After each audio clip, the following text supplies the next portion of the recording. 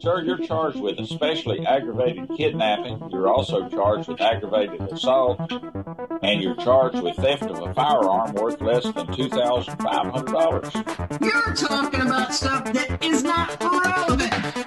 Hello and welcome to the Court of Public Opinion. I am the Recovery Addict, and boy, do I have a case for you today. Why is the dog chewing on this guy? I think they have got the wrong guy They there. got the wrong guy, and the dog was biting him. He roughing him up quite a bit. There's a lawsuit. 9 out of 10 judges prefer watching the Recovery Addict live stream in their courtroom. The fireworks are not done. Now we're getting commentary on the case. Dati mihi Anglican po, he's verbal Latino. That's literally not. Is that correct? I didn't ask you to interrupt me. Oh, for crumb's sake. Good morning. Good morning. There we go. Got the mic on it too. Welcome to the Court of Public Opinion. I am the Recovery Addict. It's Friday. In case some of you weren't counting or lost track of counting. Today is the day. It's the last day of the work week for the most of us. The rest of you, we do apologize, but we're gonna party like it is Friday because it is. Welcome one and all. Especially, I'd like to say a big welcome to Purple Coconut, who was first in chat today. Purple Coconut, congratulations. I say congratulations, but condolences might be the better term. Yes, in fact, your promptness,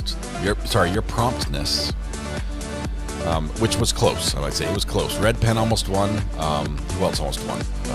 Selena K almost won. It was very, very close. Your promptness is being punished. It was quiet till you started talking in chat, and then all this happened, as you can see on the screen, which we're blaming you for. And so everything IP related worldwide, yes, everything connected by internet protocol worldwide is your responsibility. You have to repair it, you have to maintain it, you have to teach other people how to use it. It's a small job. It's actually a massive job, but it will seem small because we won't think about it while you're doing it. Congratulations. The internet is all yours. Congratulations. Good job being first in chat. All right. Lisa B says, I'm just finishing up watching on last night's podcast. We had a couple jokes in there. I got some emailed tomatoes thrown at me. Thanks, 80s Music Man. I saw those. It was nice. But we had a great podcast last night. If you missed it, we had Officer Brian, on with us, and he had a huge announcement, which was a lot of fun to hear. So if you missed that, do go watch that. Maybe this weekend if you got some time. Maybe the end of today, because honestly, it's Friday. A lot of judges don't have a really stacked docket on Friday, and we already know that this one's probably going to sort of go to verdict watch pretty early. I don't know. We'll see what we have to do this afternoon that will get us all the way to verdict if there happens to be one later today. Otherwise, it'll be maybe early next week. I thought I got all the dust spots, but I didn't. There we go. Nice. All right, now we're ready. Good morning. Good morning, one and all. Let's see. It's just after 8:30. I will say, this whole week, I've been on time. It's like I've turned over a new leaf. It's a new me. I know most of you are like, holy cow, you started early. No, I started like on time or before all week. So I'm super excited. It was nice to see Officer Brian. Yes, it's been a while since we got to hang out with him, and it was a lot of fun. And he's a lot of fun to hang out with you, both before, during, and after the show. Although I will tell you just a little side note.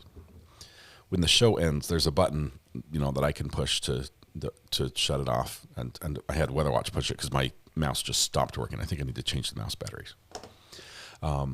But he turned off the live stream, stopped the live stream, and then we could basically go back to the green room, and it looks much the same as you saw with the three of us on the screen. We just talk, and we're like, hey, that was awesome, and sometimes, if there's some personal details that they don't want made public, that they want to share a little more information, we talk about that and stuff, and so we're like, all right, see ya, have a good one, see you tomorrow, bye.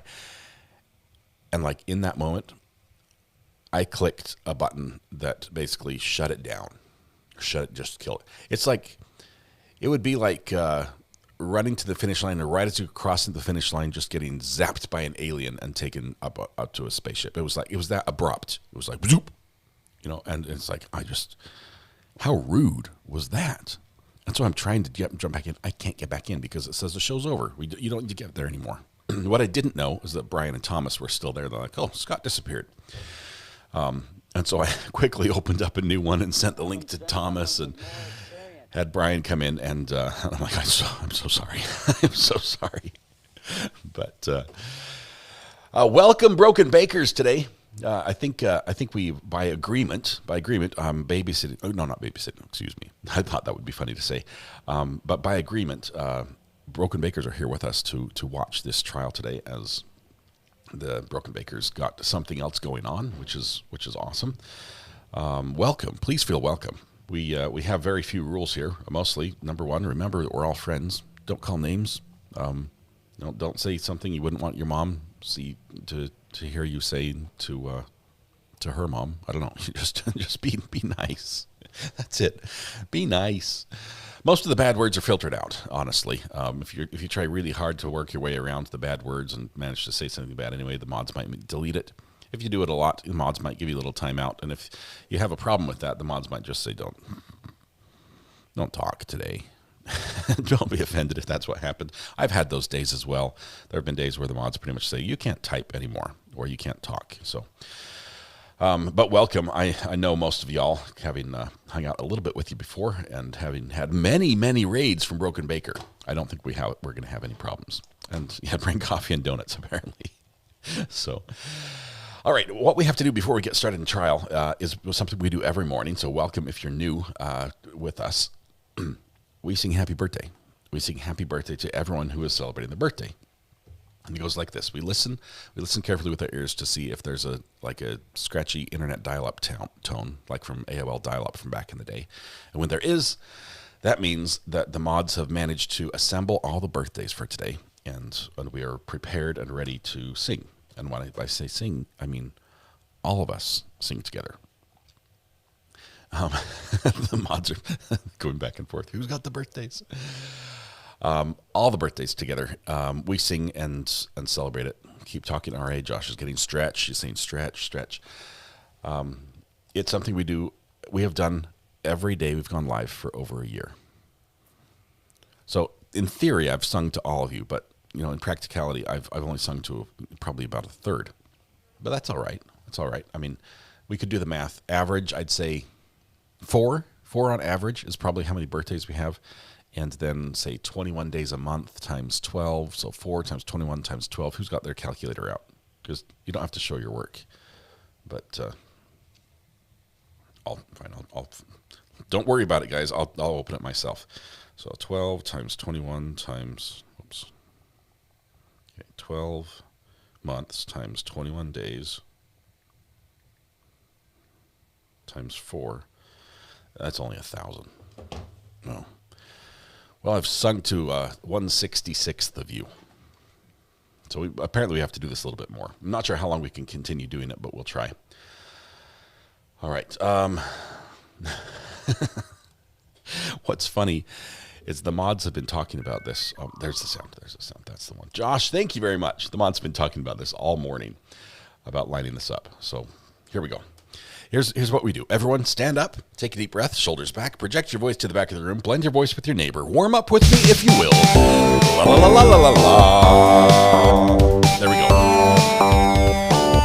We are going to sing happy birthday to Luann, Marty, Phyllis, Jamestown, Olga Corona, Smolfy, Kendall, K-Up. Hang on.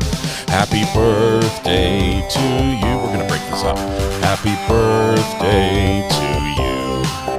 Happy birthday to Luann, Marty, Phyllis, Jamestown, Olga, Corona, and Smokey. Happy birthday to you. Whoa. Okay, next verse, we're going to do Kendall, Kaya, Denise, Bree, Jenna Devica, Fred, and Patrick. It's good. We're going to fit them all in. It's going to work. So many birthdays. I said average of 6, and then here's this.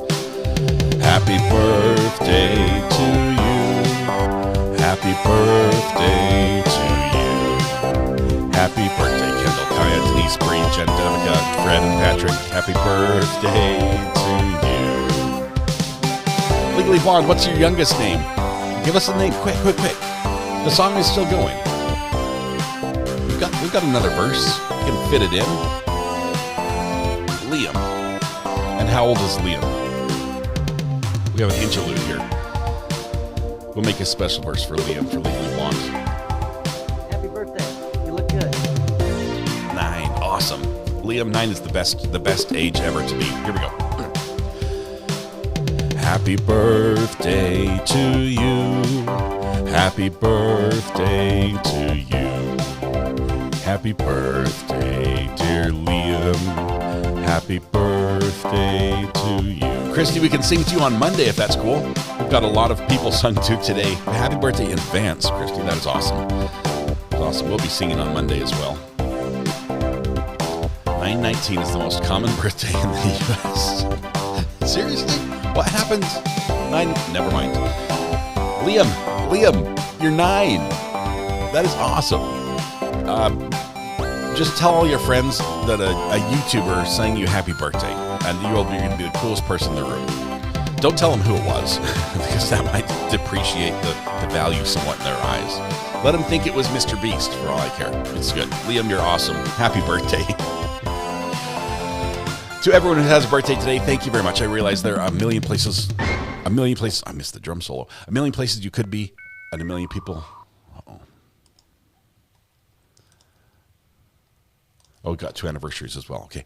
To all the people who have a birthday today, I realize there are a million places you could have been, a million people you could have celebrated with, but you chose to be here with us. The privilege, pleasure, the honor, the joy is ours.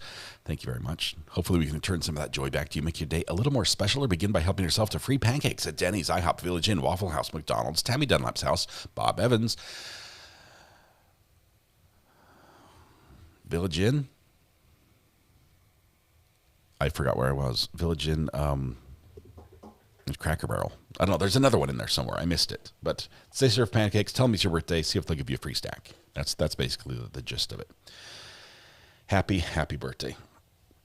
Let's see. Oh, UNC. Oh, my goodness. Is that right now?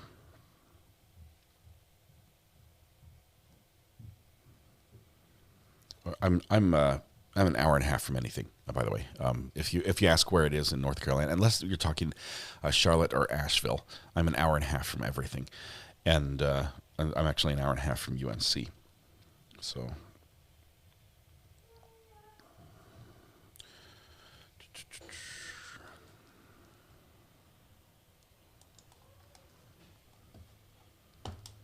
has anyone actually received free pancakes?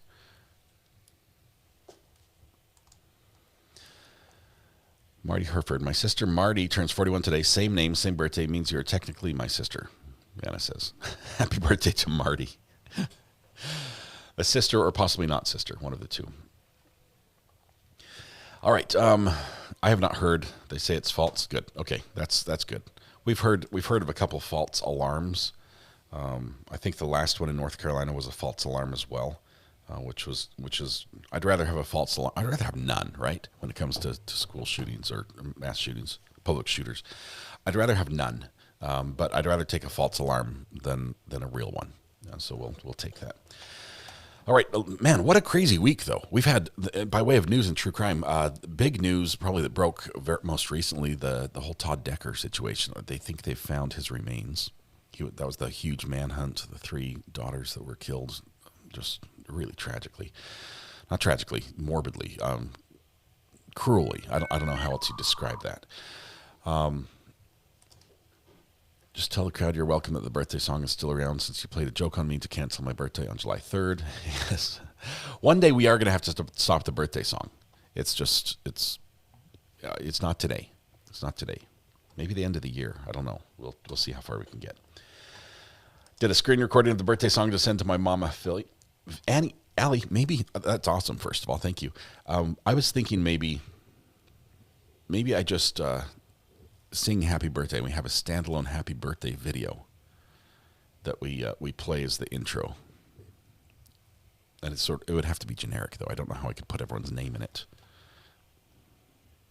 Or I could edit in every single song I've ever sung happy birthday to and just speed it up and I just say everybody's name alphabetically, of course, and pronounced correctly, and then that would be it. I don't know, but it's so fun. It is so fun. What a better way to start the day. I don't know. always makes me happy in the morning. Singing, I've always loved singing, honestly. I'm not the best, right? If I was the best, I'd be like up there with Ariana Grande on like the Billboard top charts. I'm not, right? That's not me. And I know my weakness, and that's one of them. But it does make me happy to sing, and I've always enjoyed doing it. I like to play the guitar and I like to sing while I play the guitar, and I'm not good at either of those either, but it makes me happy, so I continue to do it. It's the personal touch that matters, yes. Just get AI to do it, right? Yeah, not going to happen. Even my serious husband enjoys the birthday song. I don't know when I started singing it the way I do, because I know I'd sort of do the whole drop octave thing, but Lisa B says only sing to the ones that pay for it. No, on your birthday, it's like happy birthday, pay me. No, that's just rude. How rude? No, Lisa, not you, but that would be rude of me to tell people to pay.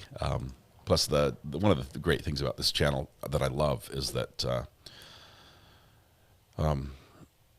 that everyone gets to participate. I love that you don't have to have the red super chat to be seen. So imagine RA sounding like himself when he talks, but sounding like Ariana Grande when he sings. Oh yeah. What sort of song does she sing? I might give it a try. It's worth. I'm pretty sure I wouldn't get hit with a copyright strike. Pretty sure that wouldn't happen. Just waiting for court to start. We have not missed anything yet, so hold tight. It's going to be here in just a minute. Glad my birthday beat the paywall, says Hannah. Let's see.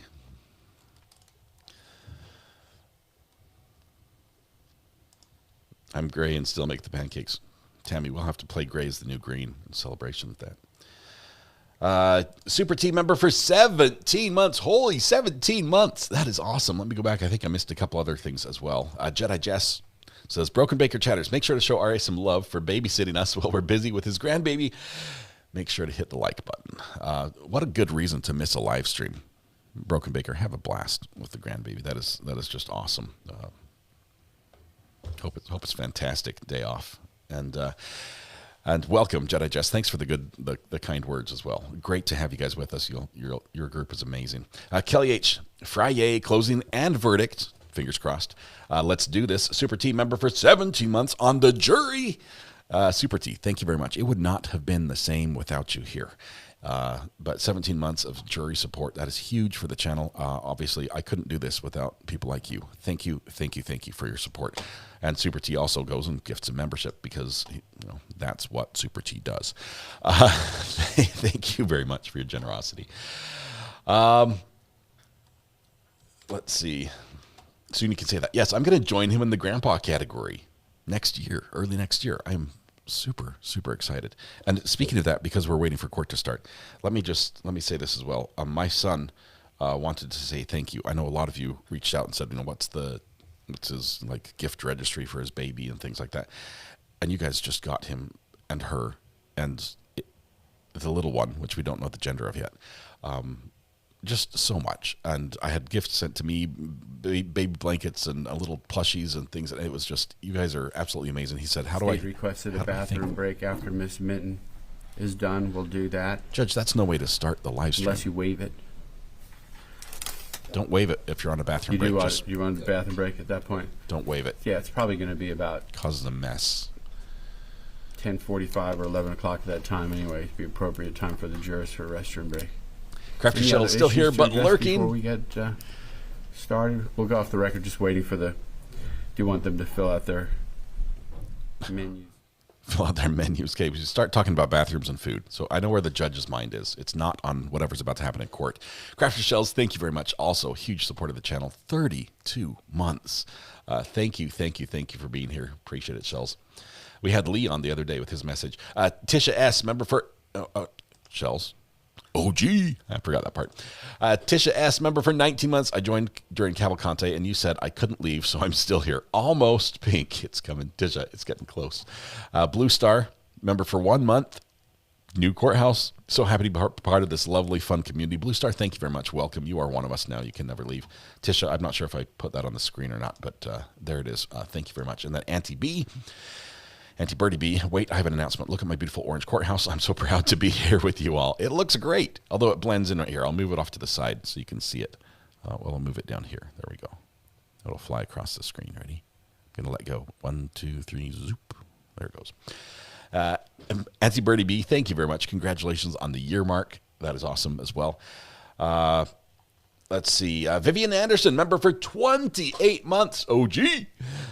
One of the original goats on the channel. That's what OG stands for, but not this kind of goat, like greatest of all time.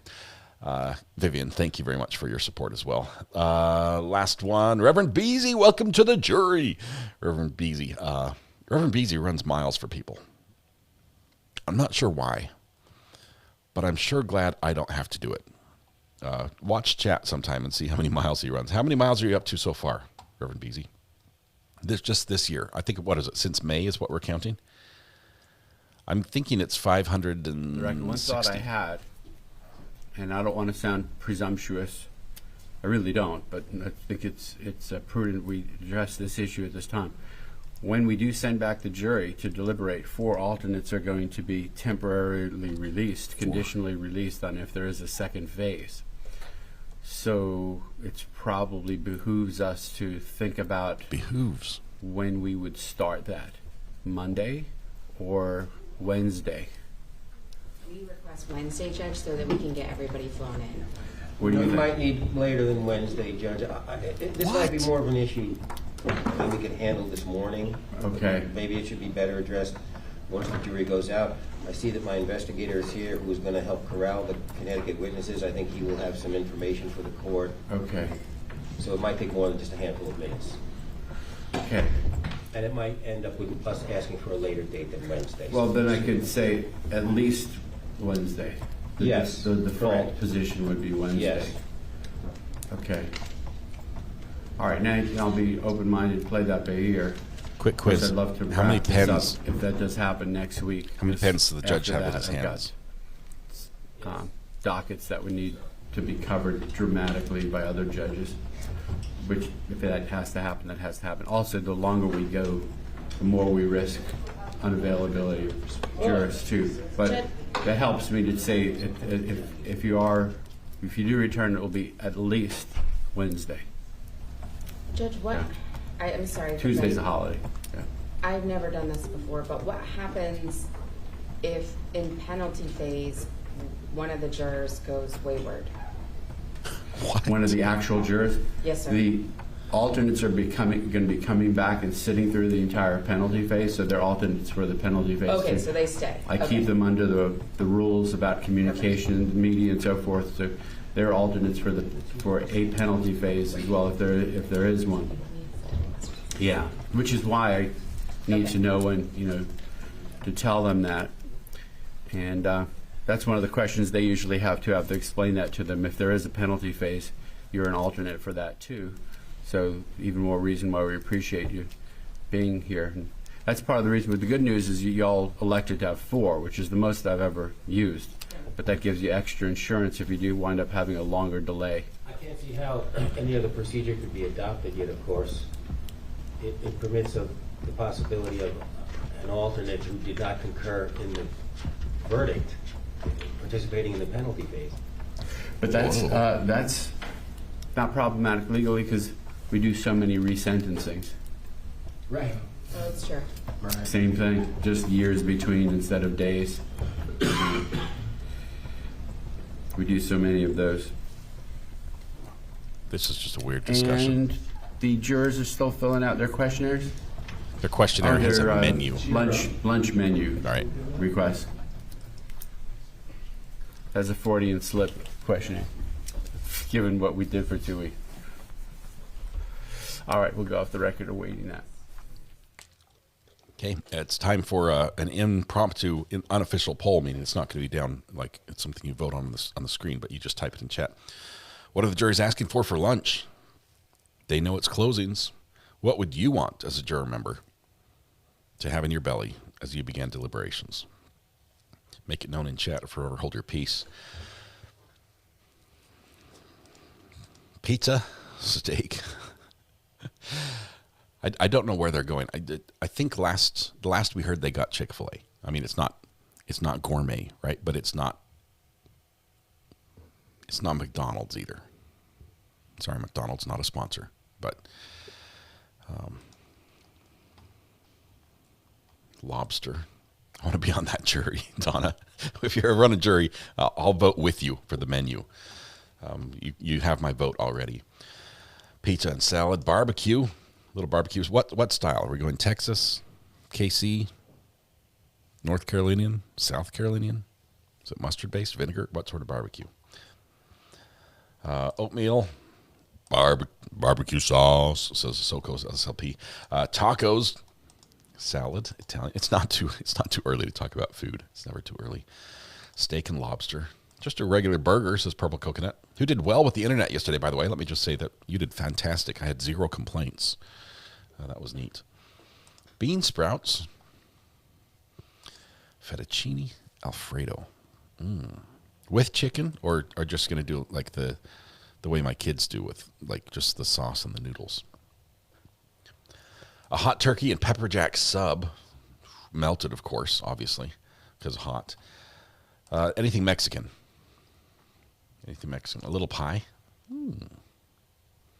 Ribs. Oh, man, can you imagine they just bring in like a portable, one of those portable barbecue pits, and they just cook up a few racks of ribs, and the jury's just, elbow deep in barbecue sauce and piles of rib bones on the plate. That'd be something to see. A seafood boil. We are in the South, right? Florida. Maybe get yourself some crabs, some shrimp, some potatoes. What else goes in there? Corn. You eat corn in there? Your Old Bay seasoning. Peanut butter sandwich. Anita. Financial planners for the city all over the U.S. want more jurors like you. It's like finally we're saving some money on the jury. These guys are expensive. What holiday is Tuesday? Oh, what day is Tuesday? What holiday is this Tuesday? Do you want me to use ChatGPT to answer that? No, I want you to just know, Siri. What holiday is Tuesday? What holiday is Tuesday?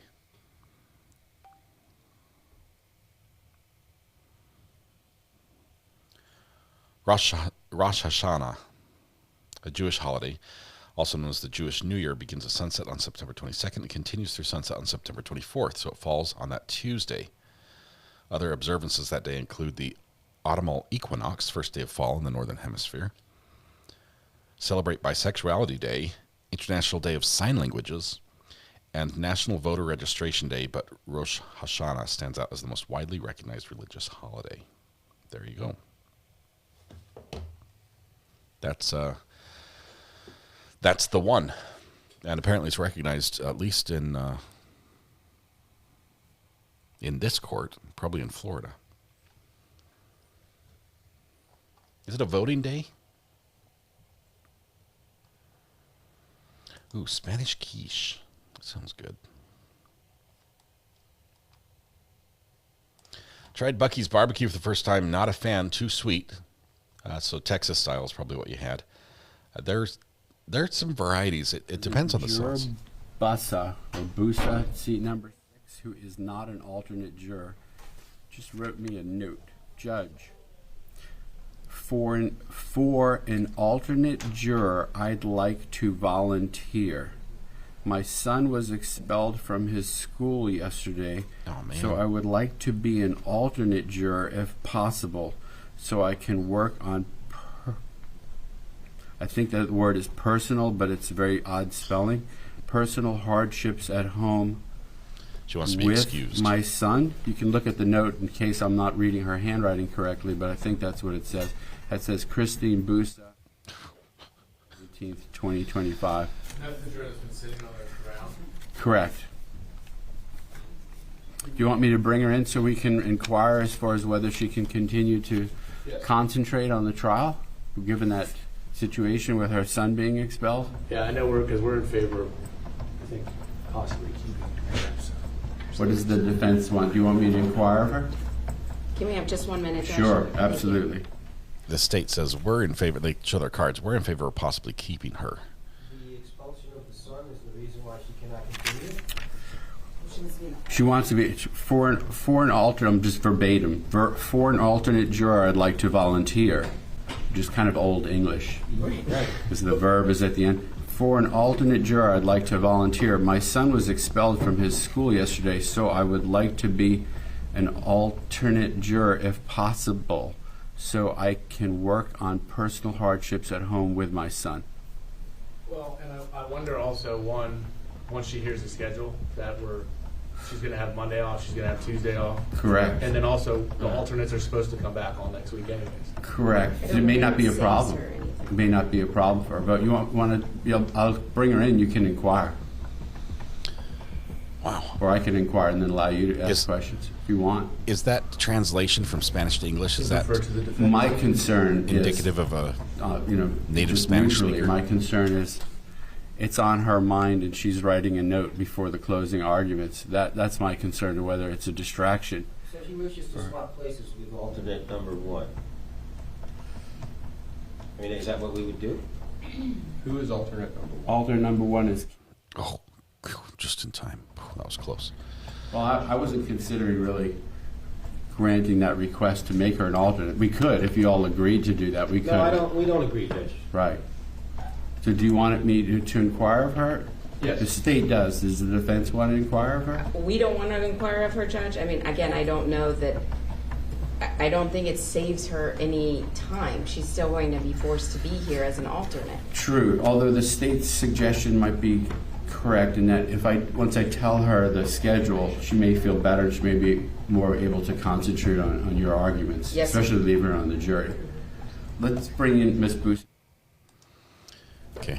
If there is a penalty phase, it would begin at least on Wednesday, so she would have that time to do that. That's correct. That was not Yoda speak. I do intend to ask her, though, to be sure, is this a distraction for you? Can you still give the case 100% attention? All right. Good morning, Ms. Seat. Got your note, discussed it with the lawyers, and wanted to tell you what the other jurors don't know. If there is a penalty phase in the case, if there is a penalty phase, it would start at least on Wednesday. It might even be later than Wednesday, but that would give you, with your son. Yes, that gives me time on Monday, Tuesday, and Wednesday. Exactly. Yeah. Does that help you? That does. Okay, great. Yeah. And you could continue to focus 100% on the case. Yes. Very good. If you proceed back to the jury room, I'm glad that helps you. All right, so I'm going to make this Court's Exhibit 2, the juror note. And we're good with that. And have they filled out their Chick-fil-A menus?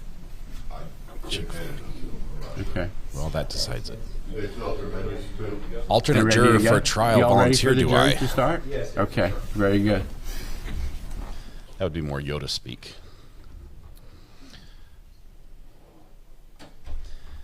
That helped. It gives her 2 days. Gives her Monday, Tuesday.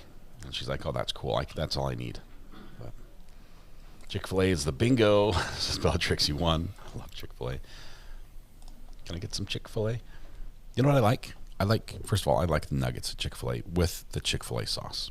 And when I say Chick-fil-A sauce, I believe they should be eaten like a soup. Swimming in sauce.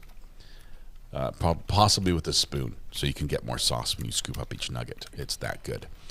I know most of you don't agree and think that might be a little gross, but this is the correct method. I'm stating facts here. This is not like an opinion I'm sharing. But their cookies and cream shake, no whip, no cherry. Just, I don't know, naked shake. I don't know what they call it. The little naked shake, cookies and cream. Spot on.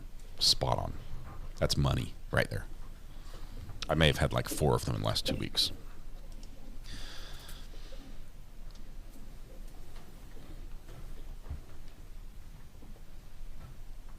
Don't stop at Chick-fil-A in Fulton County.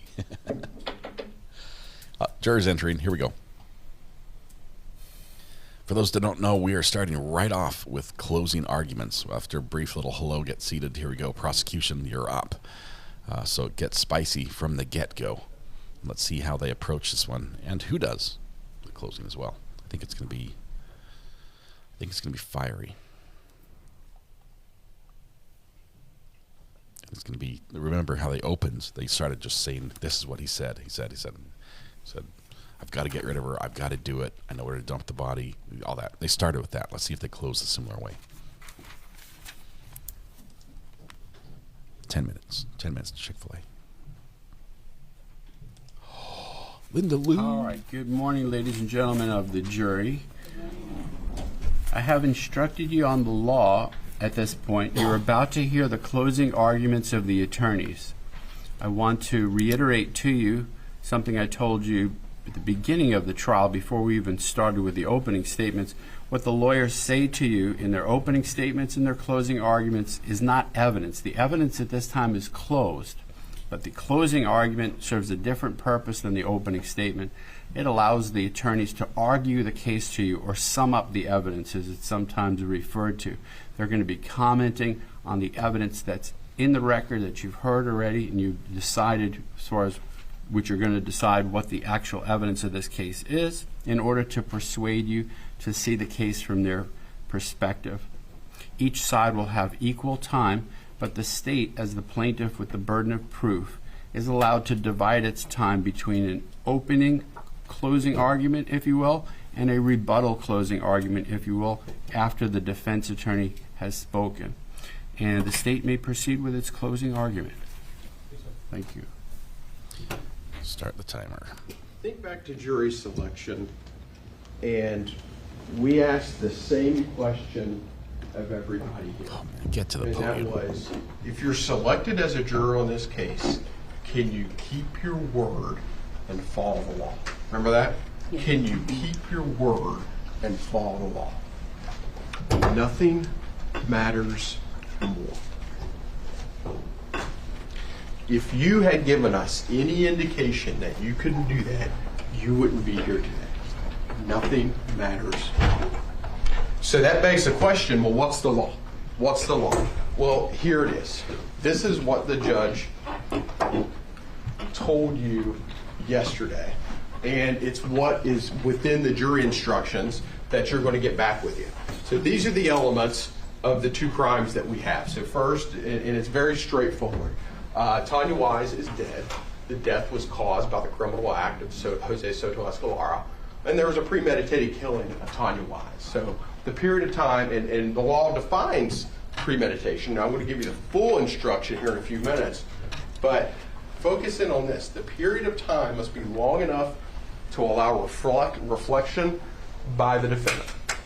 And then there's going to be another question on the verdict form, which is, was a weapon used? Okay, very, very straightforward. Next, first-degree murder of an unborn child. Jose Soto-Escalera caused the death of the unborn child, Tanya Wise, by killing Tanya Wise. His killing of Tanya Wise was first-degree murder, and an unborn child is exactly what you would think. And so now we get into the evidence of the case, right? So anytime you're looking at a case like this, you're looking at some broad themes. The broad themes, number one, you want to look at motive, right? Never an element. Motive is never an element for any crime. However, it's highly relevant, right? Highly relevant evidence, never a motive. Next, you have opportunity, right? Was there an opportunity for this defendant to commit these crimes? And next, and perhaps most significant, is intent, right? We've got to prove intent. One, that it was an intentional killing, and number two, that not only was it an intentional killing, but it was done with premeditation.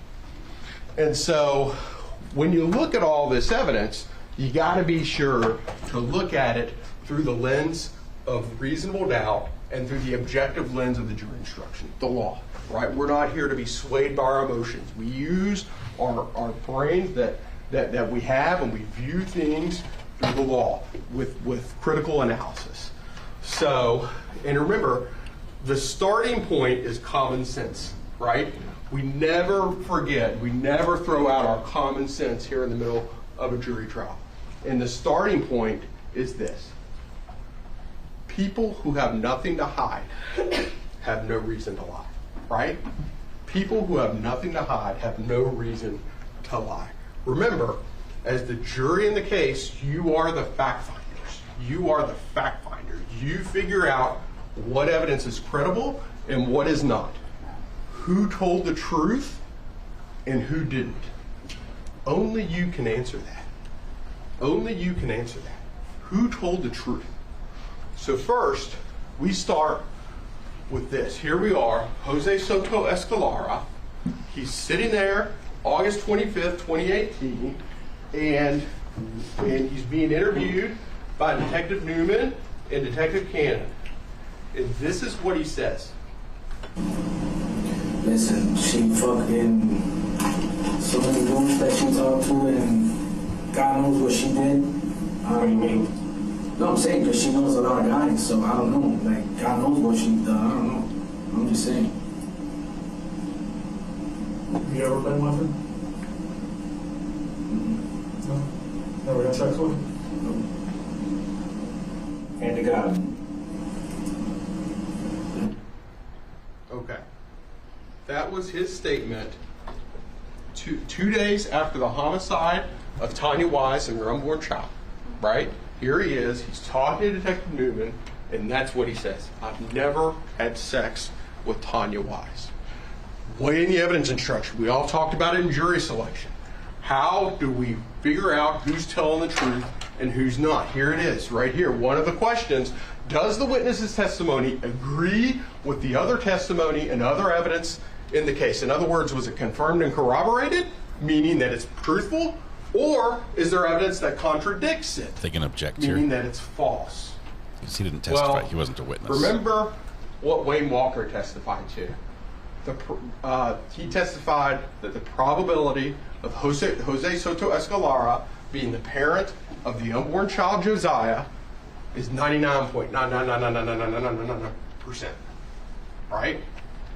So right there, we have him, the defendant, flatly contradicted by the DNA evidence in the case. So we have him lying, okay? But to be clear, that doesn't make him a murderer, right? That doesn't make him a murderer. He's lying, but that doesn't make him a murderer. But he's lying in the middle of a criminal investigation. He's lying in the middle of a criminal investigation. So what else do we have? What else suggests that this defendant had the motive to kill Tanya and her unborn child? Well, as you recall, we have the defendant's statements all the way back to August 21st of 2018. Norma Campos from the FBI testified to this. Remember, the crime happens on August 23rd, 2018. So here we are, 2 days later, session 3 of 39, and here's the defendant talking to Eric Alvarado, his nephew, and what does he say? She's pregnant from that little a-hole that works there. She says it's mine, supposedly. I can't take any chances. I can't take any chances. I lose everything. I'm going to blow her brains out so she doesn't talk. I have to do it, Eric. I have no other choice. I am going to lose everything. If there's some concern about who's saying what during these videos, well, we know who said it. There's only 2 guys in the truck. I have to do it. Eric, this comes directly from the words of that defendant, Jose Soto-Escalera. Comes directly from his mouth. I'm going to lose everything.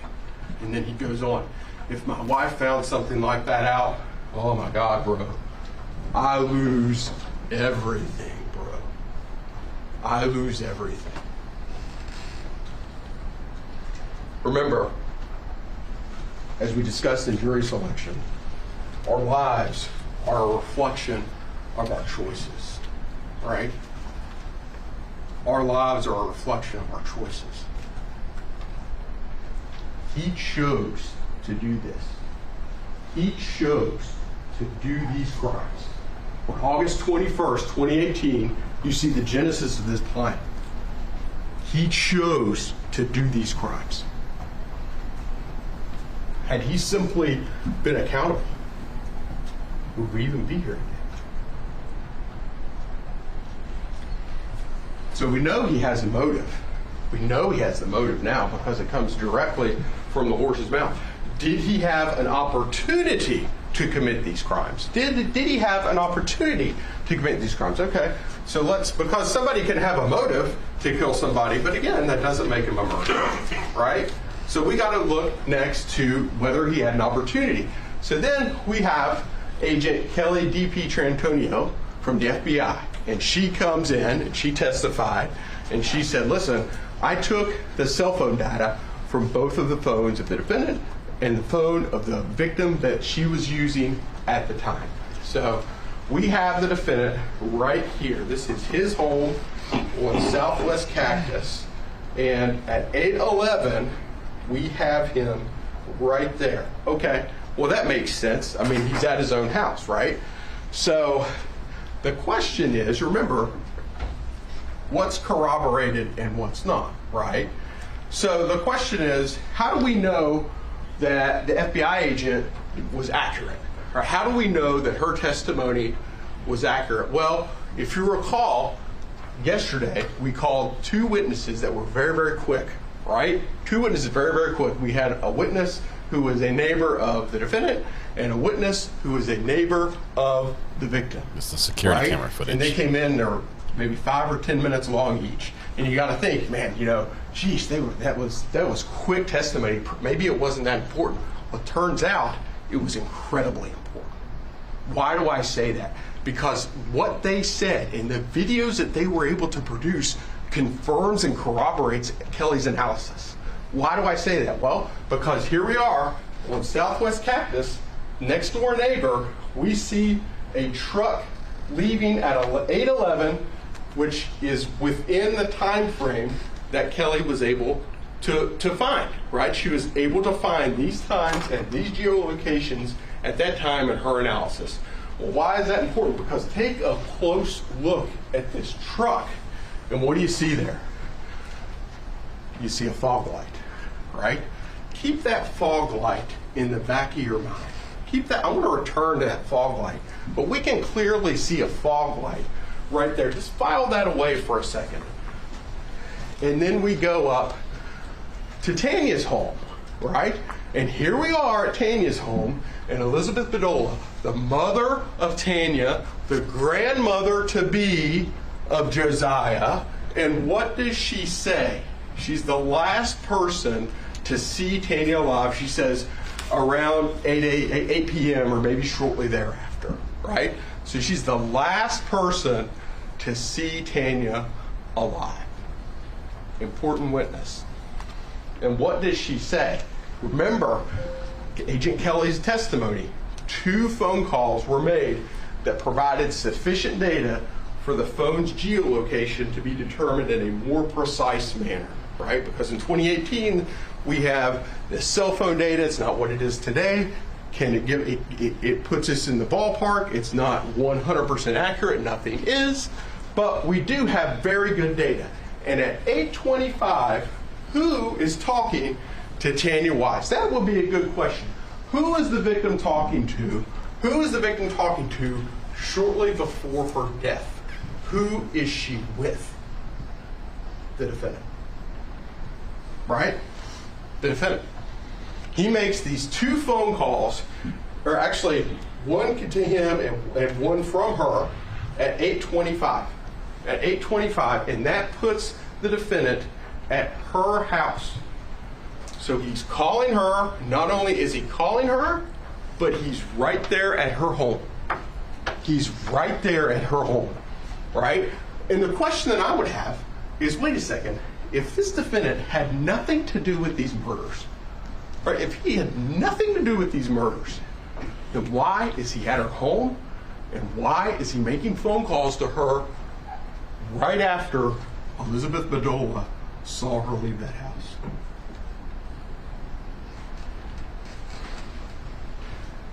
And so again, wait a second, but we need corroboration, right? We need corroboration. How do we know that Agent Kelly is right about this? How do we know that this is accurate or not?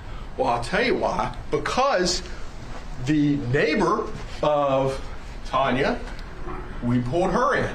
And guess what? Surveillance video from their house. what does it show? At 8:26, we see a truck leaving Larchmont Lane. Right there. Right there. So now, not only are we confirmed and not only does the phone data show us that these people are together, having spoken to each other and having been at the right places, but the video surveillance data flatly confirms and corroborates the video surveillance flatly confirms and corroborates the phone data. So we know that they were together at the time, and we know that that truck, the defendant's truck, was used in this crime. Not anybody else's, the defendant's truck. How do I know that? How do we know that?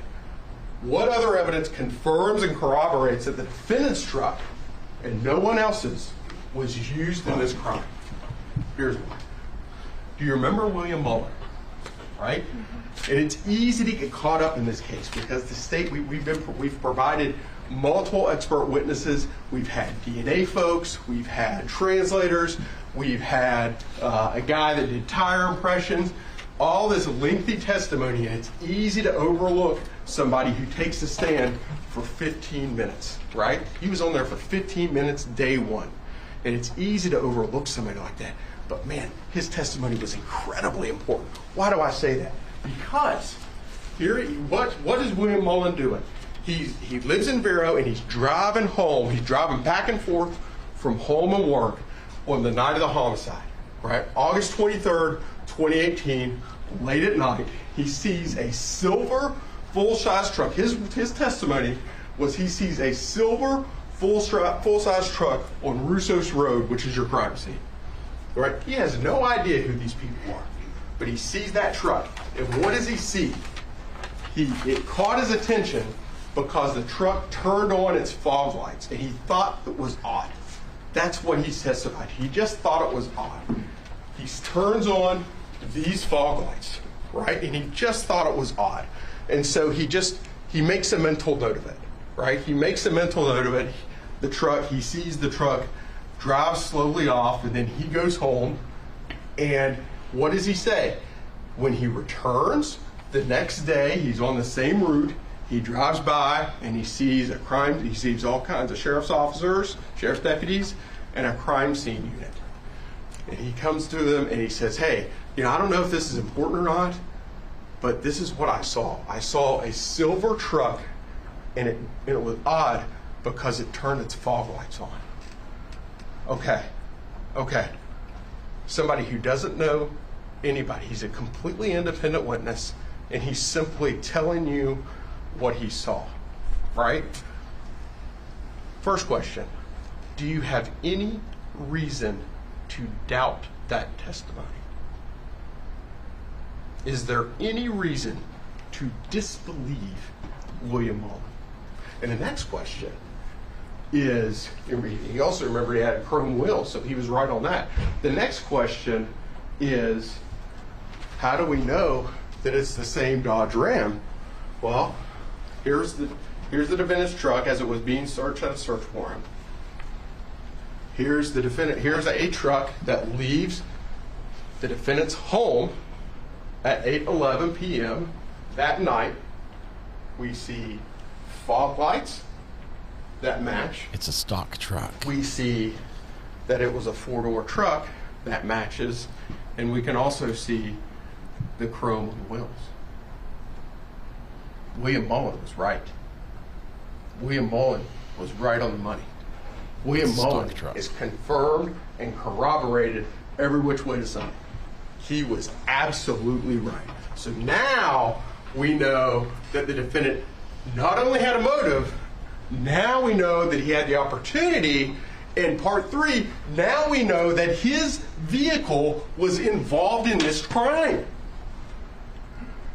Well, how do we know that? Remember, both of the phones are together near the crime scene based on the data from Agent Kelly. What's happening here? Both of these phones are moving together first, which is significant. They're both together, and they're both moving north from Tanya's residence to the crime scene of Johnson and Russo's. Significantly, the defendant's statement on August 25th, 2018 to Detective Newman was what? They asked him, do you remember what he said? He said, oh no, I wasn't up there. I was off Selvas Road in Port St. Lucie. Right? I was off Selvas Road in Port St. Lucie when this went down. And we know that just like his story about not having sex with Tanya, just like his story, we know that that's flatly refuted by the objective phone data in this case. So now we're up to two significant lies. He lied about his motive, and he lied about opportunity. Now we start taking a very, very close look at Jose Soto-Escalera as the person who murdered a pregnant woman. Why would the defendant lie about his location on the night of a double murder? If he had nothing to do with this, if he had nothing to do with these crimes, why is he lying about this? Right? Why is he lying about this? And then the next question is, well, wait a second, okay, let's say you're very cynical. You say, okay, wait a second, I need some scientific evidence to back this up, right? I mean, I need some scientific evidence. Is there any scientific evidence that implicates this defendant? Well, of course there is. Of course there is. What do we have? August 31st, 2018. They go and they swab the front passenger side headrest of the silver Dodge Ram. And what do they find? What do they find on the front passenger side headrest of the defendant's silver truck? Tanya Wise's DNA. Okay. Tanya Wise's DNA. What else do we find? If he had nothing to do with these crimes, if he's innocent, what's her blood doing in his car? What else do we find? Okay, here we go. Exhibit 29, a section of carpet. They took that out on September 24th. The major contributor, Tanya Wise. Tanya Wise. So now not only do we know, now we've established motive, now we've established opportunity, and now we've established that this truck was involved in the crime. Tanya was not strangling, right? Tanya was the victim of a brutal murder, whereas Dr. O'Neill testified a substantial loss of blood was a result of a crush injury to her head and a sharp force injury to her neck, 2 sharp force injuries. There would have been a significant amount of blood, and some of it ended up in his vehicle. Okay, so now let's take a look at intent, right? So now we have motive, we have opportunity. Now let's take a look at intent. Did he intend to kill her? And then if the answer to that is yes, was this a premeditated killing? So again, here is what the judge is going to tell you, or already told you, I'm sorry. This is the full and complete definition of premeditation. It's killing after consciously deciding to do so. The decision must be present in the mind at the time of the killing. The law does not fix the exact period of time that must pass between. There must be enough time to allow reflection by the defendant. And think back to jury selection. We had all talked about the stoplight, right? And we had all agreed, yeah, during that, when your foot goes from the in that no man's land, and you make the call as to whether or not you're going to push the brake or whether or not you're going to push the accelerator and go through and see if you can beat the stoplight, that's a premeditated act. You are making a deliberate, conscious choice. Remember, it's a choice that we make. We make thousands of them every day, some good, some bad. That's a choice that we make. And this choice is done with premeditation. So we don't have, in this case, we don't have seconds worth of premeditation. We have days worth of premeditation. Remember the testimony from the FBI translator, from both translators. We have days worth of testimony. And let's not forget Kenneth Barron. Kenneth Barron, if you recall, he was another one of those witnesses that was about 15 minutes long, right? And Kenneth Barron is working at Waste Pro, and he's a garbage truck driver along with this defendant. And he had known him for years, and Kenneth Barron's testimony was interesting. Because what does he say? He says, listen, that defendant, who I've known for years, approached me 2 to 4 weeks prior to these murders. Not 2 to 4 days, not 2 to 4 hours, 2 to 4 weeks prior to these murders.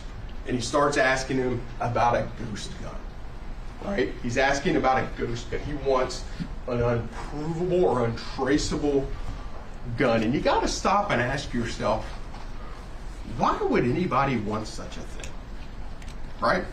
What's the point of having a gun that cannot be traced back to you, right?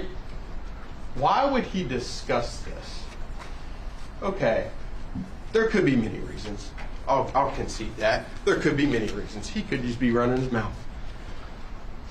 But it could have some nefarious intent. But let's just keep that. It's a piece of the puzzle. Is it going to carry the day? No, it's not going to carry the day. But it's a piece of the puzzle. It gives you some insight into this defendant's mind in the weeks leading up to the murder of a pregnant woman. That's what it does. So let's take a look. Let's take a look at the words of the defendant himself. Right? Let's take a look at what he said. That he was going to do. What he said that he had done. The starting point is Norma Campos and Rose Rosario. Norma has worked with the FBI for many, many years. Rose Rosario has done the same thing in a private capacity. So both of these folks are highly experienced, and they spent a considerable amount of time making sure that the translations that they gave to you in court were accurate, right? That's what their job is. They wanted to make sure it was accurate. I think Norma said she spent, I want to say 57 hours or something along those lines, 51, a significant amount of time. I think Rose said hers was over 100, okay? So these people have spent a whole lot of time making sure that they're putting out a good work product. So the question is, do you believe it? Do you believe it? Have you been given any evidence or any legitimate reason to doubt what they told you? No. Right? No. So then we turn to that. We turn to August 21st. So here we are, 2 days before the homicide. Right? 2 days before the homicide, and we see the defendant start to develop this plan. Right? He starts to develop this plan. Here we are in session 3. I've already prepared her well. I told her that there are some people that want to pay her because then it goes unintelligible. And she asked me, will you go with me because I don't know them? I told her, yeah, I'll go. Throw me a couple of bucks my way. So he's organizing, he's convincing her to do this, what we can only surmise is some kind of a sexual encounter with strange men. I mean, that's what it is. And he says, you know what I'm saying? I have to find a spot and dump her there. You know what I'm saying? She has threatened another guy. The guy is giving her money. That V is nasty. She plays like a man. Right? So here we are. He's concocting this plan to lure Tanya by creating this circumstance where she can obtain some money.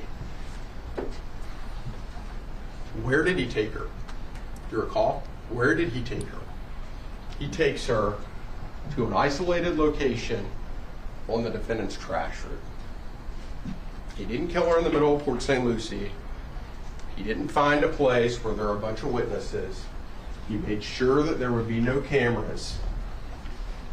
He took her out to a desolate area late at night where he knew no one would be around.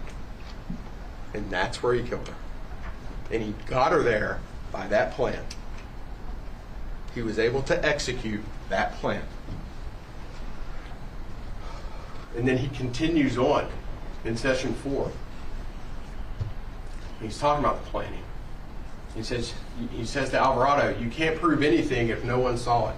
I was thinking of taking her to some field nearby the route, meaning the trash route. Right? I was thinking of taking her to some field near the trash route. Do you know where I go? When she go in there, she disappear for a couple of days. She does that. She disappears for 2 or 3 days. She always does that. And I'll take her phone and I'll throw it away, and I'll throw it away or I'll burn it. They can't do anything there. I have everything planned out. Ladies and gentlemen, is that a sufficient time to allow for reflection? This is not some spur-of-the-moment killing. This is not a bar fight that got out of control. This was a carefully orchestrated plan to execute a pregnant woman. Why? Because he didn't want his wife to find out that she had impregnated her. This is the very definition of premeditation. The day before, the day of the homicide, August 23rd, 2018, session 17 of 39. What does he say? It gets worse. He's half an hour into his argument. Now I have the location. So he's settled on the location. He knows it's going to be on his trash route, an area that he's familiar with, right? An area that he's familiar with. We put her in there, and that's it. Or we hit her and drag her, and she won't be able to move. Now that is an interesting statement. Why? Because it squarely corroborates what Dr. O'Neill testified to. And he said, well, wait a second, how does him running his mouth corroborate with Dr. O'Neill? Right? Remember, she's the medical examiner in this case. How do we know that he actually executed his plan? He's not just running his mouth. Well, here's how you know. Because Dr. O'Neill testified that there were 3 significant injuries here that caused death, each in and of themselves sufficient to cause death. Meaning, he hit her in the head with what she described as a heavy instrument, right? This was blunt force trauma. It caused a crush injury to her head, a skull fracture that led to brain swelling, and it incapacitated her. And what did she say? It caused her to vomit. What did they, when they found Tanya's body, what was lying underneath her face? Vomit. He hit her in the head so hard that it incapacitated her. It was the result of blunt force trauma. So now we know, based on the statements that he provided, coupled with Linda's testimony, Dr. O'Neill's testimony, now we know the sequence of the blows, right? Now we know the sequence. So in other words, he didn't slice her neck and then hit her in the head. No. This was an orchestrated plan.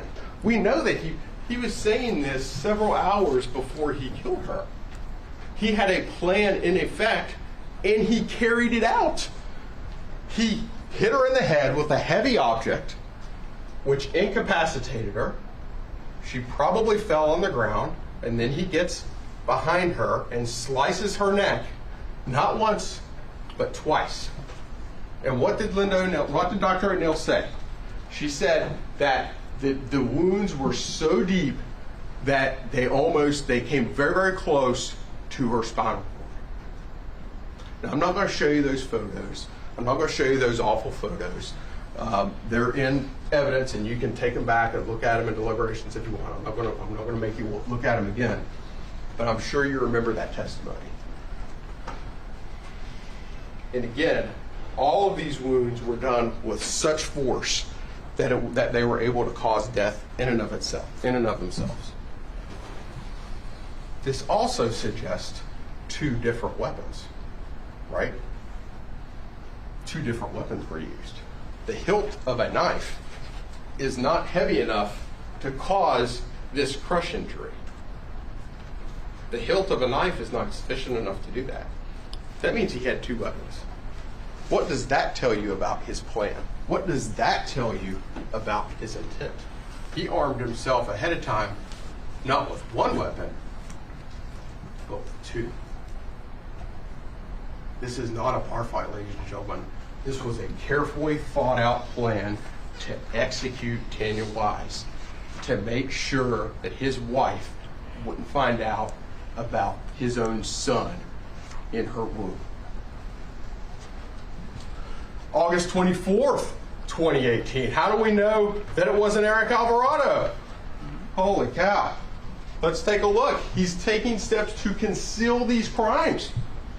The defendant, since she disappears like that for a couple of days, remember, he said the same thing the day before, right? This is part of his plan. No one is going to be looking for her. That's what he says. No one's going to be looking for her. No one cares about Tanya. That's what he said. No one cares about her. I already took 2 baths when I got to her house. I bathed. This morning I bathed. I cleaned my hands with the cleaner, the one for the brakes. So we know, based on Dr. O'Neill's testimony, that this would have been an extremely bloody crime scene. And what is he doing? Again, he is carrying out his plan to make sure that he gets away with this. He doesn't want to be caught. Who would? He's trying to get away with this. So what's he do? He not only is he showering as anybody would, he had to have been a bloody wreck when he got home, but what's he doing? He's cleaning his hands, not just with Palm Olive, he's cleaning his hands with brake cleaner. And then he goes on and says, because I had gloves and everything just in case. Right? So not only did he think about this plan, not only did he bring her out to an isolated area away from everybody, not only did he arm himself with not one but with 2 weapons, not only did he do that, but he had gloves and everything just in case. This was not a spur-of-the-moment homicide. And remember Detective Newman's testimony from yesterday. Again, another one of those witnesses. He came up, he's about 5 minutes long. Remember what he said? He said, listen, we executed a search warrant at the defendant's home and it had no evidence that he committed any of these crimes. It had no evidence. There were no bloody clothes. There was no bloody knife. There was nothing. Right? There was nothing. So we know that part of his plan, he was successful in that endeavor. Right? He was able to conceal part of the evidence from law enforcement. He was able to do that. He did do that. And then, of course, you turn your attention to what he says to Eric Alvarado, which is the confession to this case, right? It's the confession. We have all the statements leading up, and then the day after the homicide, on August 24th, he then tells Eric Alvarado this. Alvarado asks him, did you see blood? Did you see it? So let's stop right there. What does that infer? What does that infer? Alvarado is asking him a question about blood. That means Alvarado wasn't there, right?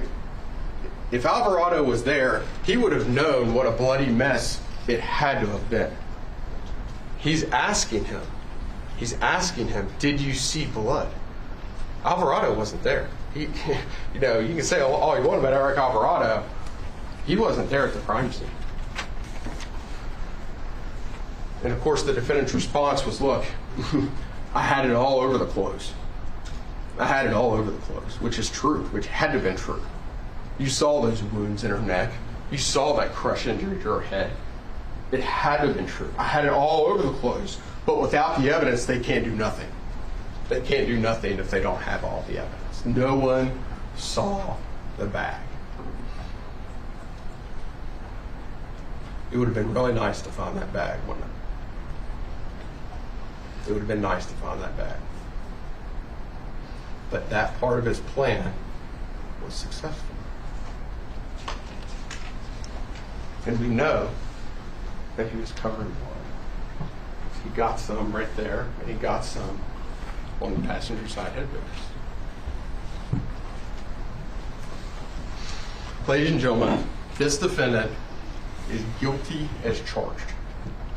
There is no question that he is the man who is responsible for the death of Tanya and Josiah. We have him saying that he believed that he would lose everything if his wife found out that Tanya was pregnant with his child. He began planning these crimes several days in advance while he was being recorded in a truck, and then executed that plan with a degree of precision that, quite frankly, is surprising. He was able to carry this plan out and had success for several days. And then he lies to the police regarding whether he had ever had sex with Tanya, when in fact he was the father. And Tanya's DNA was found in 2 separate locations of his Dodge truck, and the geolocations of both of these cell phones put them together at the appropriate place and at the appropriate time of these homicides. The defendant then described Tanya's blood on his clothes to Eric Alvarado, which was also recorded the day after the homicide. Ladies and gentlemen, there is no question that this defendant is guilty.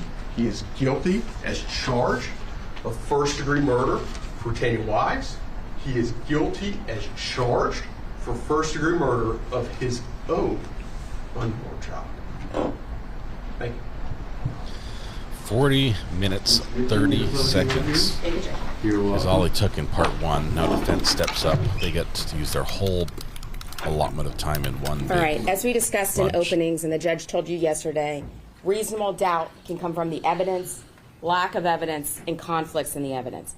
So let's talk about the evidence that we heard over the last 4 days and why you should have very real doubts about the state's case. This is not a first-degree murder case. Count how many times she's crossed things off. Nothing about this case is first-degree murder. In jury selection, you learned that only first-degree murders are eligible for the death penalty. This isn't that. It's 3. If you believe that Jose did this, it clearly was not planned. And if you believe that bought and paid for translation, and we'll get to that in a second, of that garbled mess of inaudibles, this was a conversation instigated by Eric, who oddly seemed to have done this type of thing before.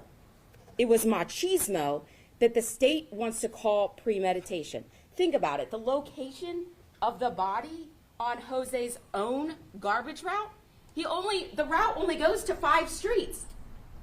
That's where he's going to pre-plan his, premeditated murder to put the body on his own route. The state just told you there was multiple murder weapons. That's their allegation.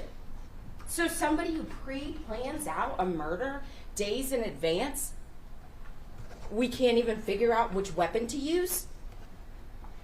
If you believe that Jose did this, it was in a pressure cooker and maximum force was applied to him. You don't mess with people's money and you don't mess with their family. And if you believe the state's case, Tanya was threatening Jose with both. And she was telling multiple men that they were the father of her unborn child, and she was extorting them. It's possible that Jose thought that he could talk Tanya out of blackmailing him and extorting him, only to have Tanya refuse, and in a fit of passion, without any ability to reflect. They're going for manslaughter. That's how the murder occurs? They're going for manslaughter. That's why the method is frantic, and there are multiple weapons used? But that's only if you believe that Jose did this. But here's why you shouldn't believe that. The state told you in the opening that Jose didn't plan on being recorded. That's what they said. But not only can you see the cameras, and remember, Adolfo Cavelli told us there's 4 cameras. There's 4 different angles being recorded live. He told you that yesterday, Adolfo told you that employees are specifically instructed when they work for Waste Pro that they're being video and audio recorded. So the state's opening that he didn't plan on being recorded is false. Adolfo told you, they know. We tell every employee, you're video and audio recorded at all times in the truck. Why would a person actually discuss a murder they actually meant to do in front of a camera that was constantly monitored? And Adolfo Cavelli told you the first time that he got up, look, I look at it at least once a day. At least once a day, I monitor those cameras to make sure that my drivers aren't eating and driving, that they're not texting and driving, that they're not driving in unsafe conditions. And when at the Detectives Bureau, Jose immediately gives consent to search his truck. Why? If we're to believe Rose Rosario and Norma Campos, he actually did this murder. So let's talk a little bit about Rose Rosario and Norma Campos. Amy, thank you so much. 5 memberships. The state That's said awesome. in their first closing argument, you have no reason to not believe them. Well, let's talk about that. Rose certified the wrong date of the tape on the formal certification, not once, but twice. The date of the recording, a thing that does not need to be translated. She could not get that right, not one time, but 2 times. She got it wrong. She also told you she makes $95 an hour. And she took about 150 hours. That was the number, 150 hours to do that. That's $14,250. 14,250 reasons to say whatever the state wants her to say. And don't you think that it was odd that neither translator could simultaneously translate the audio that was being played live? Both of the translators, Rose and Norma, were reading the transcript that they had previously prepared. They could not translate the audio that sounded like, and I'm so happy that the state played it for you, because it sounded like this. And from that, they typed out long paragraphs. Soundbite. When I could only hear static and a couple words. I never heard the word Clorox. Clorox, why is that important? Why do you mention that? Well, I mention that because Clorox is a word that doesn't translate. It's a name brand. And in name brands, they're the same in English and Spanish. And you never heard that word Clorox.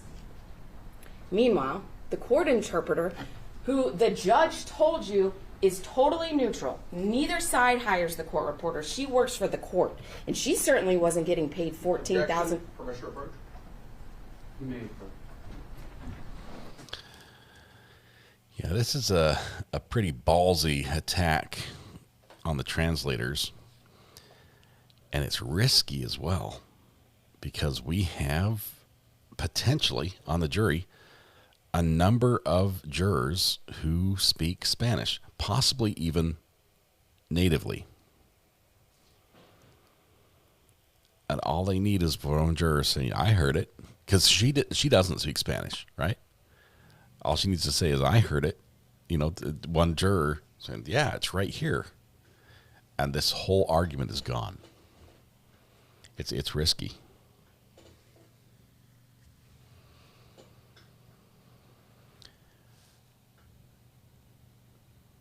I can't believe what is she trying to improperly impeach the court translator right now?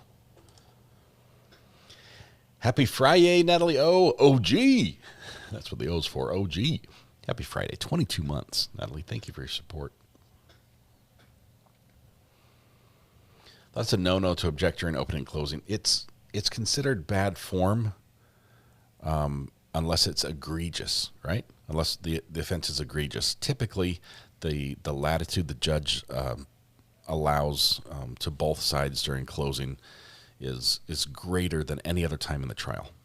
They can surmise and draw their conclusions, and they get to say, could it be's a little bit, and so for that reason, most of the times when there's an objection like this, the judge will remind the jury, remember, I told you, what you're hearing isn't evidence. This is just, their closing argument. She's going to continue. You going to talk about the court reporter again? If you are, objection overruled. If not, most likely Sustained. Jen Pookie, 26 months. OG. Thank you. I'll restart. Meanwhile, the court interpreter, remember Rosario that came in, and the judge told you she was a neutral party, not hired by either side. She could contemporaneously, at the same time, translate English to Spanish and Spanish to English. But she wasn't getting paid $14,250 to testify. Rosario told you that she normally testifies for the state, and this was only her 7th time testifying in court. Also, why did it take Rosario 150 hours to translate one day, but Norma Campos was able to do 4 days in 55 hours? Norma also told you she didn't follow FBI protocol and do a double-layer review, which is an internal validity test that the FBI requires.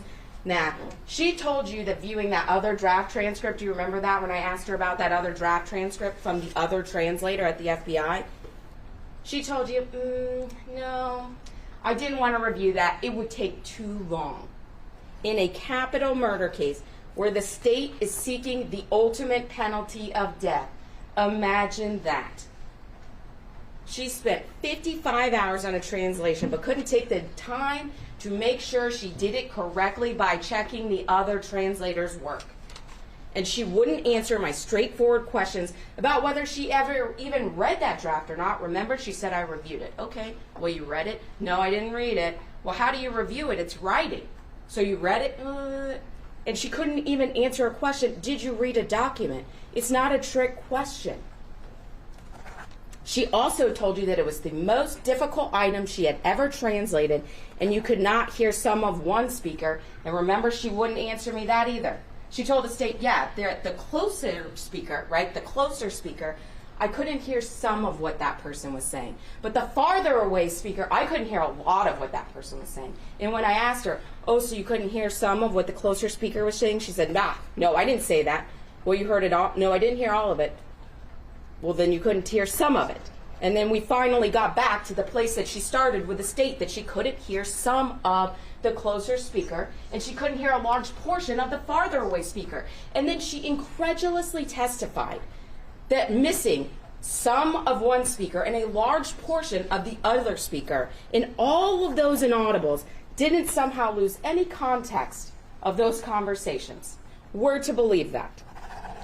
Remember, a lot of those conversations were in English, and they still couldn't hear them or translate them, hence all the inaudibles. But we're supposed to put all our faith in Norma, who has now testified in court a sum total of 2 times, including this case. I would submit to you that the 2 most critical state witnesses that they presented to you were the least experienced, the most combative and deceptive, the most fanciful, and the ones paid the most to tell y'all what the state wanted them to. I didn't hear those words that they typed. They didn't even know where to stop the tape when the state was playing them the tape live and they were going over the transcript. If you listened, they weren't even stopping it in the right part because you couldn't even hear the words that they allege they could hear. That was a convoluted argument. They just want you to take their word for it. On the most critical piece of evidence, in the most serious type of criminal case, just believe them. Just take their word for it. And they also kept talking about being familiar with the Puerto Rican dialect, but Jose told Newman he grew up in Connecticut. Don't swallow their testimony whole. We talked about this in jury selection. Remember, I told you to assume a witness was lying until they proved to you otherwise. But at the very least, be neutral.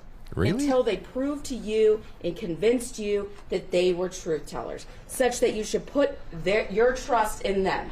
And neither of those witnesses met that bar. Assume a witness is lying? lying? They want you to trust them on something you can neither see nor hear. They simply do not deserve that level of trust. And frankly, the FBI believes so too, because Norma had only testified in one previous case. Y'all have been in court more than Norma's been in court. In the most difficult translation, the government chose Norma who has only testified one previous time in her entire career. And isn't it weird that the government didn't give Norma all the tapes, but gave the day after the murder, August 24, 2018, to Rose Rosario? And you have to ask yourself, why would the government farm out the most critical and crucial tape to a private company who gets paid by the hour rather than the Federal Bureau of Investigations? Even the most inexperienced and lazy FBI agent. No, they sent it to a private company to a lady who gets paid $95 per hour. You get what you pay for, and they paid a pretty penny for that testimony. And the court told you yesterday how you weigh evidence, and they gave you some rules about it. And one of the rules was the witness honest and straightforward in answering the attorney's questions? I would submit that neither Norma nor Rose were. Did they have some interest in how the case should be decided? Sure they did. If Rose doesn't say what the state wants her to say, do you think the state's going to hire her again? Do you think she's going to make $14,250 again if she doesn't do a good job for them? Does the witness's testimony agree with other testimony or other evidence? I talked to Norma about that other draft transcript and the discrepancies, even in the first line, because we couldn't get her to agree that she had actually read it, so we couldn't go line by line. But even in the first line that I was able to go over with her, look, the first line on the first page. Norma, you had to have reviewed that, right? The first line on the first page. I realized 40 pages and, a 45-minute review is just too long in a capital murder case for you. But you had to have read at least the first line of the first page. And we went over the difference in drafts. And they were different. The judge also told you, did the witness receive any money? They did. So let's get back to the case. So this guy, who allegedly meticulously plans a murder, gets blood everywhere and hasn't had time to clean out his truck. He immediately gives consent to search his truck. He tells him, yeah, you can search my truck, you can search my phone, you can have my DNA, because he knows he didn't murder Tanya. And what he later learns is their unborn child. But he knows who did. His wife, Deborah Soto-Escalera. What? Hiller told you that the sheriff retained the truck from 8/25/18 to the time they executed the search on 9/24/18. Look at the But lady Donna top left corner Carmichael, of her the gallery. supervisor, if you'll remember, told you that She's they like- gave the truck back to Jose on 9/10/2018, and they didn't get it back, or they gave the truck back on 9/10, and they didn't get it back till 9/21/2018. If Jose did this and he knew he got blood on the carpet, why didn't he cut the carpet out while he had the truck back? Did Deborah have time to tamper with the truck? The state talked about their medical examiner. This is crazy. I would submit that testimony was what it was, with one exception. The medical examiner did not get the gestational age of the unborn child right. Remember, she told you it was 38.5 weeks, but Dr. Stossel came in and testified, no, the gestational age was 32 weeks. That was in his records that Dr. O'Neill said that she had reviewed. She just missed that part. Why do I bring that up? I bring that up because this is the government's case. They're asking you to believe all these people that get on the stand, raise their right hand, swear to tell the truth, the whole truth, and nothing but the truth. And they've been wrong. They've been repeatedly wrong. Is it a lie? Is it a misleading? Is it a mistake? I don't know. But they're wrong, and they're asking you to trust them. Also, why would Jose have waited 32 weeks to get rid of this problem if it really was a problem for him? If he didn't want his child and he wanted to kill Tanya after she didn't have an abortion, that would have been obvious way sooner than at 32 weeks. Why wait months? Because he didn't do it. When I told you in my opening statement that Tanya came into contact with many unsavory characters, make no mistake, I was not denigrating Tanya or her profession, but it doesn't make her profession any less dangerous. And one of those unsavory characters that she came into contact with was my client. He was a married man, and he was cheating on his wife, Deborah, with a much younger woman. And what do we know about Deborah? You didn't hear much evidence about her. We know she had some hand in getting Kenneth Barron fired, right? He told you that. So he has some kind of axe to grind. And where are all these conversations talking about Kenneth Barron? Where are all these conversations about having a ghost gun and wanting to purchase a ghost gun in this place that has cameras everywhere? Where are all these conversations? And where does, frankly, Jose even have the time to talk with Kenneth Barron? When does that interaction occur? That was never explained. So we're to believe that Jose asked a guy named Kenneth Barron, who his wife Deborah had a hand in getting fired, a guy he's not even really good friends with, for a ghost gun. And the upstanding citizen that Kenneth Barron is didn't go immediately to the police and say, hey, I'm a lawful gun owner. This guy's asking me for a ghost gun. It must be for something bad. Y'all better look into that. No, you didn't hear any evidence of that. And you know why? That conversation never happened. But even if you assume that it did, what did Kenneth Barron tell you that Jose told him? That the ghost gun was for his nephew. Who's his nephew? Eric Alvarado. So Eric and Jose's wife did this? Why would Jose even need an untraceable gun if you believe Norma and Rose and their fanciful translations? He has a shotgun. I don't know how you trace buckshot. Why would he need an untraceable gun if he has a shotgun? We know Deborah was a supervisor at Waste Pro, so she had access to those video and audios at Waste Pro from the truck. Wouldn't Deborah have questioned why Tanya was still hanging around the Soto-Escalera family after she had allegedly broken up with Bradley Rodriguez Jr., which was the way that they knew Tanya, through Bradley Rodriguez Jr.?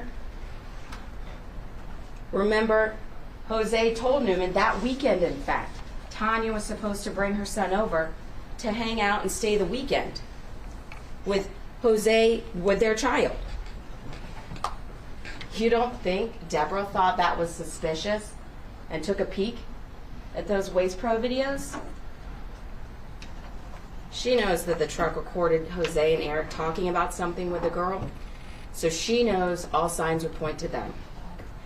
And you know whose DNA they never got an exemplar of? Remember, we talked about all those exemplars? We got one from Mark Berg, we got one from Bradley Rodriguez Jr., we got one from Giovanni Alvarado, we got one from Jared Christie, the guy they call Casino, we got one from Jose. Never got one from Deborah. You didn't hear any evidence of an exemplar from her, but DNA International did tell you, remember, about that 4-person mixture on the passenger headrest. Can you believe this? And Mr. Hausman told you it was Tanya, at least one other male, and 2 other persons on the passenger headrest. But the only exemplar that we gave DNA International was Tanya's.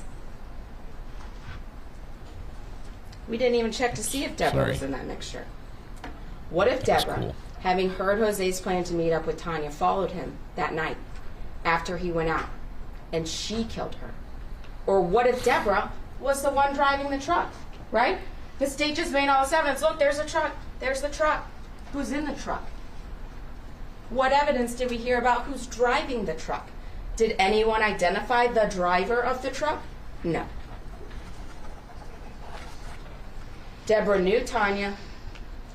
She could have taken Jose's phone and lured her out to talk. Then hit her in the head and did a close-up killing, a deeply personal type of killing, not like this gun shooting that Rose and Norma told you Jose and Eric were talking about. No. This was a knifing to the throat. And Tanya was only in that ditch because Deborah couldn't lift her body that far. And those hairs everywhere, remember? The hairs all over the place on the shoe in the back of the truck? That could be Deborah's hair. But we don't know because we never got a DNA standard from Deborah. And we never sent it to DNA International to be tested.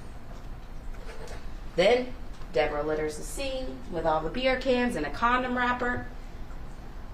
So we're supposed to believe this dude, right, who masterminds a pre-planned murder on video and audio, is somehow able to commit a murder where there's blood everywhere, right? If you believe the state, there's blood everywhere, and he's able to leave no DNA on the scene, not on the beer cans, not on the condom wrapper, not on the body, even with gloves, right? If you're lifting a body and putting it somewhere, there's going to be DNA left on the body. The body wasn't moved. Remember the weeds in the We certainly couldn't have tested it against Deb's DNA because we didn't get a standard of that. And look, Mark Chapman told you that those tire tracks were not from Jose's truck. Was that because it was Deborah's car? Did we check Deborah's car tires? For that matter, did we check the car tires, or did you hear any evidence of checking Mark Burke's car's tires? Jared Christie's car tires, Giovanni Alvarado's car tires, Bradley Rodriguez Jr.'s car tires, Eric Alvarado's car tires? No. We just checked Jose's and then we were done. It didn't match, not even the same type of class. Remember? It wasn't even the same type of tire. But that was it. That was enough for us. The only DNA of Tanya's linking her to the truck was on the driver's side carpet found after the truck had been placed back in the custody of my client for over a week. DNA International William Houseman told you that DNA could be found even 20 years later in cold cases. Now, you heard Newman in the interview with my client say, well, DNA degrades, you wouldn't find it. He's not an expert. That was a lie. William Houseman from DNA International told you could get DNA on cold cases from over 20 years ago. So let's talk about this truck, right? The state showed you the video of the truck and they said, oh, the fog lights match. This matches. It's the truck. There's the video from Cactus. It comes out of the house. Where's the rest of the video? Does Deb's car follow behind? We didn't see any evidence of that. We didn't see what else was on the video. Deborah could have stepped in blood and gotten it in the truck, or that DNA could just be from sex contact that Jose had with Tanya in his truck because we know they had sex. Let's talk about those phone records. You didn't hear any evidence of the GPS of Deborah's cell phone that night. But Jose did curiously tell Newman, yeah, I'm not really tech savvy. I don't like do Facebook on my phone a lot. Deborah does that for me. She gets on my phone and she does Facebook. Did she take his phone? Because we know she uses it because he told Newman she does. And make a call from it to frame him? Where are her phone records and locations? We don't have those. Remember, Dee Petrie-Antonio told you that she could only, and this was important, she could only tell you where the phone was. She could not tell you who had the phone. The state wants you to make that mental leap. Do not. Do not. Jose would have known what Deb did at the time of his interview. And he would have known that it was ultimately his fault, and he lied. There's no two ways about it. He lied. He lied to Newman to protect his infidelity and to protect his wife. But he wasn't scared to talk. He immediately talks to Newman because he didn't do it. He repeatedly says that. That part we told the truth on. And if you do believe Norma and Rose, he says that repeatedly in the tapes too. I didn't do it. I didn't do nothing. Also, curiously, in the interview with Newman, Jose says, my wife is freaking out. Well, why would Deborah be freaking out, right? At this point in time, she doesn't know about, allegedly, the murder of Tanya Wise. She doesn't even know that Tanya Wise is the mother of Jose's baby. She doesn't know about the affair. Why would she be freaking out? Deborah knew Jose, or Eric, would be the only suspect because she made it so. But don't think that I forgot about Eric. So let's talk about Eric. On the alleged translation, Jose says in the beginning that Tanya was sleeping with Eric. And remember, Eric's DNA, Wayne Walker told you, State didn't mention this, but Eric's DNA was on the passenger door, the rear passenger door of the Dodge Ram. But Eric Alvarado's exemplar was never sent to DNA International to determine if he was that at least one male contributor to the four-way mixture on the headrest of the passenger seat. No. We didn't do that. And the state also didn't send DNA International the inconclusive mixture from the driver armrest top or the bottom of the driver armrest from the Dodge Ram. Would those have provided a match to Eric? We'll never know because we didn't even try. As soon as Jose was determined to be the father of that child in this case, the case was closed. The investigation done. Despite the fact that so many other people had the means, the motive, the intent, the opportunity, all of those things. But we don't have the confession from them. So Eric's in this Waste Pro truck with Jose, allegedly talking about this murder, both before and after it happens. So let's talk about what Eric actually says, if you believe Norma and Rose. You can, at least the part that we heard, clearly hear at least some talking over each other, and it's not clear what they're saying or who is speaking, but let's talk about the quotes attributed by the government to good old Eric. And you don't have to trust me about this. You can ask for that play acting testimony to be played back again, so you can see which speaker was saying which part. Don't take my word for it. On set 3 of 39, on August 21st of 2018, Eric allegedly says, "That girl is talking shit." How would he know? Why would he care about a girl talking shit? What is he even talking about? If we're to believe the state's case, Eric has no knowledge of any of this. How would he know that this person he doesn't even know, Tanya Wise, is saying anything? Jose, again, as attributed by the state's witnesses, then allegedly asks Eric, "How did you do it? At night?" And Eric says, "Yes." She said, and that was it. So Eric is killed before? Okay, good to know. Oh. Eric then allegedly calls the girl a damn bitch. Again, why? What girl? Who's he talking about? Why is he calling her names if he doesn't even know her? Eric then says he'll take something to Miami. What? If Eric's not involved in this, what's he taking to Miami? On set 8 of 39, on 8/23, Eric allegedly said, "We need something like that, something with a barrel." Wow, okay, so Eric's talking about we need a gun. Why is Eric talking about needing a gun?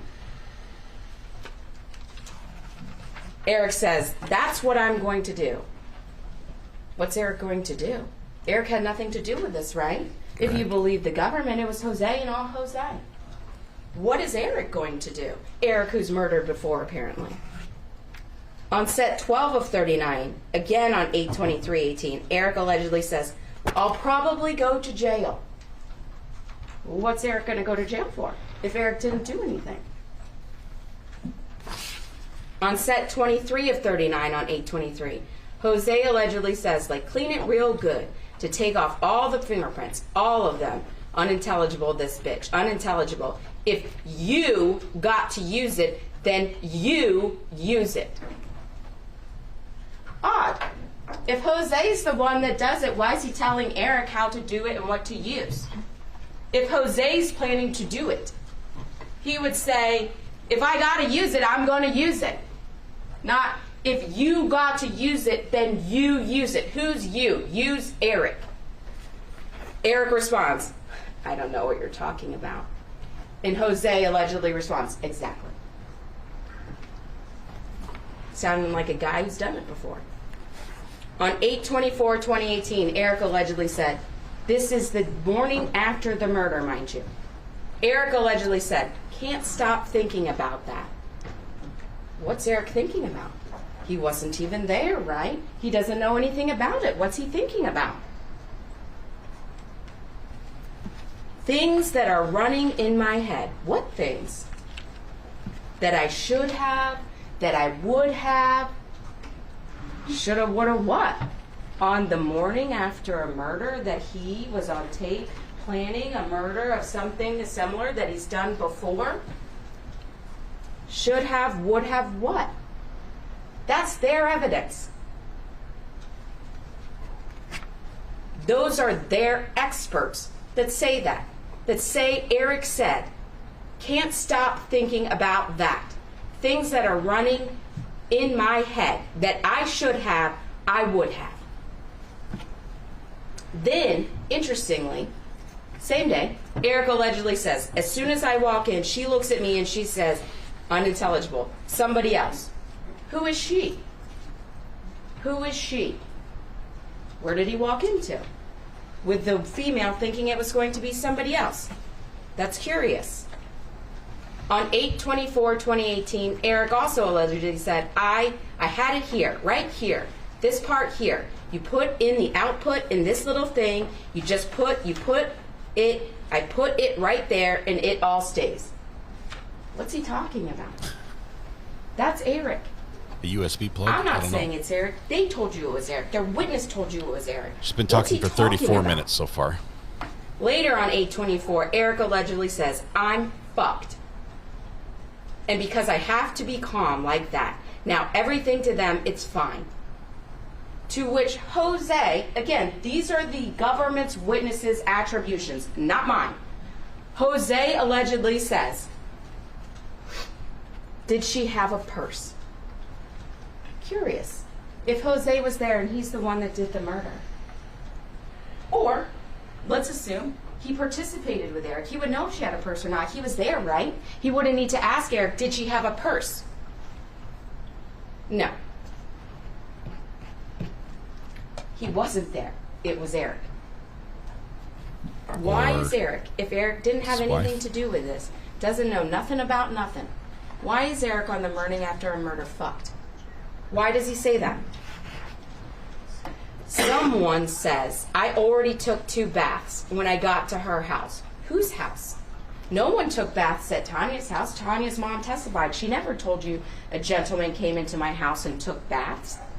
If the state believes that that's Jose, which I submit, I guess that's what they're saying, that it's Jose that says I already took 2 baths when I got to her house. Whose house? That's not what he would refer to his house. He would say my house. We know it's not Tanya's house because her mom didn't say, oh, a guy came in and took baths and it was weird. And we know Jose didn't go to another house, right? If you believe the state's witness about the cell phone. That witness didn't put him in another house.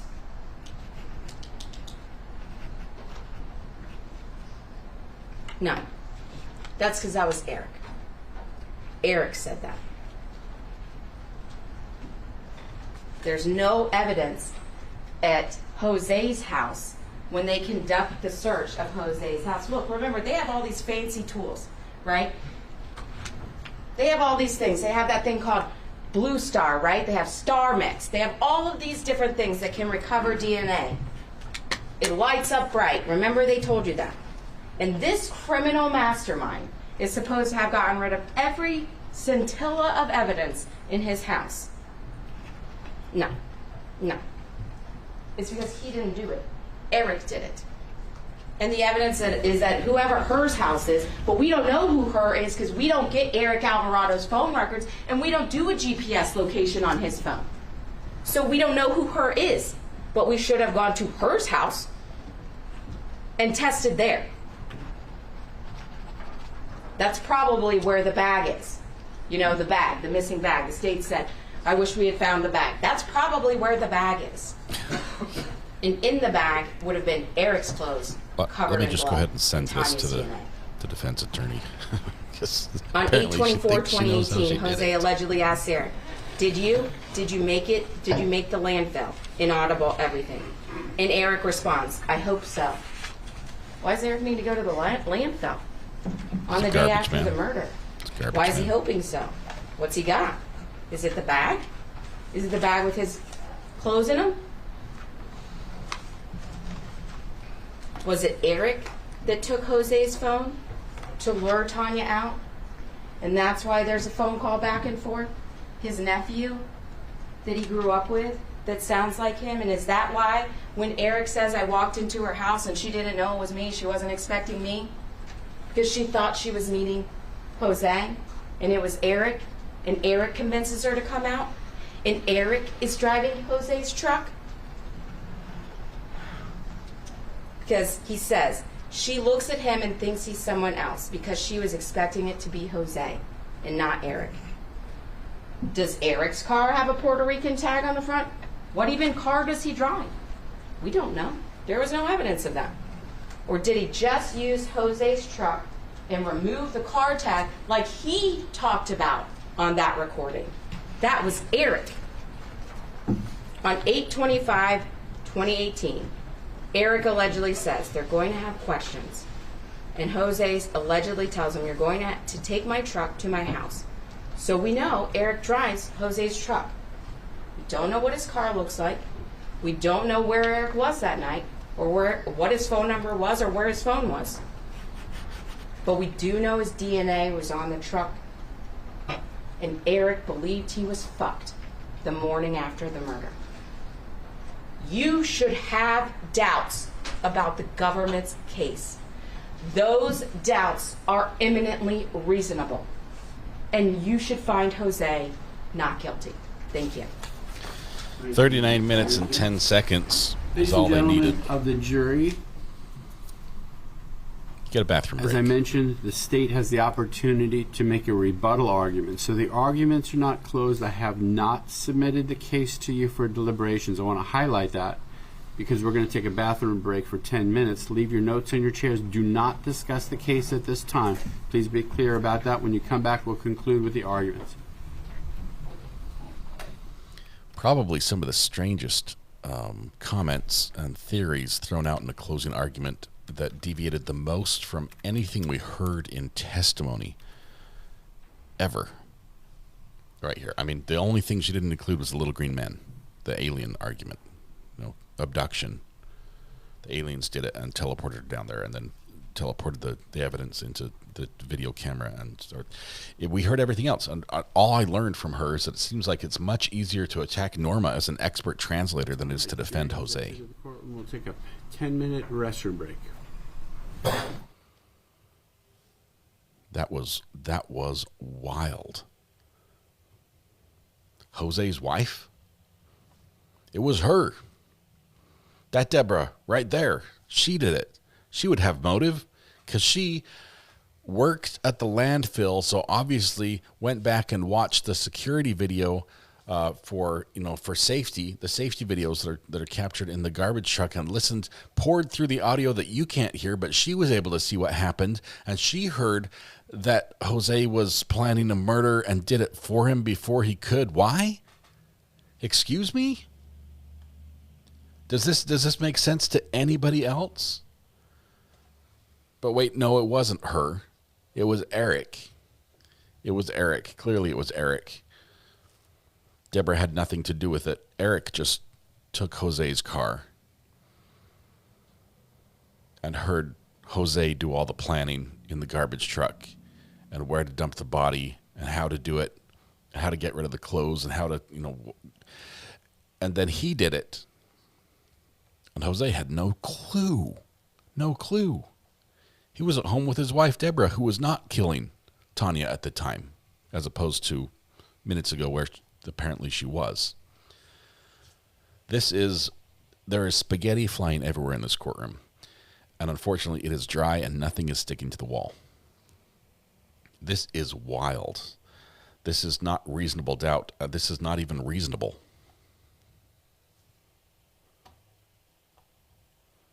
I've got to give her props because she said it all with a straight face. And most comedians can't do a bit like that and can keep their composure. There was only one objection. It was overruled, apparently. But I don't know. Calling an expert, into question because they get paid for their work. That's usually like an asterisk on the end. That's just like a subtle jab. It usually holds no weight, no meaning. Of course, I'm guessing, ma'am, that you actually also get paid for your work, and that you have maybe a motive in this, and that you might not get a high-priced defense case coming your direction from somebody who has the means to pay for somebody who can defend strongly in a case where there's a lot of evidence against the defendant. You might not get that next case if you don't say the right things for this client, right? Does it not work the same way?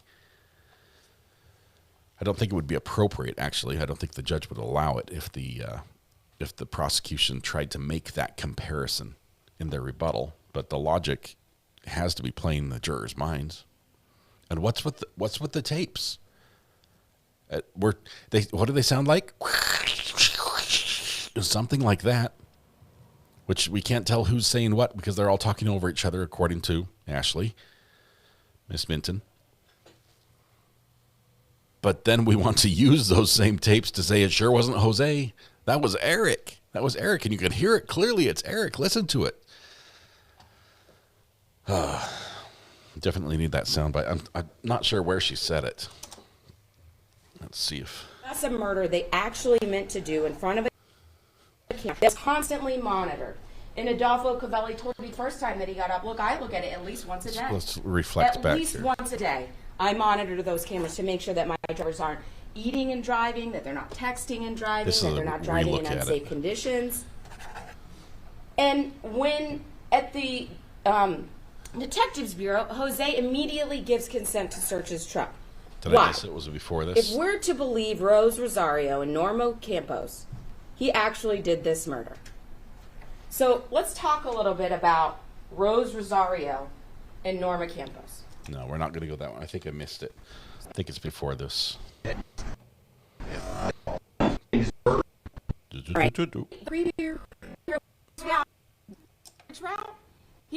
The route only goes to 5 streets. Okay, I can't find it. I've missed it somewhere, but oh my goodness. Josh clipped it. Let me see if I can. Did he put it in mod chat?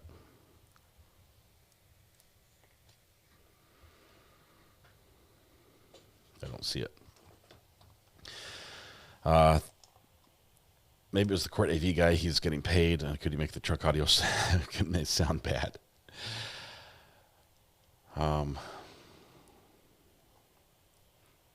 This is what's called a third-party culprit defense, right? Normally, I think what we've seen before in cases where a defense has tried to argue third-party culprit, they aren't allowed to make the closing argument alleging third-party culprit unless there's been evidence that's been introduced in the trial that would support that in some way. And I realize death is different, right? The judge is literally, he's bending over backwards to accommodate and to make, to protect this case against appeal. So defense is winning a lot. If it's on the line on an objection, defense is going to win it in this because death is different. The judge just handles it differently that way. But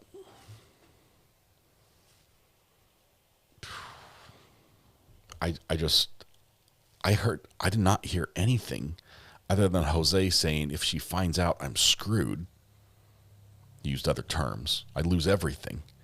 That's enough to say she had motive. She'd be mad. Maybe even at both of them. Is that it? Deborah did it. Why? Because Jose hooked up with Tanya, and Tanya's now pregnant with his child. That's the motive that Deborah needs? Maybe. Where's the evidence that any of this happened that way? And she didn't even argue a judgment of acquittal. She didn't. Of course, the jury, unless they've been through a trial or true crime addicts, they probably won't know that they're missing that.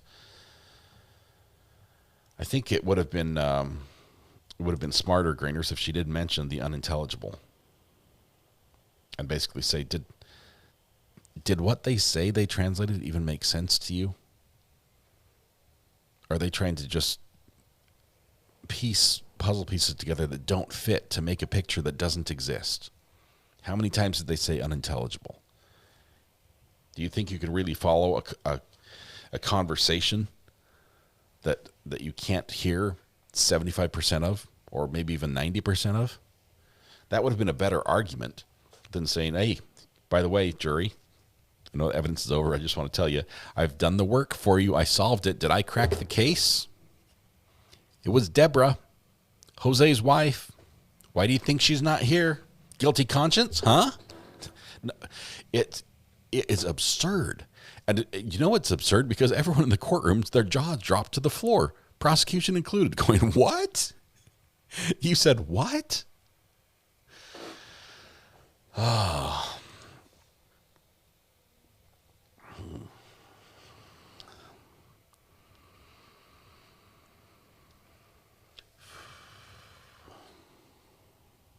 I need some calming music. Need some calming music, just a little bit.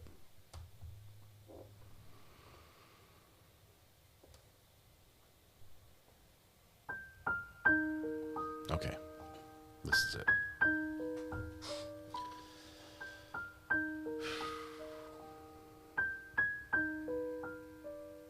I'm smarter now than I was just minutes ago. Having reflected on the information, on the facts the defense has presented, not as evidence, just as argument and closing arguments. It took less than 40 minutes for them to totally convince me that what I thought I had seen, I had not seen. What I thought I heard was not actually what I heard.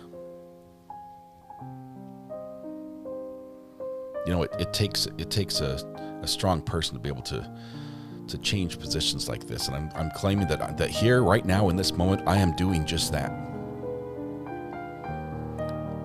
Jose, clearly our justice system has failed you.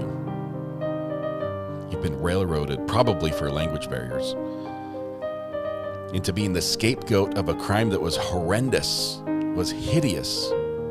Did you have motive? Yes. Did you have opportunity? Yes, but that does not mean you did it. Why would the state avoid the clear and convincing evidence that was right in front of their face with your wife? She was there at the house. Did they arrest her? No. Did they swab her hands? Did they take pictures of her body looking for signs of injuries? No. This egregious miscarriage of justice can only be laid at the hands of the prosecution and, by extension, the law enforcement, which looked at this crime and played pin the tail on Jose with nothing but a heap of evidence to support it. Is that enough? Clearly not. Now, jury, in moments, you're going to be going out and looking each other in the eye, and you have to do the same thing I did. I'm asking you, throw out those convincing opinions you hold. Disregard that evidence you heard. Don't start from scratch. Start from the defense closing argument and end there as well. And find Jose Soto-Escalera not guilty. And may you never sleep another day or another night in your life because of it. This is, I'm sorry. This was absurd. Obviously, everything I just said was not how I feel. Was not how I feel, but it's how I feel. Y'all ready for the jurors for the rebuttal argument? Yes, we are, Judge. Please. All right, let's bring in the jury. We'll continue with the rebuttal argument. It's not how I feel, but I think that's how the the defense wants the jury to feel after this moment.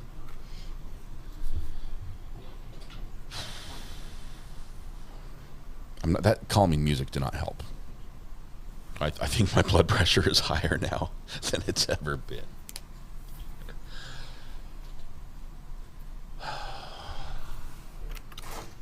We need fire. We need fire to rain down from the heavens in this closing rebuttal from the prosecution. We need finger pointing, and it needs to be at two things. It needs to be at the Jose, and it needs to be at the defense attorney, Ashley Minton. And maybe we need laughter. Deep belly rolls of laughter. Tears, even. At the absurdity that the jury was just forced to sit through. Jury's here. I'm not going to say anymore.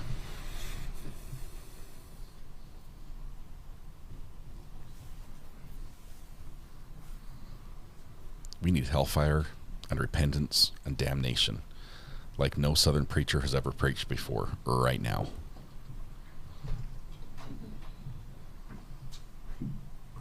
Bring it. Jurors present in the state's rebuttal argument. If you remember back in jury selection, all of us agreed that when we sit down as jurors in a criminal case, any criminal case, we want to view things, number one, through the lens of the jury instructions, but number two, and just as significant, we want to view them through the lens of common sense, right? We never, ever check our common sense at the door in any criminal case or really in any walk of or aspect of our lives. So let's take a look and consider what counsel just said using that common sense. So they first told you that the defendant's wife killed Tanya, okay? Or at least had a role in it. Well, let's think about that for a second, and let's use our common sense and use the evidence. So you might say, well, why would first the reason is why would she commit these killings? I mean, if you're going to kill a pregnant woman, it seems like you would have to have a pretty good reason to do that, right? You'd have to have a pretty good reason. Well, you may say, well, wait a second. Well, maybe she did. Maybe she found out that Tanya had slept with Jose Soto-Escalera, right? I suppose that would give her at least some motive to kill her. But if that were true, then why would Jose lie to the police about impregnating Tanya, right? Why would he lie to the police about impregnating Tanya if she already knew that she was pregnant by her husband? That doesn't make sense. The wife did not know that the defendant had impregnated her, because if she had known, then he would have simply said that to the police when he was interviewed on August 25th of 2018, right? So that doesn't make sense.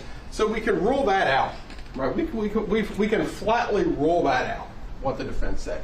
So then they say, well, wait a second, maybe Eric Alvarado did it, right? Maybe Eric Alvarado committed these crimes. Well, if you recall, remember, Eric Alvarado also has no motive to kill her, right? He's not the father of the child. There's no evidence that Eric Alvarado had ever had any type of a relationship with Tanya, let alone sleep with her.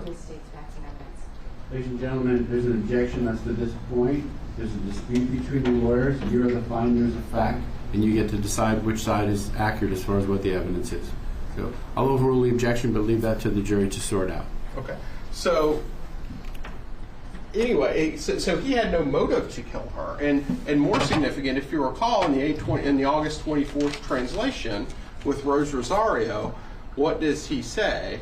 Well, Eric Alvarado asks him about the blood. Did you see blood? Did you see blood? Had Eric Alvarado been there and been involved in this, he would have had no need to ask that question. He's asking the question because he doesn't know the answer. So we can rule Eric Alvarado out as well. And you also have to ask yourself, well, wait a second, the truth is it never changes, right? I mean, the truth never changes. Well, if this were legitimate, then why are they offering you all these alternative theories? So the defense counsel also made the argument. Well, wait a second. Why didn't a court interpreter come and testify and translate the videos in real time, right? Why didn't they do that? Because the court interpreter is neutral. The state hired the FBI. The state hired a private interpreter. Why would they have done that? Well, there's a very good reason, and the reason, of course, doesn't come from me. The reason doesn't come from the words of the attorney, because what the judge told you, and what the judge told you right before I got up for my first closing argument is, what did he say? The words of the attorneys are not evidence, right? The words of the attorneys are not evidence. The evidence comes from the exhibits and what's said here under oath by the witnesses in the case. So let's fall back to the evidence, right? Let's fall back to the evidence. What is the evidence in this case? Rose Rosario, and I asked her, what is the difference? Tell us the difference between a translator on one hand versus an interpreter on the other. What did she say? She said, listen, there's a large difference, right? A large difference. Translators use documents and recordings. Translators have the luxury of being able to sit down and to sift through recordings and sift through evidence to make sure that they get it right, which is why that they expended so much time on the work that they performed. They have the ability to sit down and listen through it, and as both Norma Campos and Rose Rosario explained, they listened to several sections multiple times, and used, and in fact, I think 50 hours for Norma, 50 plus hours, and 100 plus hours for Rose Rosario. So they have the ability to do that, and that's what they did. Why do they do that? Because they can ensure accuracy, and they can go and re-listen to things, and they can also take into account the context of what is being said, right? Very important. Interpreters don't do that. Interpreters translate in real time. They work in real time, and they don't have the luxury of being able to refer to other parts and being able to ascertain meaning from words in that regard. So bear that in mind. Reasonable doubt. Okay, so let's talk about this for a second. Defense counsel says, well, wait a second, there's all kinds of reasonable doubt in this case. And what did they do? They pointed to two errors, right? Two errors within reports. So remember, the criminal justice system is no different than the areas where you work at, in that people make mistakes, right? People make mistakes. There is no such thing as perfection, right? Just because we haven't presented a perfect case doesn't mean that we haven't proven our case. There is no such thing as perfection, and the criminal justice system is no different. Defense counsel points out, well, wait a second, there is a typo in Dr. O'Neill's report regarding Josiah's age. The OBGYN. Same objection. To this point as well, there's a dispute as to the facts of the case, and ladies and gentlemen, you're the fact finders, and you would resolve the dispute, but I'll overrule the objection and leave that to the jury's determination. Okay. The OBGYN, Dr. Stossel, said the child was 32 or 33 weeks along. Dr. O'Neill said 36 or 38 weeks along. There was a several week difference. Okay, right? Dr. Stossel is going to be more accurate on that point, meaning that Dr. O'Neill had made a mistake when she had simply gone through those medical records. Does that really amount to reasonable doubt? Right? Does that really amount to reasonable doubt? Does that give you any reason? Does that give you any reason to think that Dr. O'Neill got the cause and the manner of death wrong? Of course not.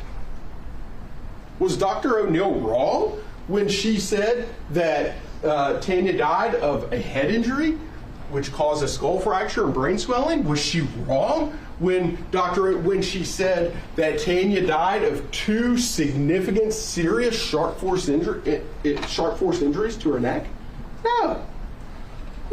We're talking about a typo in her report, or a mistake in her report.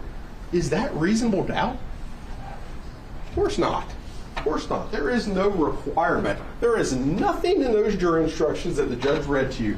There is nothing in the jury instructions that will go back with you that suggest or even approach this standard of perfection that they're wanting you to employ. There is no. You could approach it. The objection was misstates the law. I think the response is going to be very similar. The jurors should say that the judge gives the law, and that's the law you should use. We've got a poll ready. I normally don't put it up until after the closing argument is done, but I'm about to put up the poll. This is on deliberation time for the jury, because this is going to go fast. I forgot to set the timer for this. Obviously, we don't know how long this is going to go.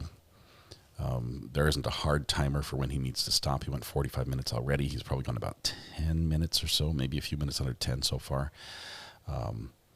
And he's already used more time than defense, but defense just left time on the table. It's not a problem that way. Defense could have gone longer if they wanted to, but it's going to be less than 2 hours total. So this will be less, probably going to be less than an hour and a half total. So less than 45 minutes, probably less than half an hour left. That's a long way to say it, but we'll go ahead and put the poll up here because we've got a little deliberation going on in sidebar. Start poll. There we go. The poll is now up. I'm sorry if you guys have some trouble with it. How long will the jury deliberate? De un minuto e una hora. Una a 2 horas. 2 a 4 horas. Or después, I don't speak Spanish. Después del fin de semana. So the translation, 1 minute to 1 hour, 1 to 2 hours, 2 to 4 hours, or it's going to be a long weekend after the weekend. So there's your choices from the top down. I just thought it would be appropriate to put it in Spanish. You can get your own translation, just like the defense could have done, which, let me just say, they did. They did. They brought in their own translator to listen to that audio, and guess what? He did the same thing. He gave a transcription of it. And it was almost identical. Law there. I'll ask you to not consider what was just said, and I've instructed the prosecutor to restate it consistent with the instructions I've given you. You may proceed. So the point is that there are always conflicts in evidence in any case. The question is, do they rise to that level of reasonable doubt? And of course, the answer to this is no. Defense counsel also pointed out, well, wait a second, there was another typo in the Rose Rosario's translation on her certificate. She translated the August 24th video, and on her certificate she wrote August 23rd. Does that rise to the level of reasonable doubt? Does that rise to the level of that? Those two typos? That's what you're being asked to consider? That? 2 typos in 2 separate reports? That's reasonable doubt?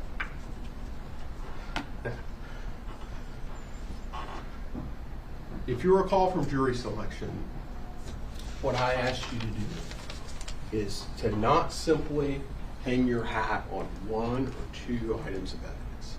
If you recall from jury selection, I asked you to consider all of the evidence, right? Not just to hang your hat on 1 or 2 pieces. That's what and that's what we're asking you to do, to make sure that we could render a true and fair verdict based on the law and the reasonable doubt instruction.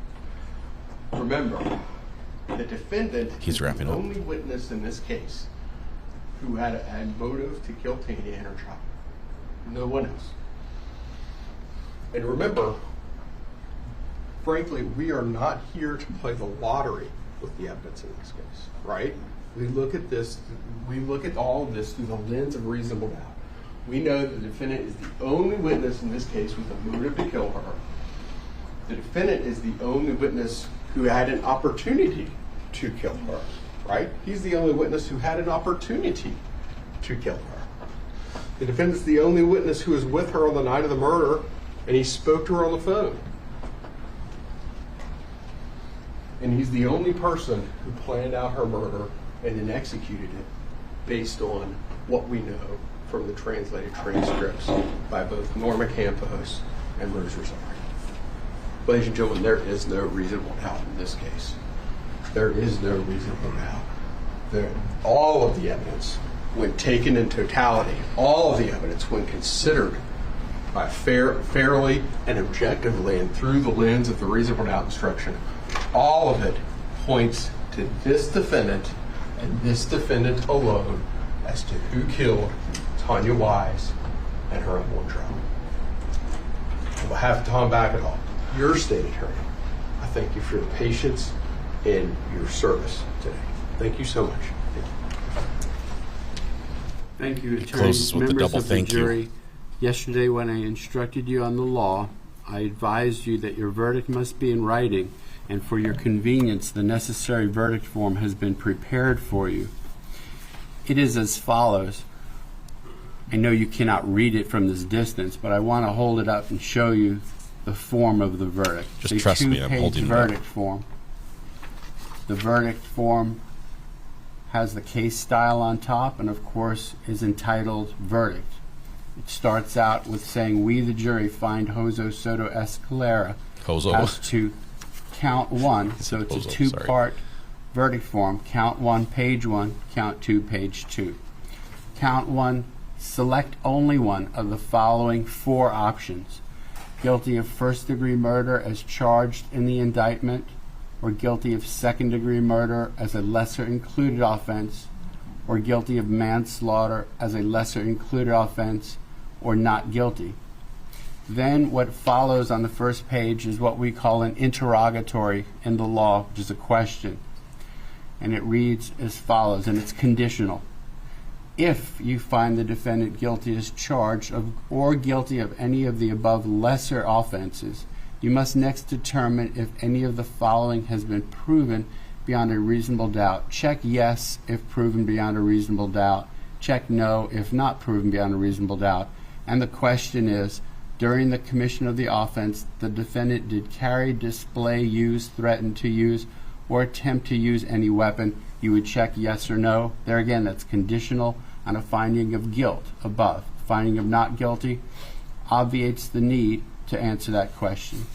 Page 2, count 2, select only one: guilty of first-degree murder of an unborn child as charged in the indictment, or guilty of second-degree murder of an unborn child as a lesser-included offense, or guilty of manslaughter of an unborn child as a lesser-included offense, or not guilty. The verdict form concludes with the words, "So say we all," which highlights the unanimous nature of your verdict. There's a place for the foreperson to sign and date the verdict form before bringing the verdict form back into the courtroom for me to receive your verdict. When you come in through the door, I will look to see who's holding this paper to identify them as the foreperson of the jury, which I will instruct you on in just a second. Also, please be advised that if you are the foreperson, you're not required to read or publish the verdict form. That is the job of the clerk. So if you fear public speaking, do not let that dissuade you from being the foreperson, because you will not be required, as in some states, to read the verdict form. So in just a few moments, I'm going to submit the case to you, and I will conclude our jury instructions, as I told you yesterday, with the conclusion of the jury instructions aptly entitled "Submitting Case to Jury." In just a few moments, you will be taken to the jury room by the court deputy. The first thing you should do is choose a foreperson who will preside over your deliberations. The foreperson should see to it that your discussions are carried on in an organized way and that everyone has a fair chance to be heard. It is also the foreperson's job to sign and date the verdict form when all of you have agreed on a verdict, and to bring the verdict form back to the courtroom when you return. During deliberations, jurors must communicate about the case only with one another and only when all jurors are present in the jury room. If a juror goes to the restroom, the deliberations should stop until the juror returns. You are not to communicate with any person outside the jury about this case until you've reached a verdict. You must not talk about this case in person or through the telephone, writing, or electronic communication, such as email or any other means. Do not contact anyone to assist you during deliberations. These communications rules apply until I discharge you at the end of this case. If you become aware of any violation of these instructions or any other instruction I have given in this case, you must tell me by giving a note to the court deputy. Many of you may have cell phones, tablets, laptops, or other electronic devices here in the courtrooms. The rules do not allow you to bring your phones or any of those types of electronic devices into the jury room. Kindly leave those devices with the court deputy where they will be guarded while you deliberate, if you've not already done so. If you need to communicate with me, send a note through the court deputy. If you have voted, do not disclose the actual vote in the note. If you have a question, I will talk with the attorneys before I answer, so it may take some time. You may continue your deliberations while you wait for my answer. I will answer any questions, if I can, in writing or orally here in open court. However, please remember that deciding the verdict is exclusively your job, and I cannot participate in that function whatsoever. During the trial, items were received into evidence as exhibits. You may examine whatever exhibits you think will help you in your deliberations. Most, but not all, of the exhibits will be sent into the jury room with you when you begin to deliberate. If you wish to examine an exhibit in evidence that was not sent back with you into the jury room, please let us know and we will bring you into the courtroom to do so. In closing, let me remind you that it is important that you follow the law spelled out in these instructions in deciding your verdict. And as I told you yesterday, each of you will get a copy of the full instructions when you go back into the jury room. There are no other laws that apply to this case. Even if you do not like the laws that must be applied, you must use them. For more than 2 centuries, we have lived by the Constitution and the law. No juror has the right to violate rules we all share. So at this time, with the exception of our 4 alternate jurors, the jury is about to proceed to the jury room to consider its verdict. You do not know who those alternates are. I do. So when I mention your names, you are the 4 alternate jurors. You cannot go back into the jury room with the jury at this time. So please remain there. If you have any items in the jury room, the 4 alternates, the bailiffs will get them and bring them into the courtroom for you. And I will address you when the jury goes back into the jury room. So the alternates are... We don't need them. There we go. I think we got them all. Alternates seated next to each other in the second row. Please remain there. The remainder, who are the jury, please proceed to the jury room. The evidence, the instructions, and the verdict form will follow.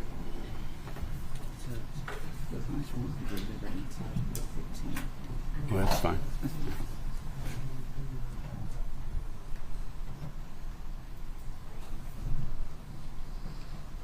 As soon as the jury's out, we'll start the timer, even though we know that it does take a minute for them to get settled and pick a foreman and everything else. And for them to get the evidence and the forms. They need the forms before they can do anything, right? Madam Clerk, here's the verdict form. So, ladies who are 4 alternate jurors, I have some very important specific instructions for you because the situation we're in now is a little bit complicated. Sometimes we have trials where, for various reasons, our alternates are not excused at this point. You still remain in service. This is one of those situations, and it's conditional.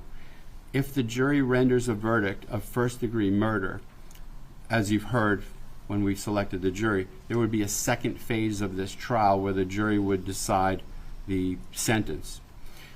If that occurs, you would participate as alternates for that too. And just as during the trial, if someone were to be unavailable or something would happen, which happens quite a lot, that's why we have alternates, you would take their place. You've heard all of the evidence in this case, and it puts you in a position legally to do that. So, after discussing the matter with the lawyers, we have to prepare for that contingency, and I have to give you instructions to maintain your ability to be jurors on the case. Discussing it with the lawyers, if there is a second phase of this trial, it would begin perhaps on Wednesday, no sooner than Wednesday. It is possible it may be a day after that or so forth, after Wednesday, but no sooner. So I just wanted to give you a time frame for that. So you're not excused at this time, depending on the verdict. If the verdict is anything other than first-degree murder, that would conclude your service on the case, but you're still in play here. Now, from my perspective, you may be able to anticipate what I'm going to say, because I've stated from the beginning of this entire process, back in the jury assembly room, before we even started to select a jury in the case, when I came to address the jurors, and throughout the trial, the most important part of the fair trial is for you to decide the case only on the evidence presented and avoid any contact with anything about this case that comes from any source outside of this official process. So all of the rules that you've been under with regard to not speaking about the case to anyone, or doing any research, or being exposed to media coverage remain in place, because it could be that next week you're on the panel and that someone else gets excused and you become one of the actual people to decide the sentence in this case. You all understand that. It's very important. So also, if we will be in touch with you, it's very imperative that you have a phone number, a contact number, which you can give to the court deputies on the way out, where the jury clerk can update you on what's going on. And obviously in this situation, normally I tell jurors, if you're curious as far as what happens, even if you're released, they'll give you a phone call and tell you what happens. Here it's imperative that they do that, because it determines whether you're coming back or not. In case the verdict is something other than first-degree murder, though, I do want to take this opportunity to thank you for your time and attention in the case. We're talking about a very large amount of time and commitment. It's no less important to the parties, the lawyers, and myself, the time that you've spent, if the verdict is anything that other than what requires you to return. So on behalf of the United States, the state of Florida, at this time I thank you for your continued service, and if it's your complete service, that as well. At this time, you're free to leave and go about your business, so as long as we have a contact number. But remember, please maintain the sanctity of your mind as far as deciding this case only on the evidence presented.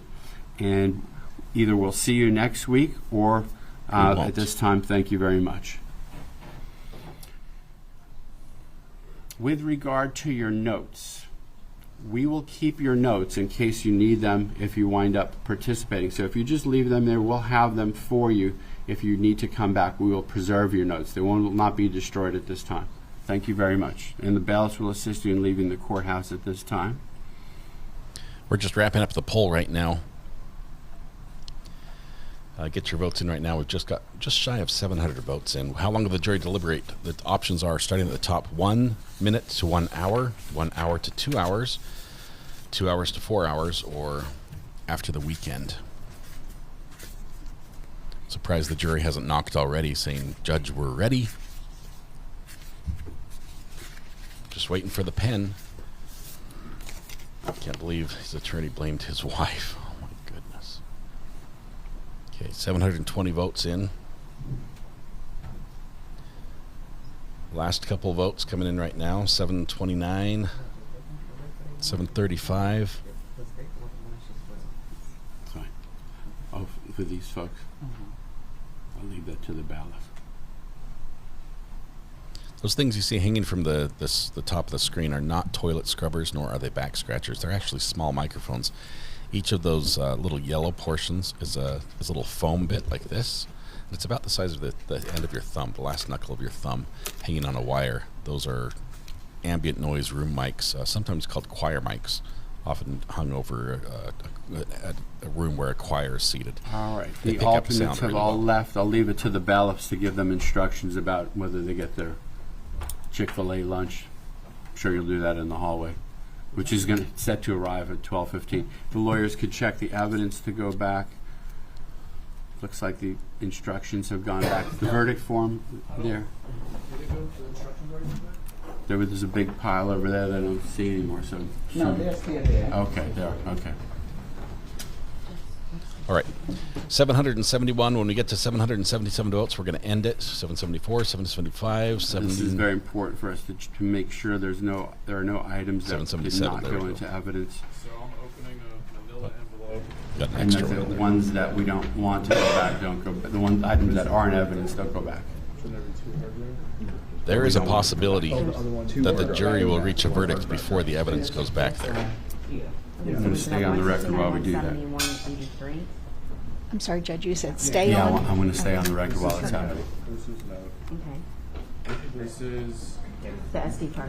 which was never entered. Right. This is the perpetuated testimony. Not Okay. supposed to go back. Right. This is a condom that was never entered. Okay. Don't send that back there. This is the hard drive, which is But we're missing two things. yeah, all the hard drives are supposed to be over here. Right. Right. 169, 170, 183. This one. I don't know what this is. That's 183. It was remarked as 41. Yeah. Okay. Yeah. So this is just a court exhibit because it got marked as 1. And 170? Those two go in Right. here, too. Okay, those two go in. Those don't go back. No. Right. If they want to see those, we have to play them before they're not. Those are the two hard drives that are Correct. in evidence that are not going back with the Everything jury. else goes back. Those are the only items that don't go. All right, so you're good now? Yes. We put all the stuff that's not Gotcha. supposed to go back in this. Close it up. I'm going to put it over. Close it. Yeah. Put it over there. Just Close it well until we give them the evidence. Yes. It's Right. sitting here. Right. up. Okay, good. Verdict form over there, I have the 34. and the instructions are all over there. Okay. Bailiff has them. Now, do you want that cooler to go back there, or you want? Yeah, that's fine. It's because that's the exhibit. It's marked. I could take it out of that box. The results are 1 to 2 hours, 46%. 2 to 4 hours, And then 30%. I have also shown defense the clean laptop, and we went over that. 1 minute to 1 hour, 21%. And after the weekend, 3%. Clean laptop is going back. But the defendants.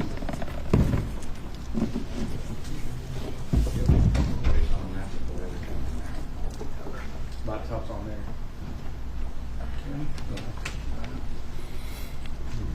All right. I want to commend the lawyers for their fine performance, their closing arguments. I think it was excellent arguments on both sides. We'll see what the jury says about the case. The lunch is arriving, I'm told, at 12:15. So in my experience, that means we're going to be here at least till 12:15 because they're going to be waiting for their free lunch, as I would. And so it gives you an idea. Probably won't hear from them until at least 12:45, 1 o'clock if you want to go Do ahead. you want to address Judge votes for an hour. penalty phase scheduling Sure. and possible issues? Yes. If that occurs as soon as we can, just for planning purposes, if there is a verdict of first-degree murder, when you think what we're looking at in that regard. Judge, this gentleman whom I've asked to come forward is Carlos Fuentes. He is the investigator for the defense team. We have several of Mr. Soto-Escalera's family in Connecticut. We've been trying to communicate with them and corral them for the past few days. Mr. Fuentes is in a better position than I to tell you what the situation is, but there are 7, 8, maybe 9 persons in Bridgeport. They are Mr. Soto-Escalera's family. I believe they are all, virtually all, living with the help of public assistance. I believe that Connecticut provides social workers and other liaison persons to guide them through the use of those systems. They do not have electronics, no laptops, no computers. Then they can't testify. They are essentially, I went up there and visited with them during the pendency of this case, akin to children who don't really function or are not fully plugged into the 21st century. To get them down here to testify in person, we have in mind that Mr. Fuentes would travel up there, do his best to corral them, usher them through the airport. These are people who don't have their own transportation. They don't know how to work airline tickets online. They would not know how to walk into an airport up to a kiosk and get themselves a boarding pass printed. They don't know what a boarding pass is. They don't travel. They don't fly. They are a very disconnected sort of group of people, and yet we would like them here to testify. And Mr. Fuentes is going to give you an idea of how long that might take. I think we are suggesting possibly September 30. Are they living? But I will turn it over to Mr. Fuentes. Well, Judge, if that is acceptable to you. Yes, although before you do that, Amish?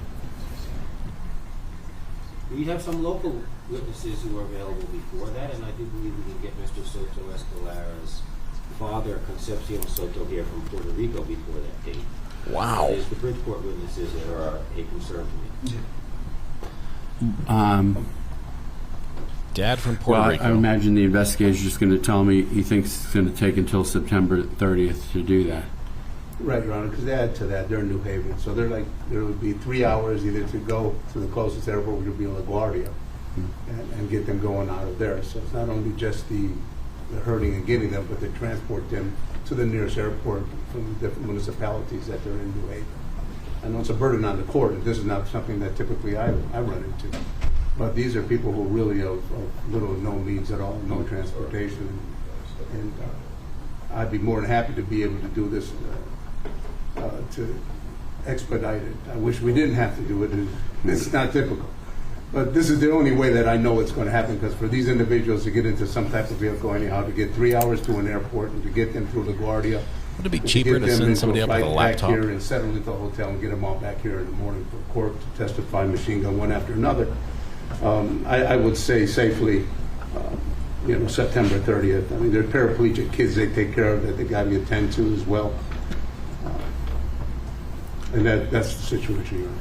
If I could do it sooner, I'd be more than happy to oblige the court.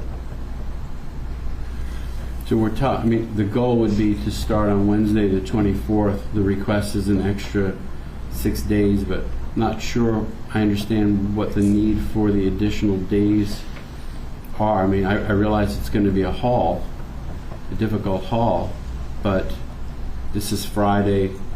Go up tomorrow, lasso them all up, bring them to an airport, and get them here by early next week. I'm not sure. They've been on standby, so again, I don't know exactly how they're scheduled with doctors, or again, there's a paraplegic child that needs to be tended to as well. I'll be more than happy to do it as soon as I possibly can make it happen, and I could inform the court as I go. Well, I can't play it by ear as a judge, and we have to have a date certain to do this. From my perspective, and I'll let the state ask you questions too, obviously, but I want to give the defense a fair opportunity to do that. I'm not convinced that if we do the penalty phase Wednesday, that's not a fair opportunity given the weekend and then Monday and Tuesday to effectuate that. Cost is not an issue. I'll authorize whatever it takes. I think those costs have already been authorized. Right, it's already been authorized. So I'm sympathetic to the logistics, but I mean, it's of grave inconvenience to the judiciary to postpone it in that regard. Messes up the court schedule. Status on Monday as to that matter. How far I've gone with it, and how many reeled up, and how many. The other thing is, I'm not convinced. We could always do a status. And I want to be fair, but if I pose the question this way: if it can't be done by Wednesday, why would we think that it could be done at a later time to do that? You follow that? I don't know what their schedules or what their lives are at. We're waiting for this. I mean, they know the case was going on, but now we're ready. This is D-Day. Now it's time to call, hey, let's go. How quick can you be ready to go?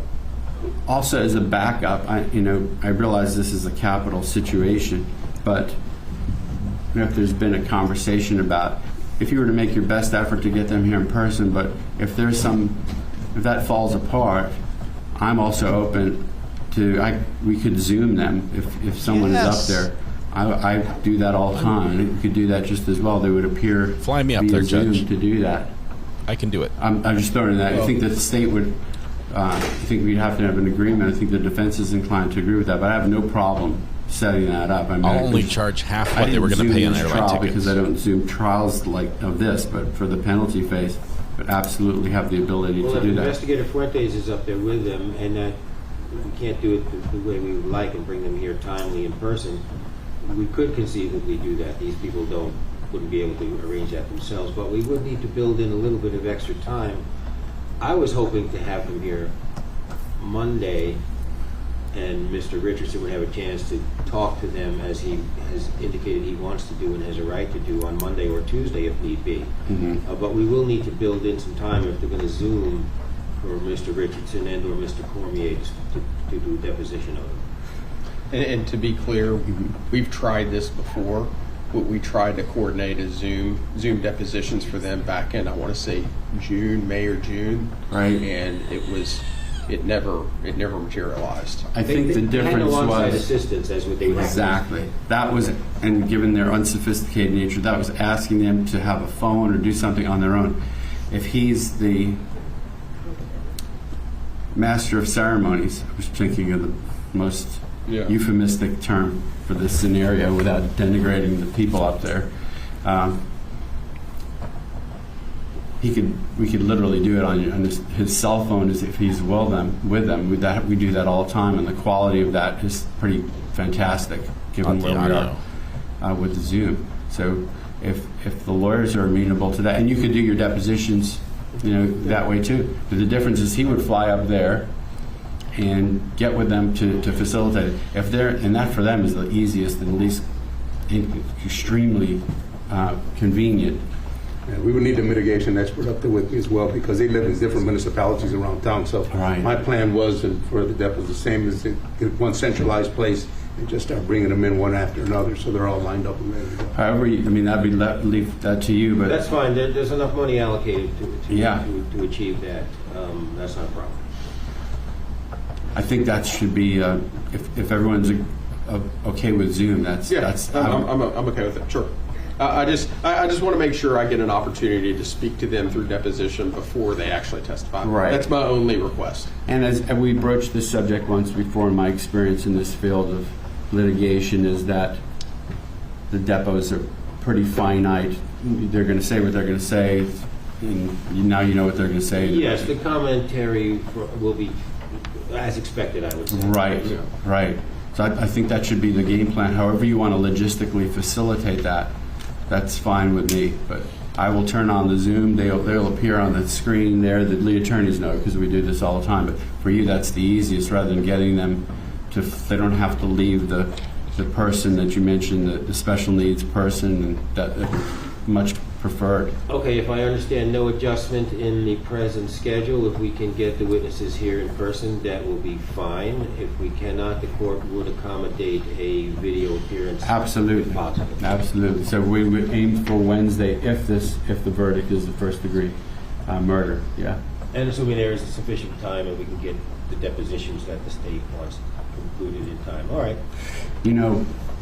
I hearken back to other cases I've done with this exact same problem, and before the pandemic, in the advent of Zoom, or Zoom taking over the world, people had to go to like a copy shop and had to have a special camera, and it was much more of a nightmare because of the Zoom, the blessing that Zoom is.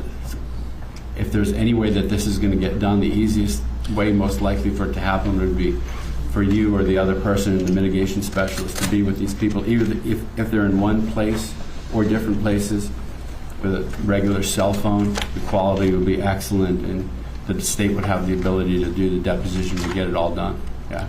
Zoom not a sponsor. The witnesses do, of course, have a pre-existing relationship with Mr. Fuentes and Ms. Schwartz, our mitigation people. So. Great.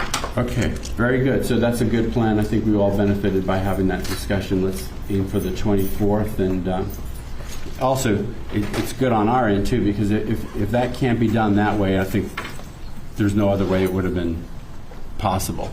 I mean, if we can't pull it off by Zoom, it's not possible.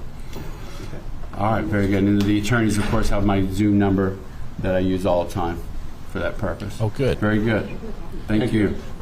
That's all right, terrible. so we'll be in recess awaiting a verdict or a question. Could I have a copy of the verdict form? Let's see. I had a few copies. I'll print you out one, yeah. We'll go off the record. All right, off the record. Up to the seal we go here in just a moment. Just working out the details of how this is going to go down. And the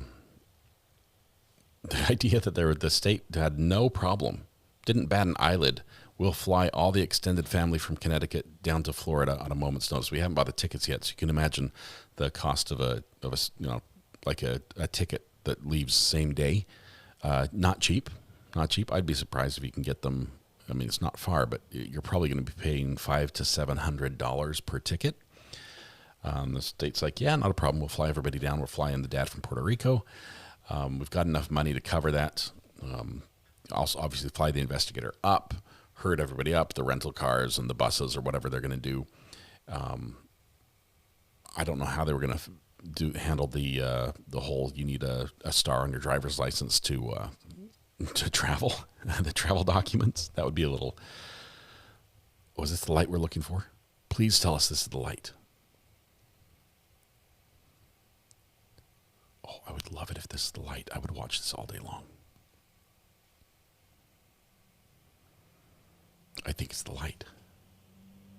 We have not had a light for the jury in so long. Lynn Taylor, all this discussion about bringing people in from Puerto Rico and from Connecticut and wherever and how long it's going to take and flying and driving and Zoom, it all has to do with the penalty phase of the trial and only comes in if the jury is unanimous in convicting Jose Soto-Escalera in the first-degree murder, because first-degree murder is a capital crime, meaning it's death penalty eligible, and the judge can't issue that sentence. It has to be a jury. It only takes 8 of the 12 jurors to reach that decision once it has been unanimously agreed on as far as guilt. So this would only happen if that were the case. If that wasn't the case, this would go straight to sentencing. And yeah, it'd be nice if you have some people here to talk for you, but it's not required. It's not evidence. And if they're not here, judge just goes along with sentencing. Might be a pre-sentence investigation, but that's it. So I am super excited if this is our light. Please let us just watch this light nonstop. I don't want to go anywhere else. I don't want to go to another court. We'll have the timer on screen and we'll just see exactly when it lights up.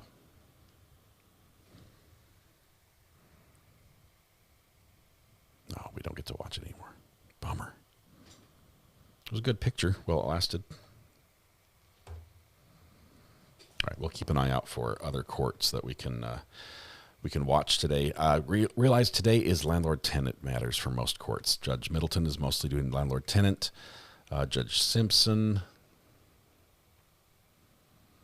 David Wolf has a pretrial motions going on right now. Might jump down to Tennessee for that one. Let's look around and see what our options are. Judge McBurney. The audio on that one's just, it kills me. It clips so badly. Judge Burnett is live.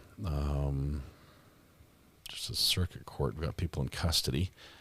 Let's see. Weigh in on your favorites if you hear one you like that we can jump to. Let's see. Who else is up? Judge McNally doesn't look to be live. Judge Simpson was live. He is doing landlord-tenant.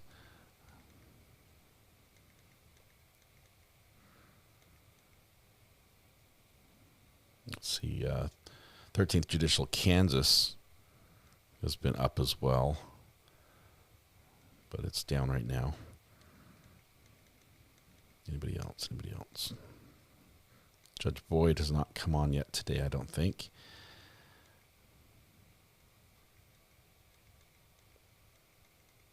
I'm ignoring chat where you're literally voting.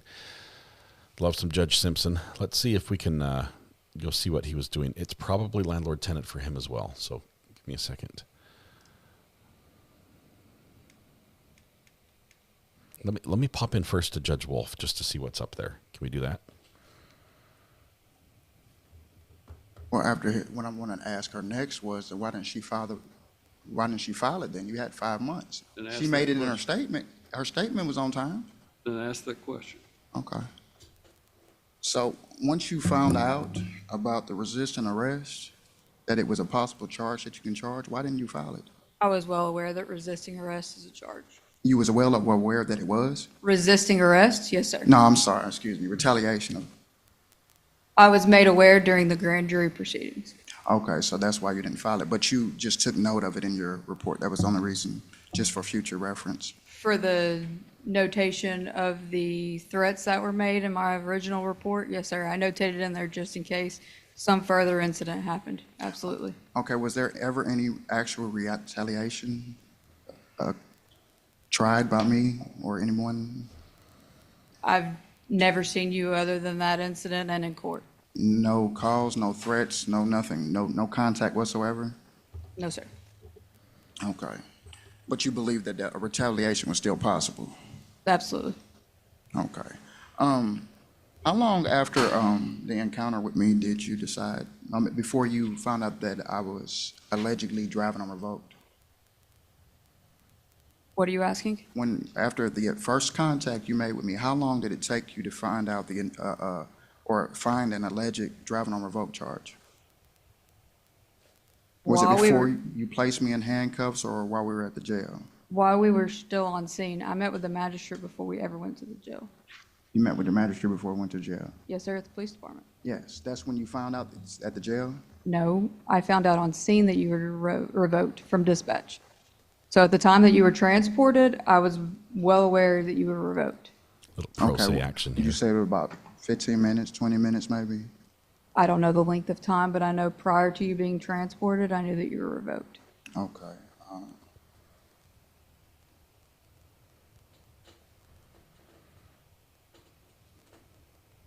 Regina, there was a hung jury on that one. It's possibly a retrial later in October. May I briefly? You may.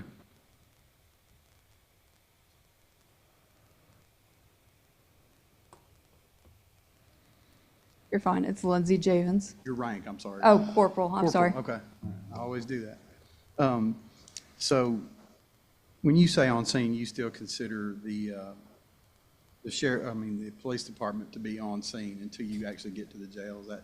No, sir. I'm saying on scene as in Dollar General.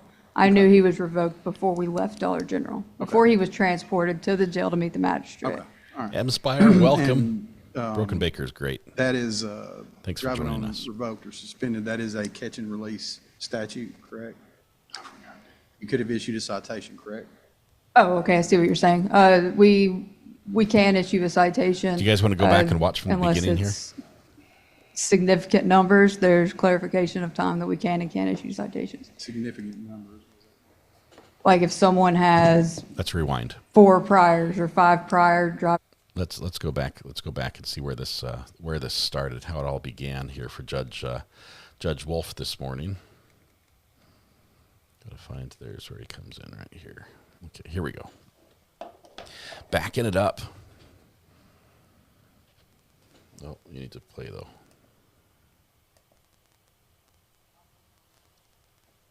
He's standing because they call everyone to order and bless the court and whatever else they do in Tennessee.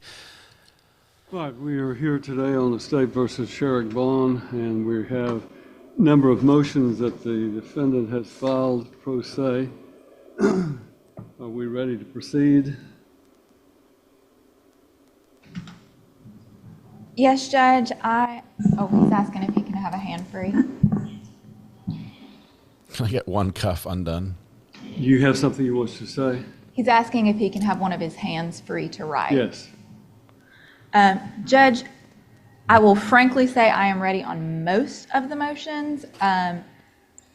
Several of them require multiple witnesses, and in my attempt to get all of those who were not for the trial I was planning to try today, so they were not planning to be available.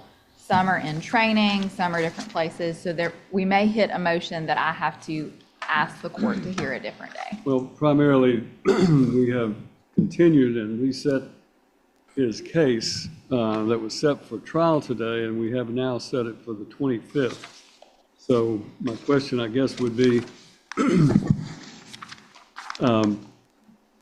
I want to run through the motions that I've identified in the file that I looked through this morning and make sure of what we are talking about and make sure there's nothing that we're overlooking. And then what I would suggest we do is we started the motion hearing with the testimony the other day on 336, indictment 336, which is the one you elected to go forward on. And I would say we conclude that hearing on that particular motion, and then we'll see where we are on the other motions and hopefully be able to take care of many of them as we can. So the motions that I'm showing by my review of the file is a request for a criminal record for the defendant requested on April the 21st of 2025, a copy of his own criminal record. That would normally be supplied in discovery. Has that been supplied to the defendant? Yes, I have received it, Your Honor. All right. Can you hear me? Is that microphone on? All right, thank you. So that one has been complied with. All right. Then on April the 21st of 2025, you had requested to remove your elbow counsel or your counsel, Mr. Spratt, and I think we relegated him to the role of elbow counsel. And the other day, if my understanding is you're okay with him continuing as the elbow counsel, you will be representing yourself, correct? Yes, sir, I will. And yeah, you can strike that motion as voted. All right. On May the 1st of 2025, there were motions for discovery. Has the issue about discovery, I know you've had some issues regarding the delivery of that. The problem lies in the jail has certain restrictions on what can be or cannot be produced, and sometimes the electronic discovery that the district attorney's office utilizes makes it difficult for inmates at the jail to be able to receive and review that information. Where are we on the discovery?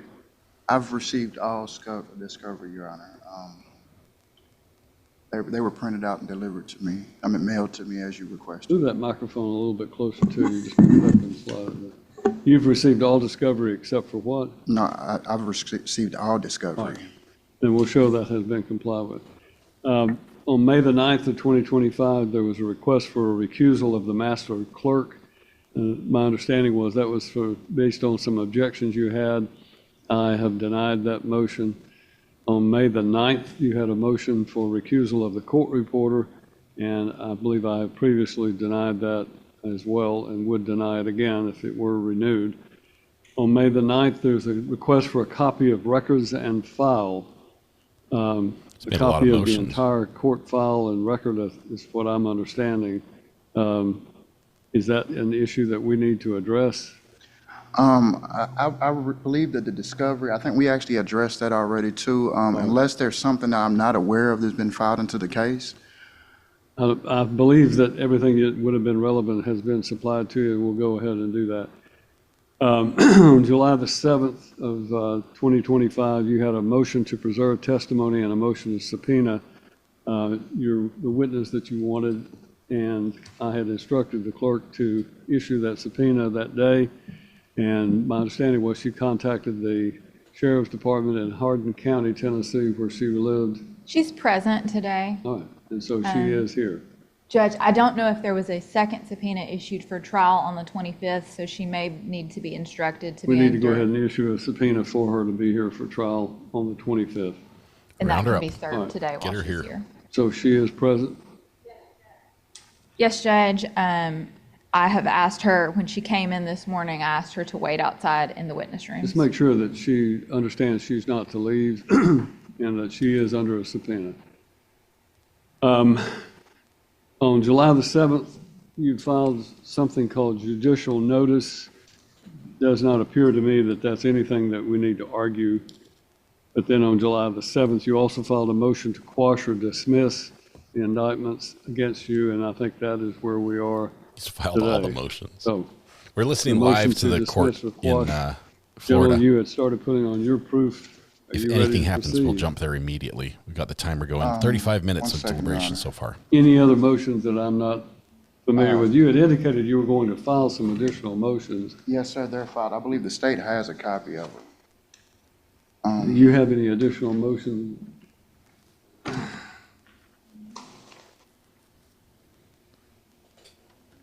Kerrville, I love this as well. I call this the Heavenly Wood courtroom because I just love the layout of the dais. I don't know what else to call it. That whole wooden structure that features his chair at the top and the flags and all. It's beautiful. It's heavenly. It's one I didn't file.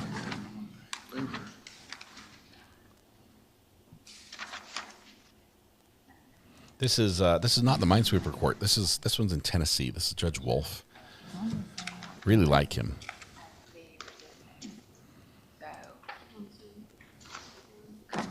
Barbara, we've got the verdict counter timer going in the bottom right-hand corner. If it's still clicking, they're still ticking. Or something. See.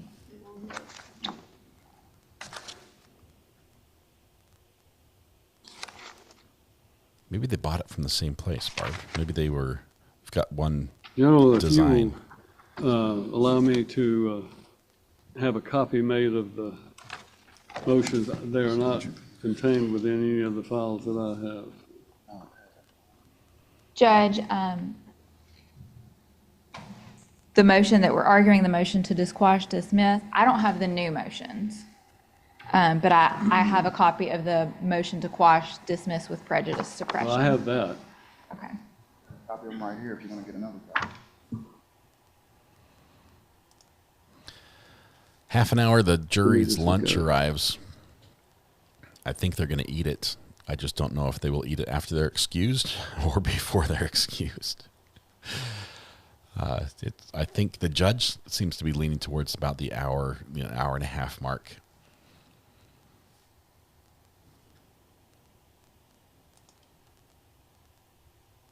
I don't show that these copies are actually have been marked filed. I have certificate of service somewhere. Minesweeper court. They were filed in the mail. Rule 49 requires that states that they're filed once they reach the incarceration mail of the facility I'm at. They've been filed since, I want to say, last Friday. All right, I have two motions in my hands. Well, one motion and one something else. First motion is a motion of indigency where Mr. Vaughn is alleging that he is indigent and therefore he's asking that the court find him to be indigent. Second is a document he has styled arrest of judgment. Let's read that one, Judge. And it says, I, Sheriff Vaughn, come before the courts of Dixon County that the foregoing is true and to the best of my knowledge under the penalty of perjury on the fourth day on April the 7th of 2024, dated the attached document you can see I have on my record of driving on suspended charge for failure to appear out of this court labeled Exhibit A. This failure to appear came out of this court, a charge that was dismissed. I pray that this error is amended and the proof of amendment be promptly provided to me. And I'm not sure exactly how that relates to what we're dealing with today, but that pertains to one of the charging instruments out of this court, sir. On this case right here. Ms. McKinney, can I have you to make a copy of those, please? All right, I'll make copies for myself and for the state, and then we'll go ahead and start with the hearing on the motions. Okay. Your Honor, I got one more for you. Ms. It's a judicial notice for you. Oh, judicial notice. This could be rejected, I think.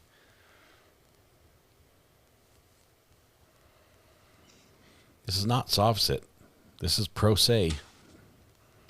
But he also has. All right, this is styled a judicial notice / notice of objection to the state's failure to file a written response to the motion to suppress. I, Sheriff Vaughn, hereby come before the courts of Dixon County Circuit Courts affirming that the foregoing is true and the best of my knowledge, and freely given under the penalties of perjury.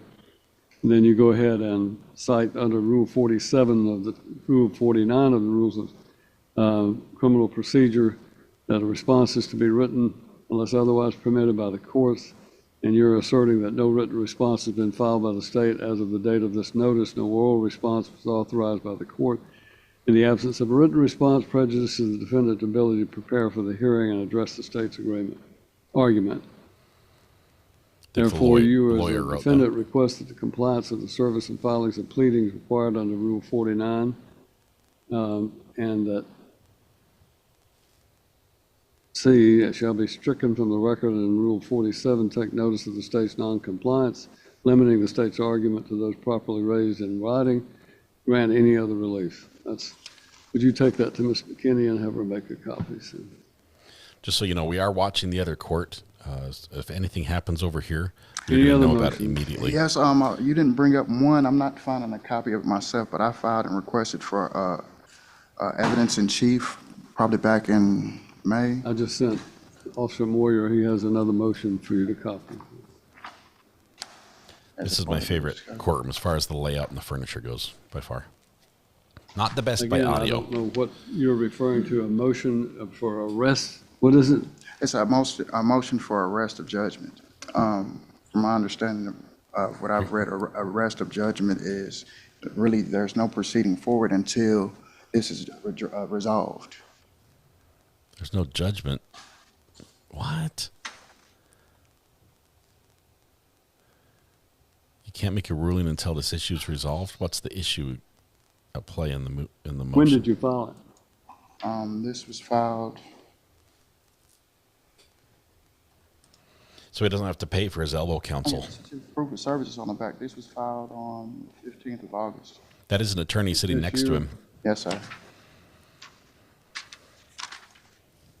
I think there's a lot of places that attorney would rather be, but...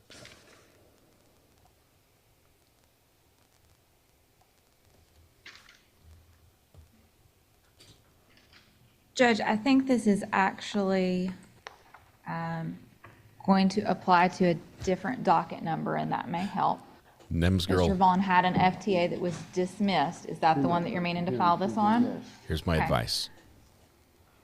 Return with as many people as you took, and don't make the Judge, if I may suggest to Mr. Vaughn that this actually should be filed in 2024, CR 18.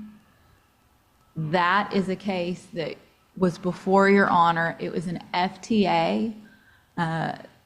From his filings, the state recognized that his FTA was not willful, and I dismissed it. You've it's heard a failure that. to appear. And so that's the case that he's looking at, because he's saying it's still showing up on his criminal history.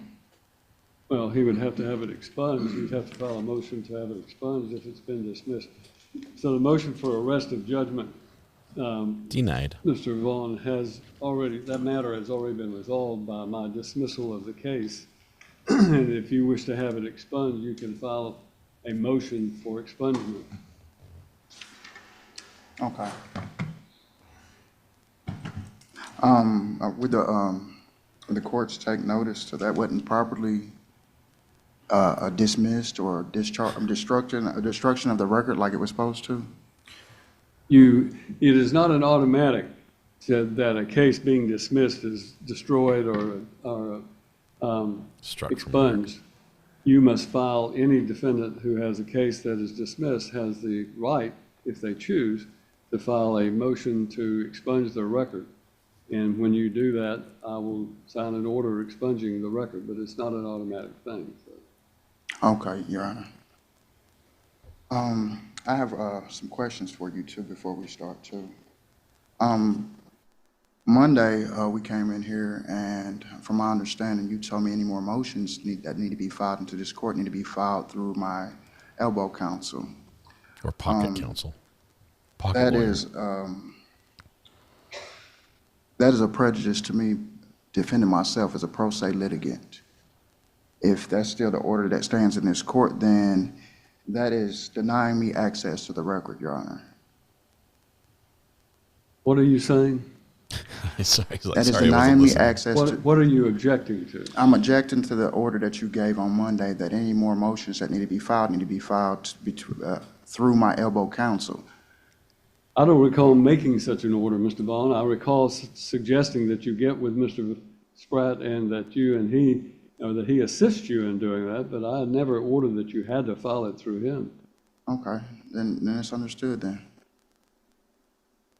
Anything else?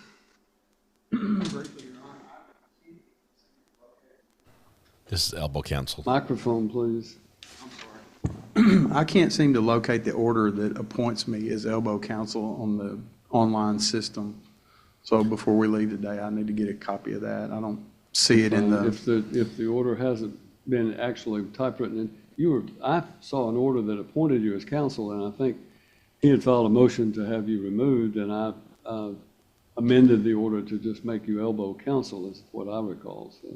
I recall it being elbow counsel from the start, And but you may be. But either way, I kind of did want to clarify that for purposes of Your role in this is to advise and consult with Mr. Vaughn, but he is representing himself. Yes, sir. He needs that form to get paid too, to show that he was actually on the case. Are we now ready to proceed on Broken the Baker, 336 welcome. They were motion? fantastic. First of all, thanks for sending them over. We had a blast. Excuse me. Verdict Your watch Honor, now. 336. Oh my goodness. 336. You need to go back and watch 336. this. Indictment The defense 336 is the one that the state has wild. elected to proceed on trial next week. And so we're going to address those motions first. Are you rounding them up? Can we We'll move send them to the back judicial over to you. notice, objection? Notice of objection for that case? It's pertaining to that case, too, Your Notice Honor. of objection. Are you saying the notice of objection to the state's failure to file a written response? Is that it? Yes, sir. Broken Baker, if you're going to go live, ring the bell over here. We'll let everyone know here that you're going to go live. Just let us know. We're going to keep watching this in the verdict watch, but we'd love to see your response to the close if you're going live right now.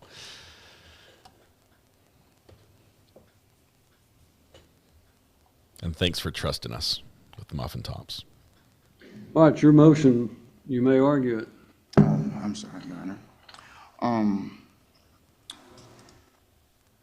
It was a mistrial, Daniel. That one was a mistrial. I'm requesting for the courts through this motion that any improperly filed motions, any properly invited witnesses to this case and any testimony that should be taken into this case be stricken from the record or not granted due to the fact that I was not given proper notice to prepare a defense. If you see any other justice to be served, I suggest you go ahead and make a ruling on it. Broken Baker, thank you so much. All I'm right. so excited. I'm prepared to make a ruling on it.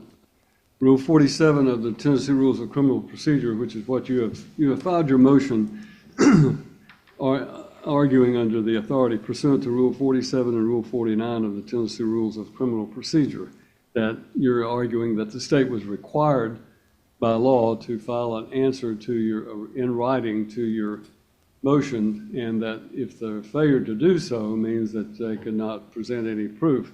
However, Rule 47 of the Rules of Criminal Procedure provides the following. A, in general, a party applying to the court for an order shall do so by motion. B, form of motion. A motion except for one made during a trial or a hearing shall be in writing unless the court permits it to be made orally. That's the motion.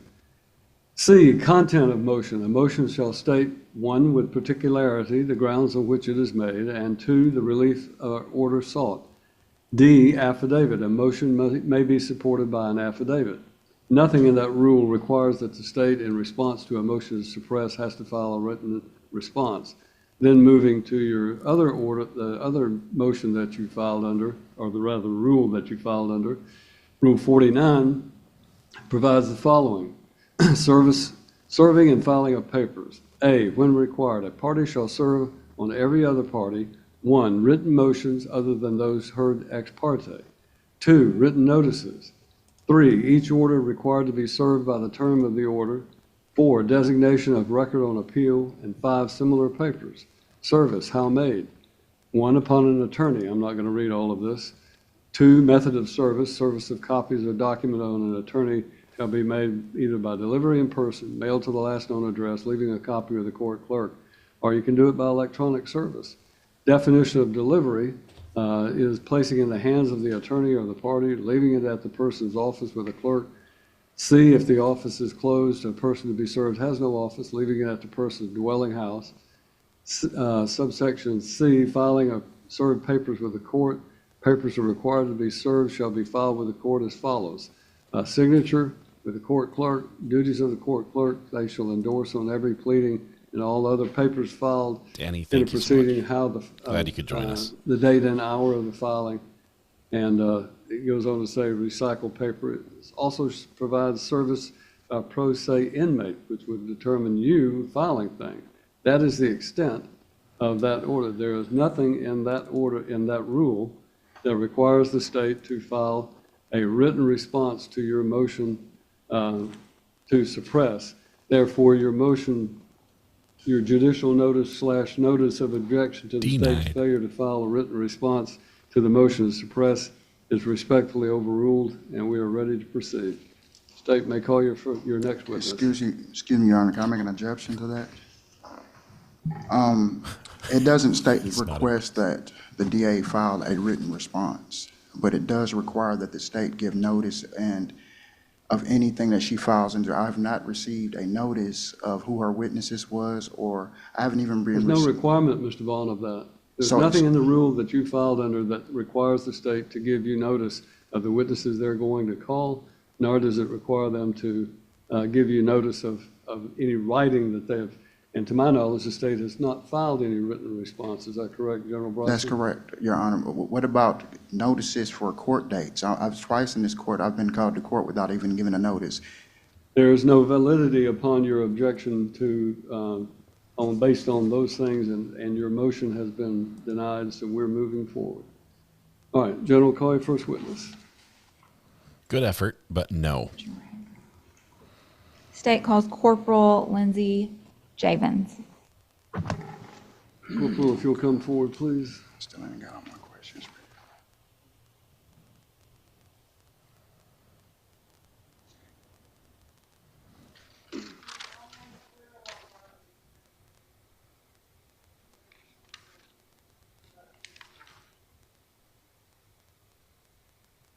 I can start. Corporal, if you'll slide the base of that, there you go, thank you. Officer Boyd. I just ain't got much.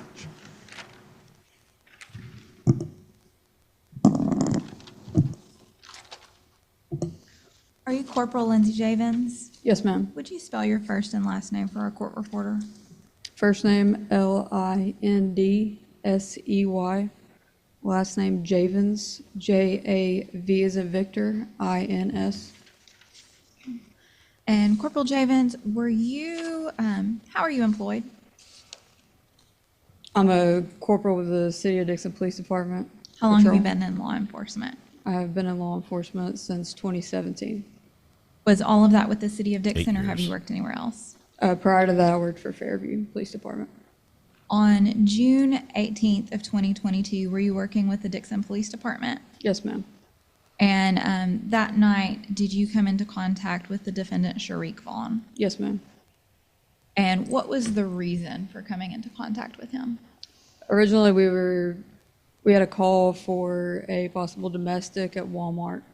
The Always a vehicle Walmart. description was given that he was making threats to kill the female and the children. Whoa. And did you make contact with him at Walmart or somewhere else? I observed them pulling, they had just pulled onto Beasley Drive. I observed the vehicle, same tag, all of that, and I'm at a traffic stop at Dollar General on Beasley Drive. So you initiated your blue lights. It's a full-on traffic stop. Yes, ma'am. In front of the Walmart. When you approached the vehicle, who was driving? Mr. Vaughn. And how did your conversation with Mr. Vaughn go? Well, I asked Mr. Vaughn to step out of the vehicle due to it being a possible domestic. I wanted to separate the parties to look into what was going on.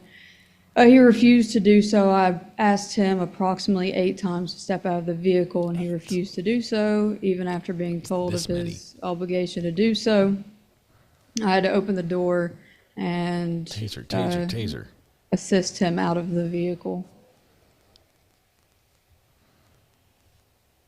Ultimately, did you place him under arrest? Yes, ma'am. So also during that time, during the investigation on scene, it was determined that his license was revoked as well. So you initially arrested him for resisting. Resisting and driving unrevoked. And the state's not moving forward on the resisting charge, but he's still being prosecuted for driving unrevoked. Yes, ma'am. I want to see the body cam. Did you confirm that he was revoked? Did you learn that by speaking to him, or was it something that you ran a system? It was through dispatch.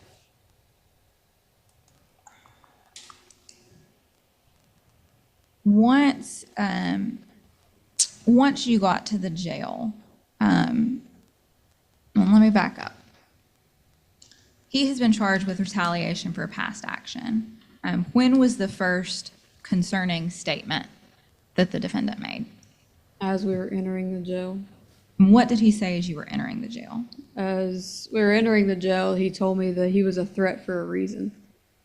Oh, yeah. And did you clarify that? Red flag. I did. I tried to clarify. I asked him again. He said, I'm a threat for a reason. And were there any further statements that were concerning to you? Yes, ma'am. So I had obtained my warrants by meeting with the magistrate before I went to the jail.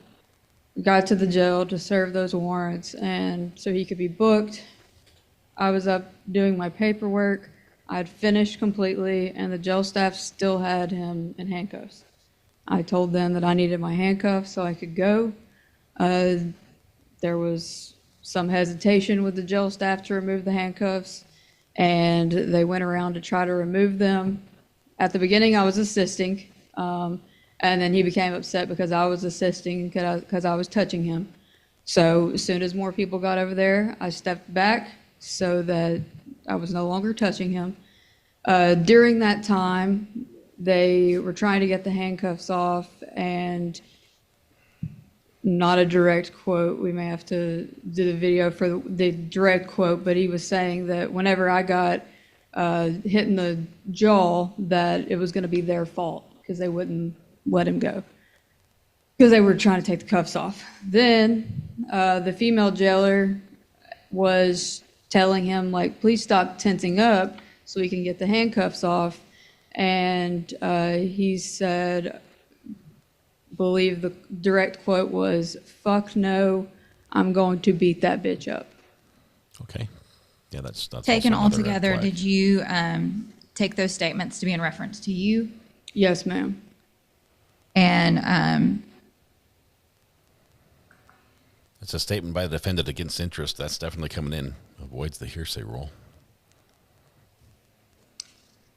and then before the charge was taken out, of course, you heard the testimony of Stewart last week. Yes, ma'am. Did those add to your perception that these remarks would be directed at you and law enforcement? Yes, ma'am. So after the incident, we spoke, and he encouraged me to document, because I explained to him what he was said to me as well. He encouraged me to document that in my report, just in case something did occur in the future. And he did happen to, try to assault me, harm me, kill me, as he implied. So that was documented in my report. And then whenever it went to grand jury, that's whenever that charge was added. Nothing further at this time, Judge. Mr. Vaughn, you have the right to question this witness. If you wish to question the witness, you'll need to come to the podium, please. And I would remind you that this is not an opportunity for you to make statements. It is an opportunity for you to make a question. Yes, Your Honor. I just bounced Lumia Stream, so Selena K was the first person after the Lumia Stream restarted. Been first 10 times, Selena. This guy is pro se. He has elbow counsel, which is the gentleman sitting next to him in the suit. Your Honor, will my elbow counsel be allowed to make some follow-up questions after I'm done? He is your elbow counsel. He cannot ask questions, but he can assist you in asking the questions. You've elected to represent yourself, so his role is to give you advice in counsel, not to actually actively participate in the trial. unless you want him to. If you want him to, then I'll allow it. You want him to assist you? Yes, to assist me, yes, as elbow counsel, yes. You allowing that? You may. Judge Wolf, I would say no on that. I'd be like, nope, either you're pro se or you're not. You want to say your piece and get the lawyer to do the hard work.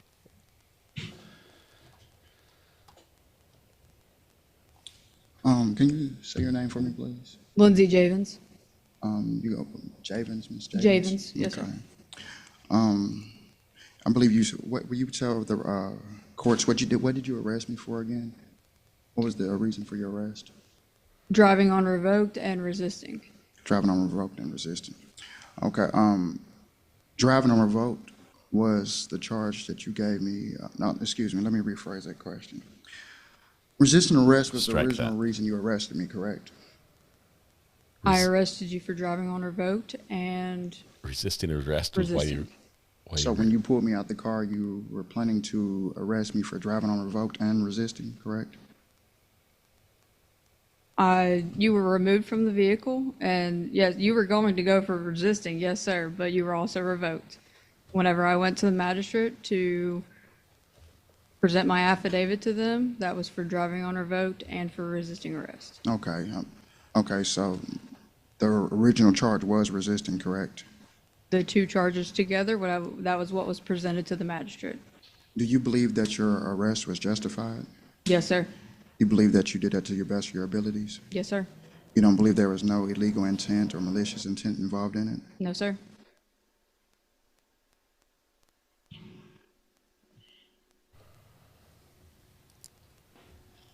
Just past the hour mark. Do you believe mark. that I truly resisted arrest? Yep. The fact that I asked you 8 times to get out of the vehicle and you failed to do so to the point where I had to open the door to get you out, yes. So did I use any force, resistance, threat of flight, or harm to you? You remained in the vehicle and did not get out. So that's a no? I did not have to fight you, no. After the door was opened and you got out with me. Okay. And we danced. What was the reason for you wanting me to exit the vehicle? I was investigating a domestic because I had a call for service stating that you had made threats to kill the female and the children. So I made contact with you.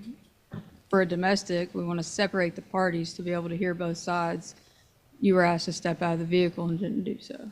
Is that the only chosen method that you could have used, or is that just the one you chose to have me to separate us? That was the method that I was going to choose, yes, to separate you. That is what we do in domestics. This is a pretrial hearing. hearing. Other methods that you can use, or is that the only one? So no jury, just the judge, pretrial. If you'll clarify what you're asking. Could you not have asked the alleged victim to step out of the vehicle? I was asking the driver to step out. I can pick whichever one, and you were refusing to do so. You were the one that was making the threats. Why didn't you arrest the victim? I think that it's more pertinent to separate you from the situation than anything. You keep saying that I was the one to make the threats. Is there any proof that I made these threats? I had a call for service that you were making threats. I was investigating those threats that were made. That's what I was there for. So you believe those threats was made by me? I didn't arrest you for domestic, but because I didn't have any cooperation, but there was a reason that I was called out there. So you didn't have any proof, correct? A domestic arrest was not made due to the uncooperation of the victims. Okay. You believe that there was a victim actually in this for the call? I wasn't called for no reason.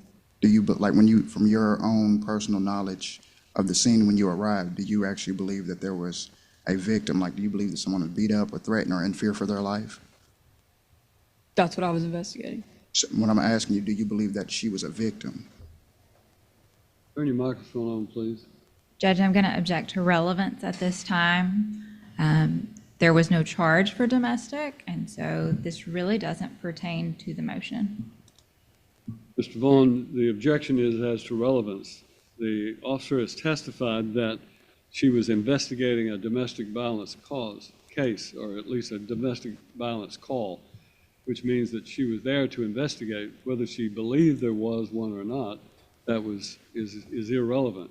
The question of whether there was or was not one is technically irrelevant, because if she is responding to a call of a possible domestic violence, that is her reasons that she's testified to for stopping the vehicle and engaging with you.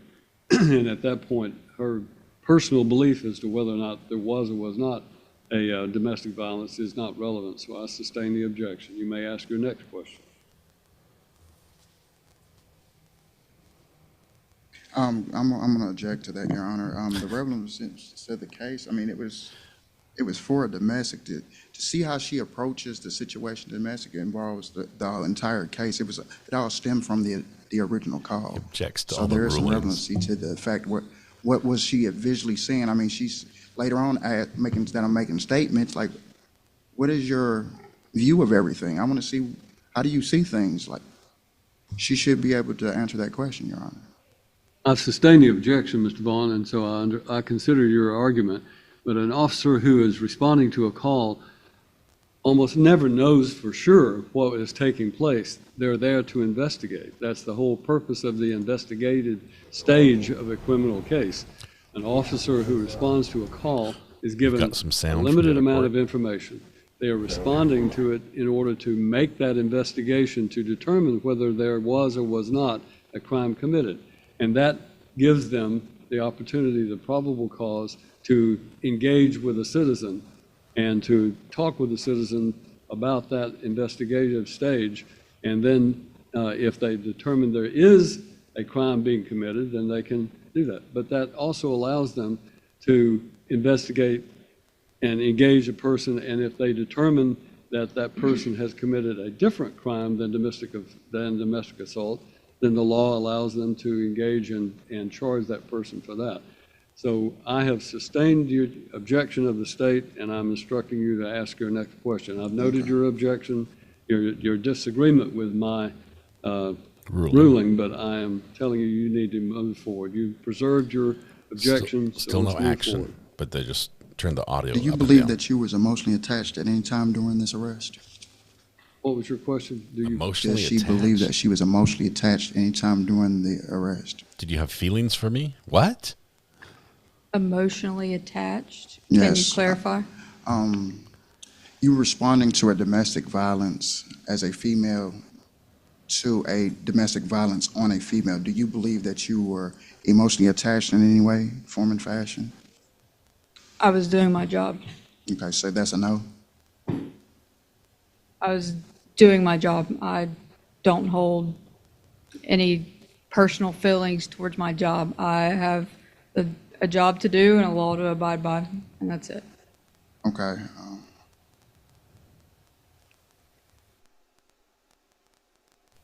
Do you recall making a statement that I believe that she is a victim? I do not recall. Did you at any time see that you had to have de-escalated the situation between you and I at the scene? If you would have stepped out of the vehicle the first time I asked, there wouldn't have been escalated. So there was no other option to de-escalate after that? Once a situation occurs, there is no de-escalation after that? Once a crime occurs, you can't undo it. What are you asking? After I stepped out of the vehicle, there was words back and forth. Did you feel like we needed to de-escalate further? I don't feel like that there was a further problem.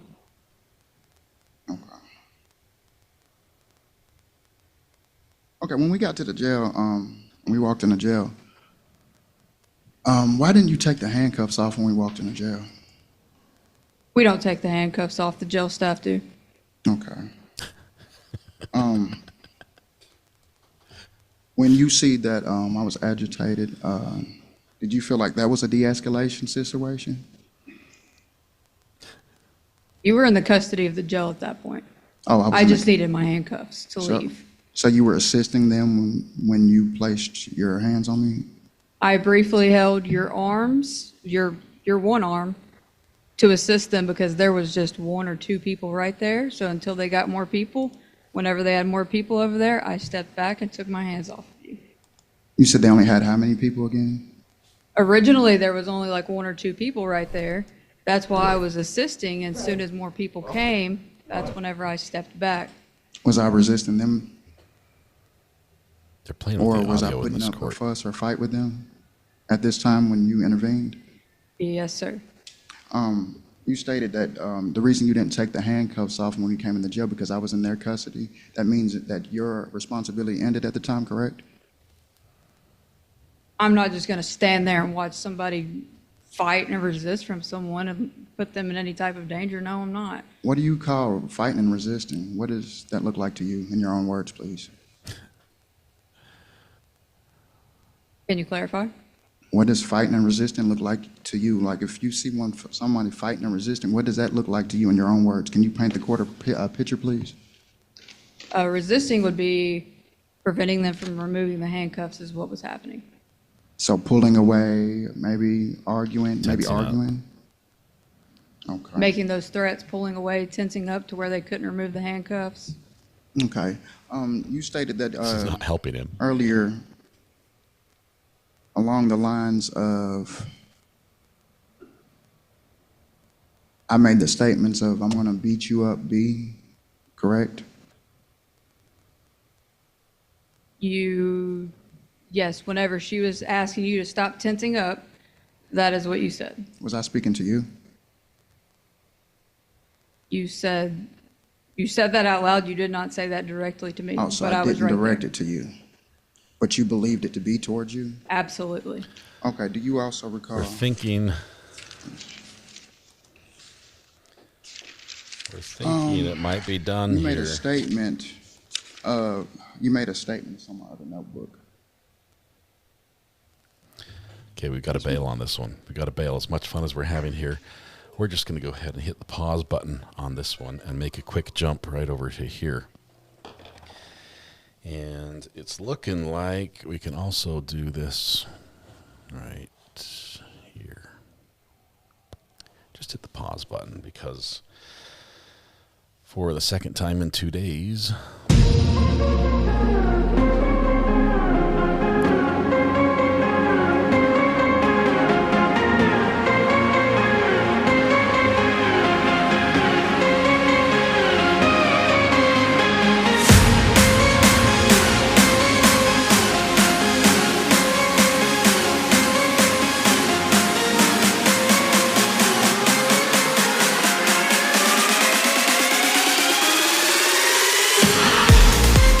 with an hour and 12 minutes on the deliberation timer and a bag of Chick-fil-A in their hand, the jury hits the "that was easy" button and informs the court that they in fact have reached a verdict in the Jose Soto-Escalera murder trial, where he is charged of murdering his wife. Well, not his wife, excuse me. He accused her wife of murdering his mistress, who was pregnant with his child.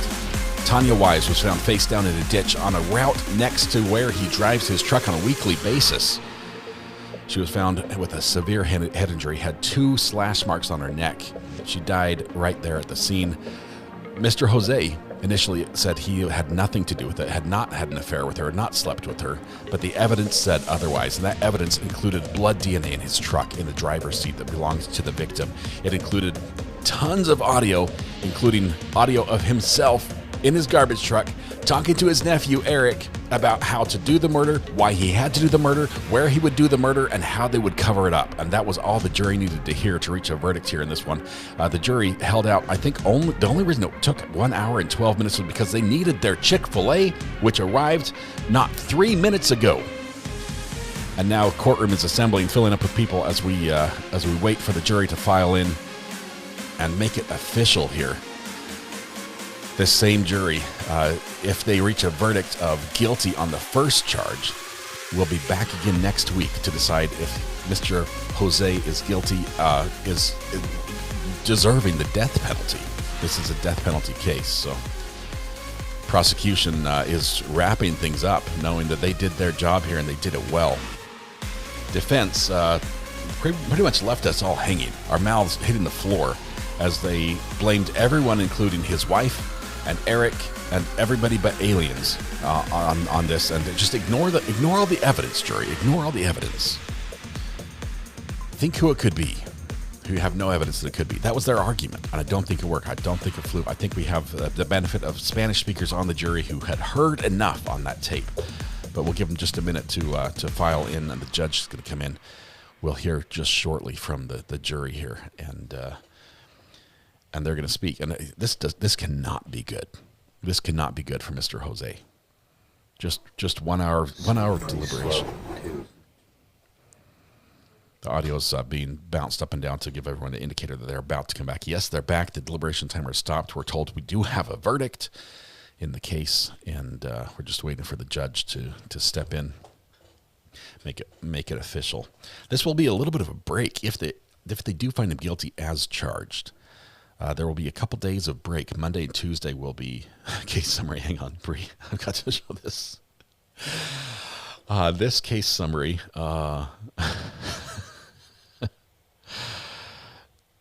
This is amazing. We normally have a rule about only like 5 emojis per chat, but Bree, I'll give you an exception this one time. That's pretty much that's it. That's it. Yeah.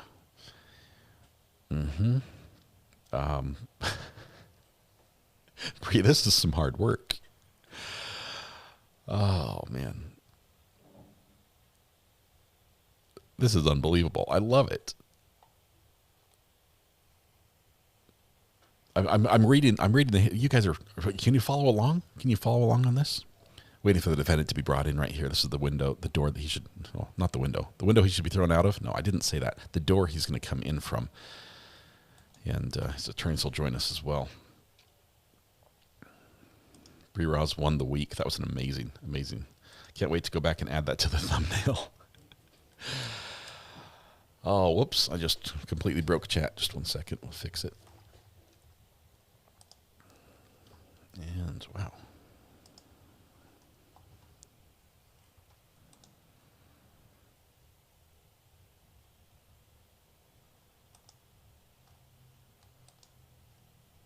Let's go back to. I broke it good. Give me a second.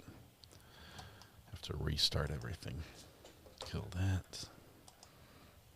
Probably shouldn't use that terminology. Chat, make that full screen, and go to live chat. There we go. All right, now we're back. Chat is back. Sorry for the little delay there. The woman you see on the screen right there, that is the victim's mom, Tanya Wise's mom. She testified early on in the trial, has been here every day since, even through the difficult testimony. A lot of times we'll see immediate family members that will leave during like the medical examiner portion or some of the crime scene investigation photos. She's been here like a rock through all of it and heard all the testimony. I'm sure none of that was pretty much new to her, but what was new and what was probably appalling was the defense that they put on not during testimony, not during the case in chief, but during closing arguments. The argument they presented to blame Jose's wife and Eric for this killing, which we have his confession on tape. It left a lot of people in the courtroom speechless when it happened. Why is there a line through me? Probably because let's see. I just adjusted things wrong. It should be gone now. It should be fixed.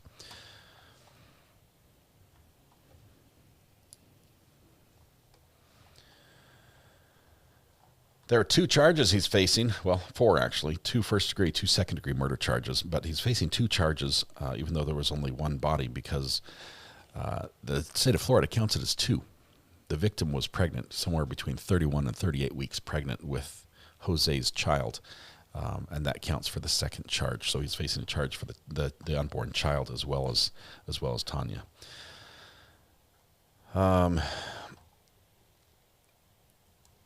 Let's see, is there a verdict? We're told there is. We're told there's a verdict. And it would be after, basically, as soon as the jury had Chick-fil-A in hand, we have a verdict. I'm not sure if they're trying to finish their sandwich now or they're just going to grab them and go. But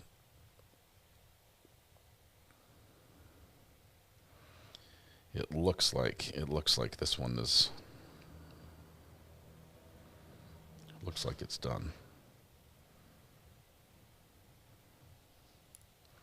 I think the courtroom's full. Just waiting on the judge now, and here he comes now. Yeah, actual deliberation time, when you take into account the fact they had to go to the jury room, get situated, choose a foreman, wait for the evidence, wait for the verdict forms. The actual deliberation time is probably well under an hour. I think most of the waiting was just for Chick-fil-A. Not the shortest verdict on record, but definitely not a long one. Let me pin this. Let me pin this message. Thank you.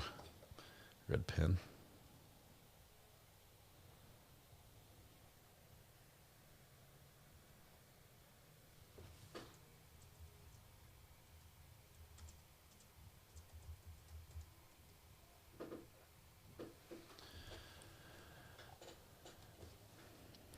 Minutes actual deliberation time. That sounds about right. Chick-fil-A is better with extra pickles. You can't go wrong with extra pickles. They probably had the verdict and then waited for lunch to arrive.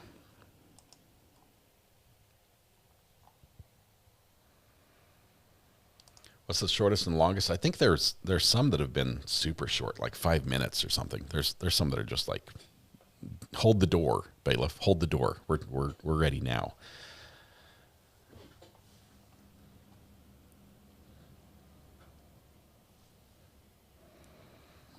You know, the reason the judge reads the verdict forms is most jurors, unless they've served before, are not familiar with that type of form, and also probably not familiar with the exact language they use, unless they've got some legal training. So they can be confusing. That's why the judge goes through it and explains how you would work the form and where you would sign and what you would check. That's probably what took so long in this case, just making sure they got it right on paper. Let's see, just enough time to fill out the form. Now I'm wondering what they got for lunch. I'm thinking a tray full of Chick-fil-A nuggets with Chick-fil-A sauce would be appropriate. EDB said one case she tried has a verdict returned while they were getting the evidence ready to send back to the jury room. Salty spoon.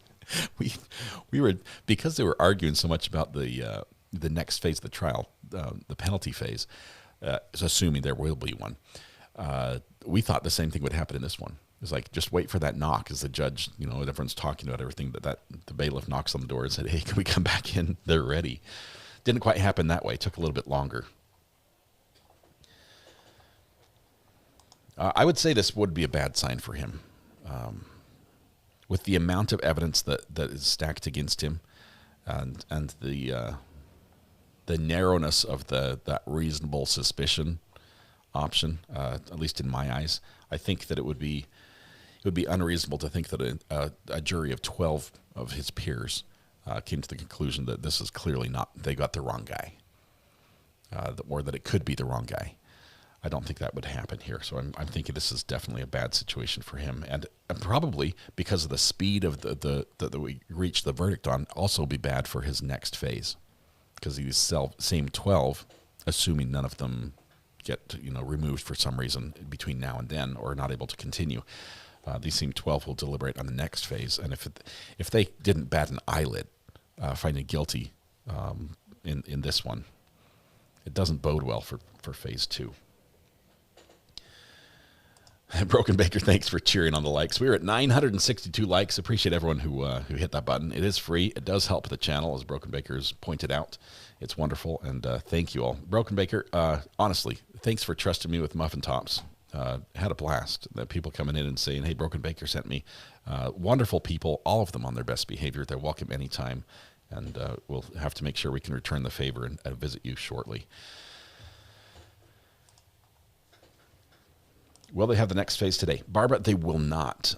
They have some issues, and the issues mostly are on the side of the defense, although the state also wants a delay until Wednesday. But the state has a lot of family members that are coming in from Connecticut, or that need to testify, that are in Connecticut, as well as a father in Puerto Rico that wants to testify. These are going to be mitigating testimonies. Basically tell us all the good that Jose did. Tell us, why he shouldn't get the maximum penalty. That's all going to be in this next phase of the trial, and mostly that's pretty much going to be all of it, because they're going to adopt all the testimony that's been in this portion of the trial. So everything you heard last week, consider that, and what you hear from these people, which will probably be a day, maybe, and then the jury will go out and deliberate again, and the jury will determine if it's going to be death penalty or not. That's their recommendation. But the delay, the problem of getting those people down, which was solved by discovery of Zoom. Judge says, hey, we've got this cool thing called Zoom. How about you just drive up there with your laptop, Mr. Investigator, and then all these people who don't have Zoom don't have to fly down to Florida and testify. Let's see. Denisha says, I'm so conflicted. If my son were guilty and was getting the death penalty, I would definitely plead for his life, even though he's a bonehead. They say blood is pretty thick, right? Those connections are tight, and I can understand why a family member would not want to see their relative get the ultimate penalty. But that doesn't mean they shouldn't, right? It's a biased opinion. It's society that makes the call, not the people who are most inclined to not want that verdict, not want that judgment. Let's see. Kimar, I just interrupted your conversation here. AT&T has given us $1,100 for Larry's 13 Pro. I tried to do that with the 12 Pro, and they told me that I could, and I didn't get any money for it. They told me I would get it, and it was like, it's not cracked. It's amazing. I got 0 for mine because they specifically ran the thing as if there wasn't a return, even though they brought it in to return it. Not a fan of that store. That employee was fired. Had to go back and listen to the music. For some reason, my computer was on mute. Can't miss the verdict music. Laurie, we'll have to publish just the verdict music somewhere. Maybe let's see if we can do that, just so you guys can have it for your ringtones and things as you want. It's supposed to come off monthly. Yeah, I'm sure it works. With mine, I think the sales agent got a big commission for just selling the phone at full face value with no trade-in, and told me that the trade-in would happen on a certain date when like a week later, and I went back and there was a delay. They said they would send me a package to send it back, and it didn't come, and went back, and they're like, oh, you've now missed the window. You could have, but you had to bring it in and turn it in then. And I said I did, but anyway, long story. It's in the past. I'm not going to gripe about it today. Can you put the verdict music on the website? I could probably put the verdict music on a standalone video on YouTube, because it is in the YouTube royalty-free music library. Congratulations on hitting 1K, all of y'all. The likes, that was all your work. I'm not going to claim that one. So congratulations and thank you. Appreciate your generous use of the like button today. Jurors must still be eating. They're just licking the last of the Chick-fil-A sauce off their fingers, polishing off the lemonade. Wait, you have a website now? I do, Crystal H. Topmark Media. You see the little, well, you can't see it, but it's a tiny logo on the bottom right-hand corner of the screen.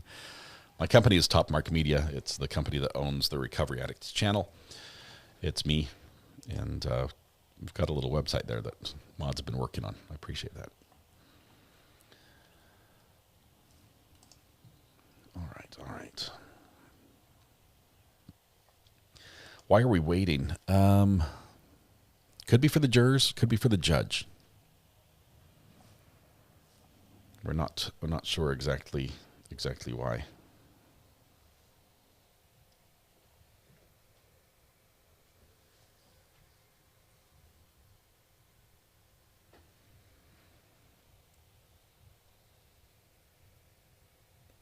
Let's see what we got.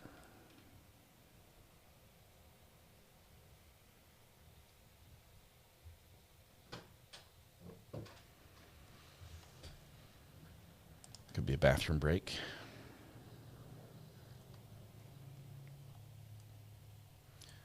Could we hear a song while we wait?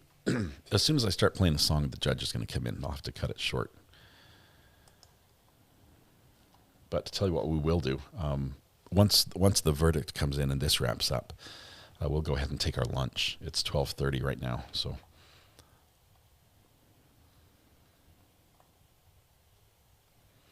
You have no cases in California. Olga, California is a tough one to get access to, which is frustrating because they actually have the infrastructure set up to be extremely helpful for like FOIA requests and all that. They have massive infrastructure set up, but then the red tape once you get into that system is absurd. It's crazy. Pam says I have to mute the verdict music. Pam, I do apologize. The verdict music serves a great purpose because I happen to know, after this is 3 years of doing this, that many in this audience like to have this on in the background while they're working, while they're at home, while they're doing something else, and they pop in and listen while they can and interact while they can. But a lot of you are just getting things done, or not giving me your full undivided attention, and that's great. I'm not asking for it. I really appreciate what you guys do, and because of that, a lot of people just listen for some cues. If I get really excited about something, they'll come in and we'll see some people say, "Hey, what happened? What happened? I just missed it." They heard it. The verdict music allows people to basically run to their TV and say, "Hey, here's the part we were waiting for," and not miss it. Sandy Graham, member for 11 months, says, "You're in my speakers, joining me on the ride from South Carolina to South Carolina from Iowa." Sandy, drive carefully. Enjoy the drive. Hopefully it's all good weather along the whole way and no police officers. At least none right behind you with their lights on. Jen says, "Start the music so they'll come out." I'm good with cutting the music into the music for the verdict. We'll wait just a moment longer here. Maybe we can have a verdict ding. Are we going back to pro se after lunch? I'm on the edge of my seat here. We could. I think we paused it there, so we should be able to go back. It's just a pretrial hearing, so that actually the court date is not yet. But we can go back and see how it ends up. Fulton County, Georgia is Broken Baker's favorite. They sure deliver when it comes to crazy cases and crazy legal maneuvers. I mean, it's wild. My whole idea of stay out of Georgia, stay out of Fulton County. Judge Manning was right. Bite me. I'm not going to start one yet because I think they are going to come in any second now. I keep saying that, but the reason why I say that is we have the defendant who's coming in. We have the courtroom full of people. I just don't see why we would wait any longer. Just waiting for the jury to finish off their lunch, I think. All right. Yes, for the pro se after the verdict. I might just let it roll through the lunch hour. Here's what I'll do. I'll set up a portal for right after the verdict. We'll portal over to the afternoon court hopping, which will be continuing the hearing in Judge Wolf's court, if that works. And then I can eat lunch while we watch that, if that's okay. Nick Wilson, member for 1 month. You got a brand new color of courthouse. Thank you very much. And hey, from the UK, Nick. If you're willing to share, what part of the UK? I spent some time in Aylesbury, Watford, Rickmansworth, Chelmsford, Kings Lynn, Hyde Park, Manchester. Awesome. Didn't get to Manchester, but love the history. Love the history over there. Thetford I was in Thetford for a while.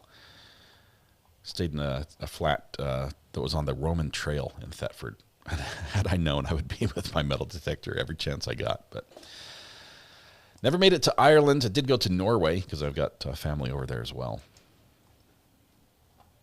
Been to Norway twice. Once as a kid and once after I was over in England. Near Chelmsford. Emmy, I got my bike stolen in Chelmsford. But it was a cool. I bought a bike and just to ride around and got it stolen there. So if you see it, let me know. Some knucklehead. Planning to go to Norway next summer. Norway is beautiful. Go check out the fjords. I don't know all their holidays, but some of the parades. Norway has amazing, like the national costume, the outfits that they wear. Beautiful, just gorgeous. Grizzly Banana here, hanging with you guys. Thanks for having me, Deanna Banana. Good to have you. And the Grizzlies are always welcome here, as are the Muffin Tops we've had this morning as well. Anywhere there's a cathedral in England I've been to. Ireland too. That's cool. There's some old ones. And King's Lynn had some churches. King's Lynn had a church. Let's see. I was at a flat. I was just visiting there just for a little bit. So I was at a flat for a couple days, and it was right near an area of town where they have these locks on the doors where when there's a high tide, they have to like gate off the city because the tide comes up so high. It's a cool area, but they've had some floods over the years, and there's like high water marks on the church. It's like, oh wow, the church was like 12 feet underwater. That's crazy.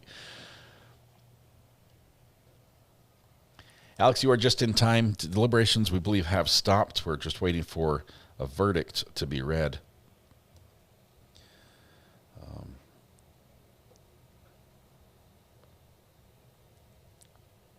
Let's see.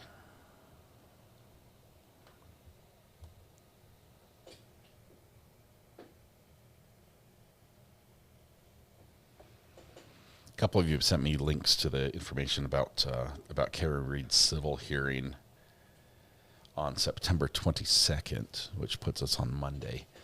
That I'll look to the legalities of that, if they'll let us stream it. Apparently, it's going to be open on Zoom.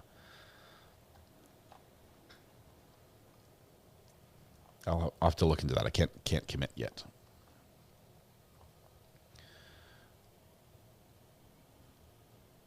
Jury needs to hurry up.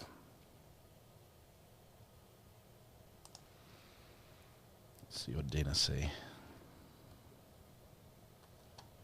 I visited my sister Dawn in Cali. This is her first time watching.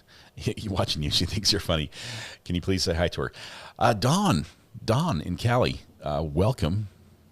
It's good to have you here. Your sister's awesome for two reasons. First of all, she introduced you to this, and the second is just because she's awesome. She's just an awesome sister.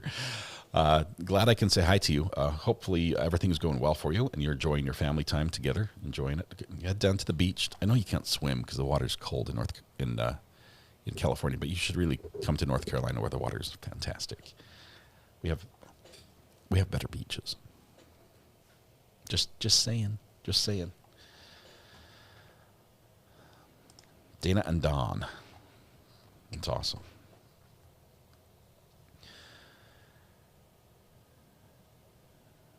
This jury beat the Adelson jury.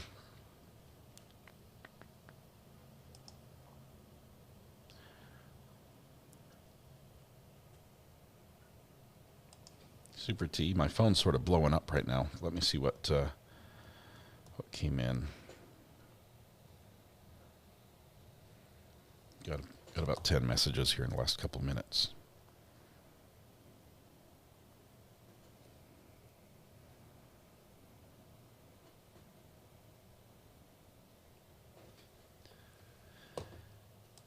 Donna's was 3 hours. Was that for Charlie or for Donna?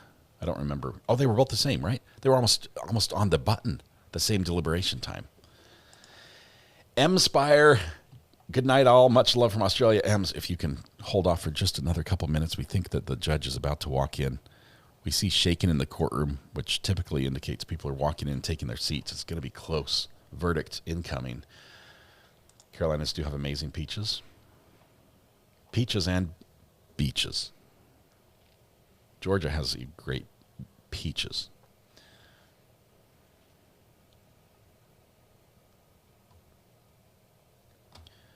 Only 10 that's not blowing up. It's... Whoa. He didn't tell me it was a picture of a chair. It's like this is a throne. That is amazing. Your new work chair. Is it heated and cooled and have the massage function? what I like about this chair is it has the wings on the side of your head, so you can sleep and not have your head like fall over and like get a crick in your neck. My work chair has a bidet, says Greeners. That's probably more information than we needed, but thank you for sharing. They need a new form. They spilled Chick-fil-A sauce on it. Sadly, no, but it's comfortable. Hey, you know, if you have to sit in a chair for a long time, the comfort becomes increasingly important as the time extends. The longer you sit in the chair, the more comfortable it should be. I say that sitting in probably what is the most uncomfortable chair I've ever live streamed from. This one is just, it's not great, but it does force me to sit up straight most of the time, which is good for me. It's the little ring. It's like one of those bar stool chairs, and the ring around the bottom is. As I convinced you. Hopefully you don't lose too much sleep. The ring around the bottom, like the footrest, it hurts my feet. Yet I keep my feet on it all the time, and it's like broken. It leans funny. Probably should get a new one, but it's either buy a new chair or buy new equipment, and I always tend to err on the side of the equipment. Actually, South Carolina is the peach capital, not Georgia, says Donna Turner. I think we're going to have a fight in chat in just a minute. Josh, don't start anything. What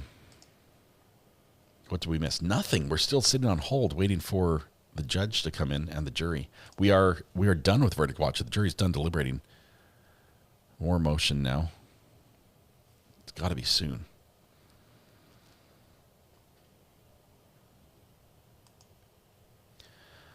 Bite Me says, our local Walmart, Hammond, Louisiana, burglar hid in store until it closed, disguised as an employee, stole approximately $8,000 from a lockbox in a secured area, and is still at large.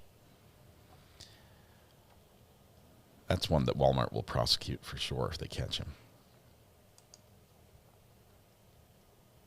Aren't there like YouTube videos of people that's like, I camped out in Walmart for 7 days before I was... Aren't there some videos out there like that where people try to live in Walmart and not get kicked out?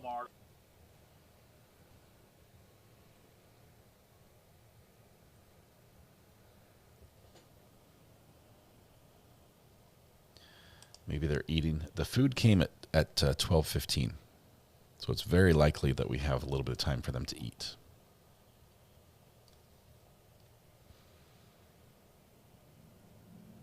There we go. Josh, shots fired, returns the argument that Georgia is the peach capital and beats South Carolina peaches. Clearly, children, don't need to fight this out. Just send me a crate of your best peaches, and I will be the judge. I'll take one. On the record, all parties are present, told off the jury. I'm told the jury has reached a verdict. Before we receive the verdict, particularly in this case, it's imperative that whoever remains here in the courtroom while we receive the verdict remains stoic and does not express himself or herself with joy or sadness or whatever it is, because there's a potential that the case continues, and that would be improperly influencing the case going on. So if you're here, make sure you can contain yourself and do not react whatsoever when the verdict comes in. If you cannot control yourself at this time, please leave, and someone else will tell you what happened. Is everyone clear on that? All right. Let's bring in the jury and we'll receive the verdict. Judge is mindful that if the whole crowd erupts into cheers in the gallery, that this same jury could be influenced by that show of support in the sentencing phase, which could lead to an appellate issue.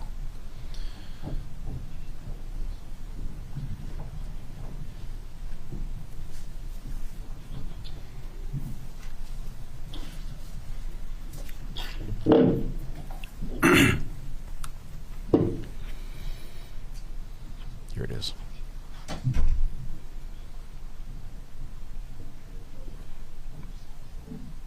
All right, Miss Bickley, are you the foreperson? Has the jury reached a verdict? If you please hand the verdict form to the bailiff, who will hand it to me for review before it's published. We did have the verdict music earlier. It's a long delay before the reading.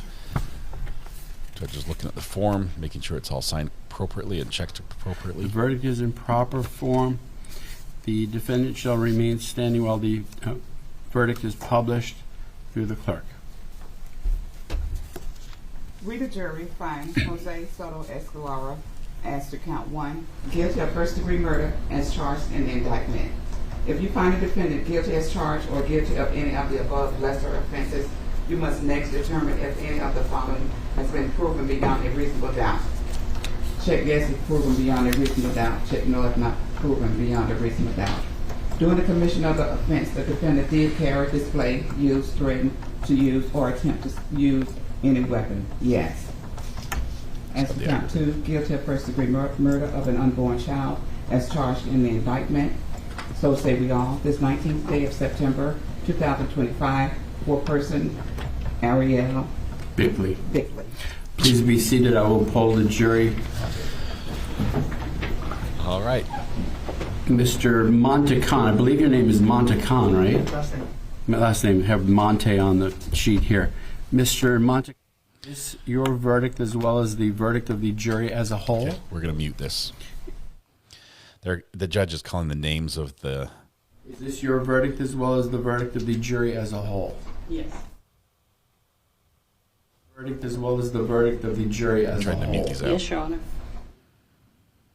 Miss, is this your verdict as well as the verdict of the jury as a whole? Yes, Your Honor. As well as the verdict of the jury as a whole? Yes, Your Honor. Miss, your verdict as well as the verdict of the jury as a whole? Yes.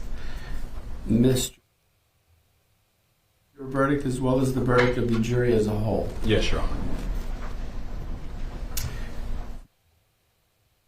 Verdict as well as the verdict of the jury as a whole? Yes, Your Honor. Your verdict as well as the verdict of the jury as a whole? Yes, Your Honor. Your verdict as well as the verdict of the jury as a whole? Yes, Your Honor. And Miss, like your name pronounced,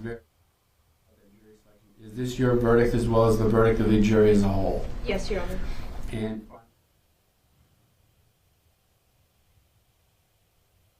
Yes, Your Honor. the verdict is accepted by the court at this time. Wow. And ladies and gentlemen, the procedure that we're going to follow at this time, given your verdict, is we're going to proceed to the second phase of this trial, which is called the penalty phase. We're going to do that on Wednesday of next week. Monday, the lawyers and I are going to be working on the case in court. Tuesday is a court holiday, so we will reconvene Wednesday, the 24th at 8:45 for that proceeding. This is very important, and I've instructed the alternates the same way. They will be reappearing on that day as well. It's very important to follow that rule that I've instructed you on from the beginning of the trial, which is in relation to this case is still pending. There are still issues for you to be involved with and consider, and you should only do that based upon the formal evidence in this trial and nothing else.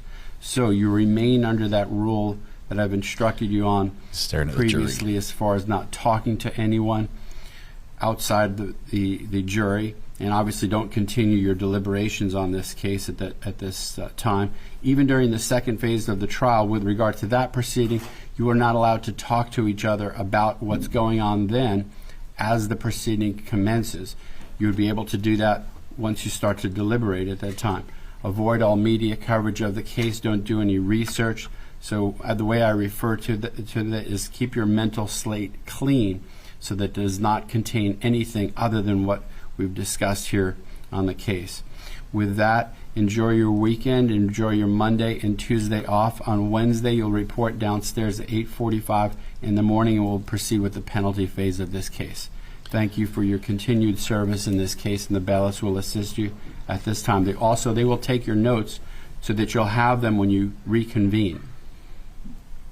He And is if in they're in the custody. jury room, they'll take possession of that too. So no one outside the jury will read your notes, but they will be there for you. At the end of the case, they will be destroyed.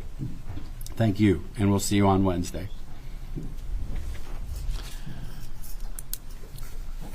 Now he turns back and looks at the family. You can see he's frustrated or not happy with the verdict, but does not look surprised.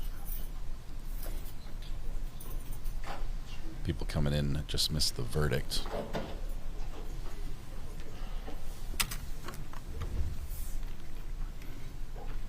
All right, the jury has exited the courtroom at this time. With regard to Wednesday, I've actually prepared some preliminary instructions for Wednesday's purposes, but it's going to need to have input from the lawyers. We could do that now or this afternoon, or we could do that on Monday. Really, it's your choosing. This way you can contemplate, what could be in those instructions. The template I use is the standard instruction from the Florida Supreme Court, and obviously there are things to put in there as well. It's really mostly on the state side. It doesn't have entries for mitigators. It just explains the concept of mitigation, but it does have aggravators that the state's going to be relying on. And what's unique about this case is we have two sentences, so it would be broken up as to count one, the state's suggesting these aggravating factors or attempting to prove these, and as to count two, these. So that would be a matter. First, we really should start off with the state to see what they're going to be asking for. Just so that I will likely be preparing a written list of mitigators, just so I can share it with the state and the court. It doesn't need to be included in any instructions, but I appreciate that. Will be prepared, I do think. Okay. Dude's taking pictures in court. And anything else you want to reconvene on Monday? Make sure that all the exhibits come back, and then did you print multiple copies of instructions? Yes. Is there a master copy that we can make sure goes with the evidence so that we have one? Just take one of them. They're all the same. So, yes. Judge, one final thing. Just for housekeeping purposes, I wasn't sure if you had other matters being heard on Monday. Is it okay if we leave all our binders here? As long as that's okay with the ballots. I don't. It's just this case. So. I thought so. Yeah. All right. So we'll see. Let's make sure we get all of the evidence back to the clerk. Judge, did you want those instructions marked as a court exhibit, or you just want me to put it in there? Let's mark the court's instructions as court's exhibit. What is it? Three. Yeah. We'll mark them as court's exhibit 3. Okay. All right. So we'll be adjourned until Monday at 8:45, and we'll see you then. Yes, sir. Thank you. All right. Jose is led back out where he will be getting dressed back in his jail attire and returning there for the weekend. Trying to see what that was. Was that a stun cuff? That was interesting. We're done.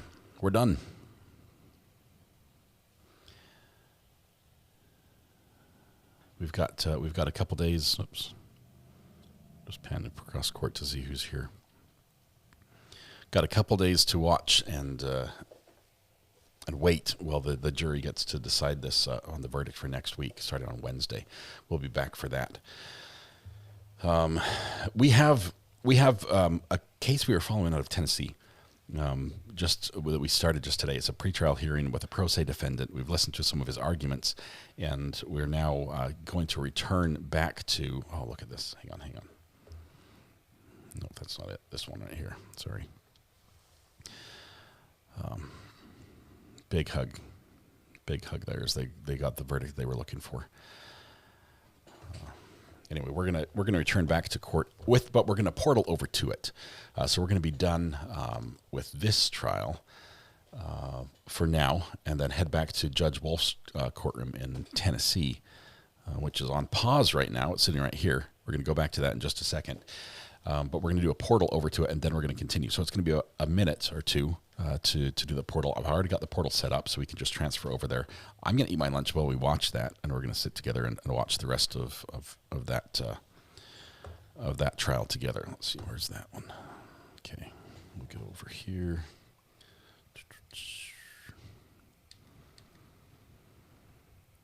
Wait for it. There it is.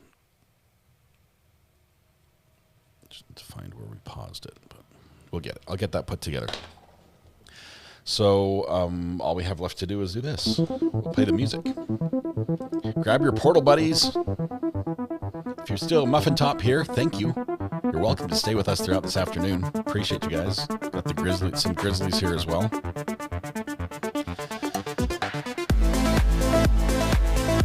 What a crazy closing today.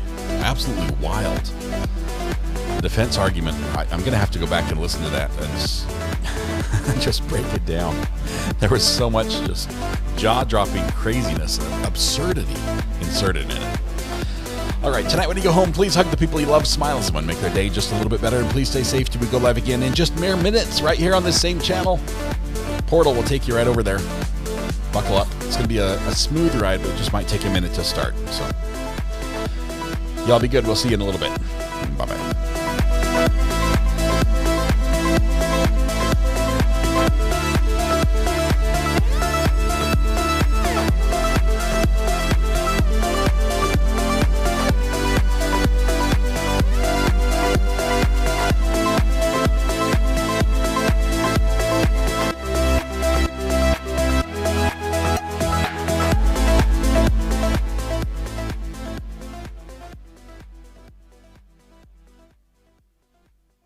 Thank you, sir. You're my new best friend.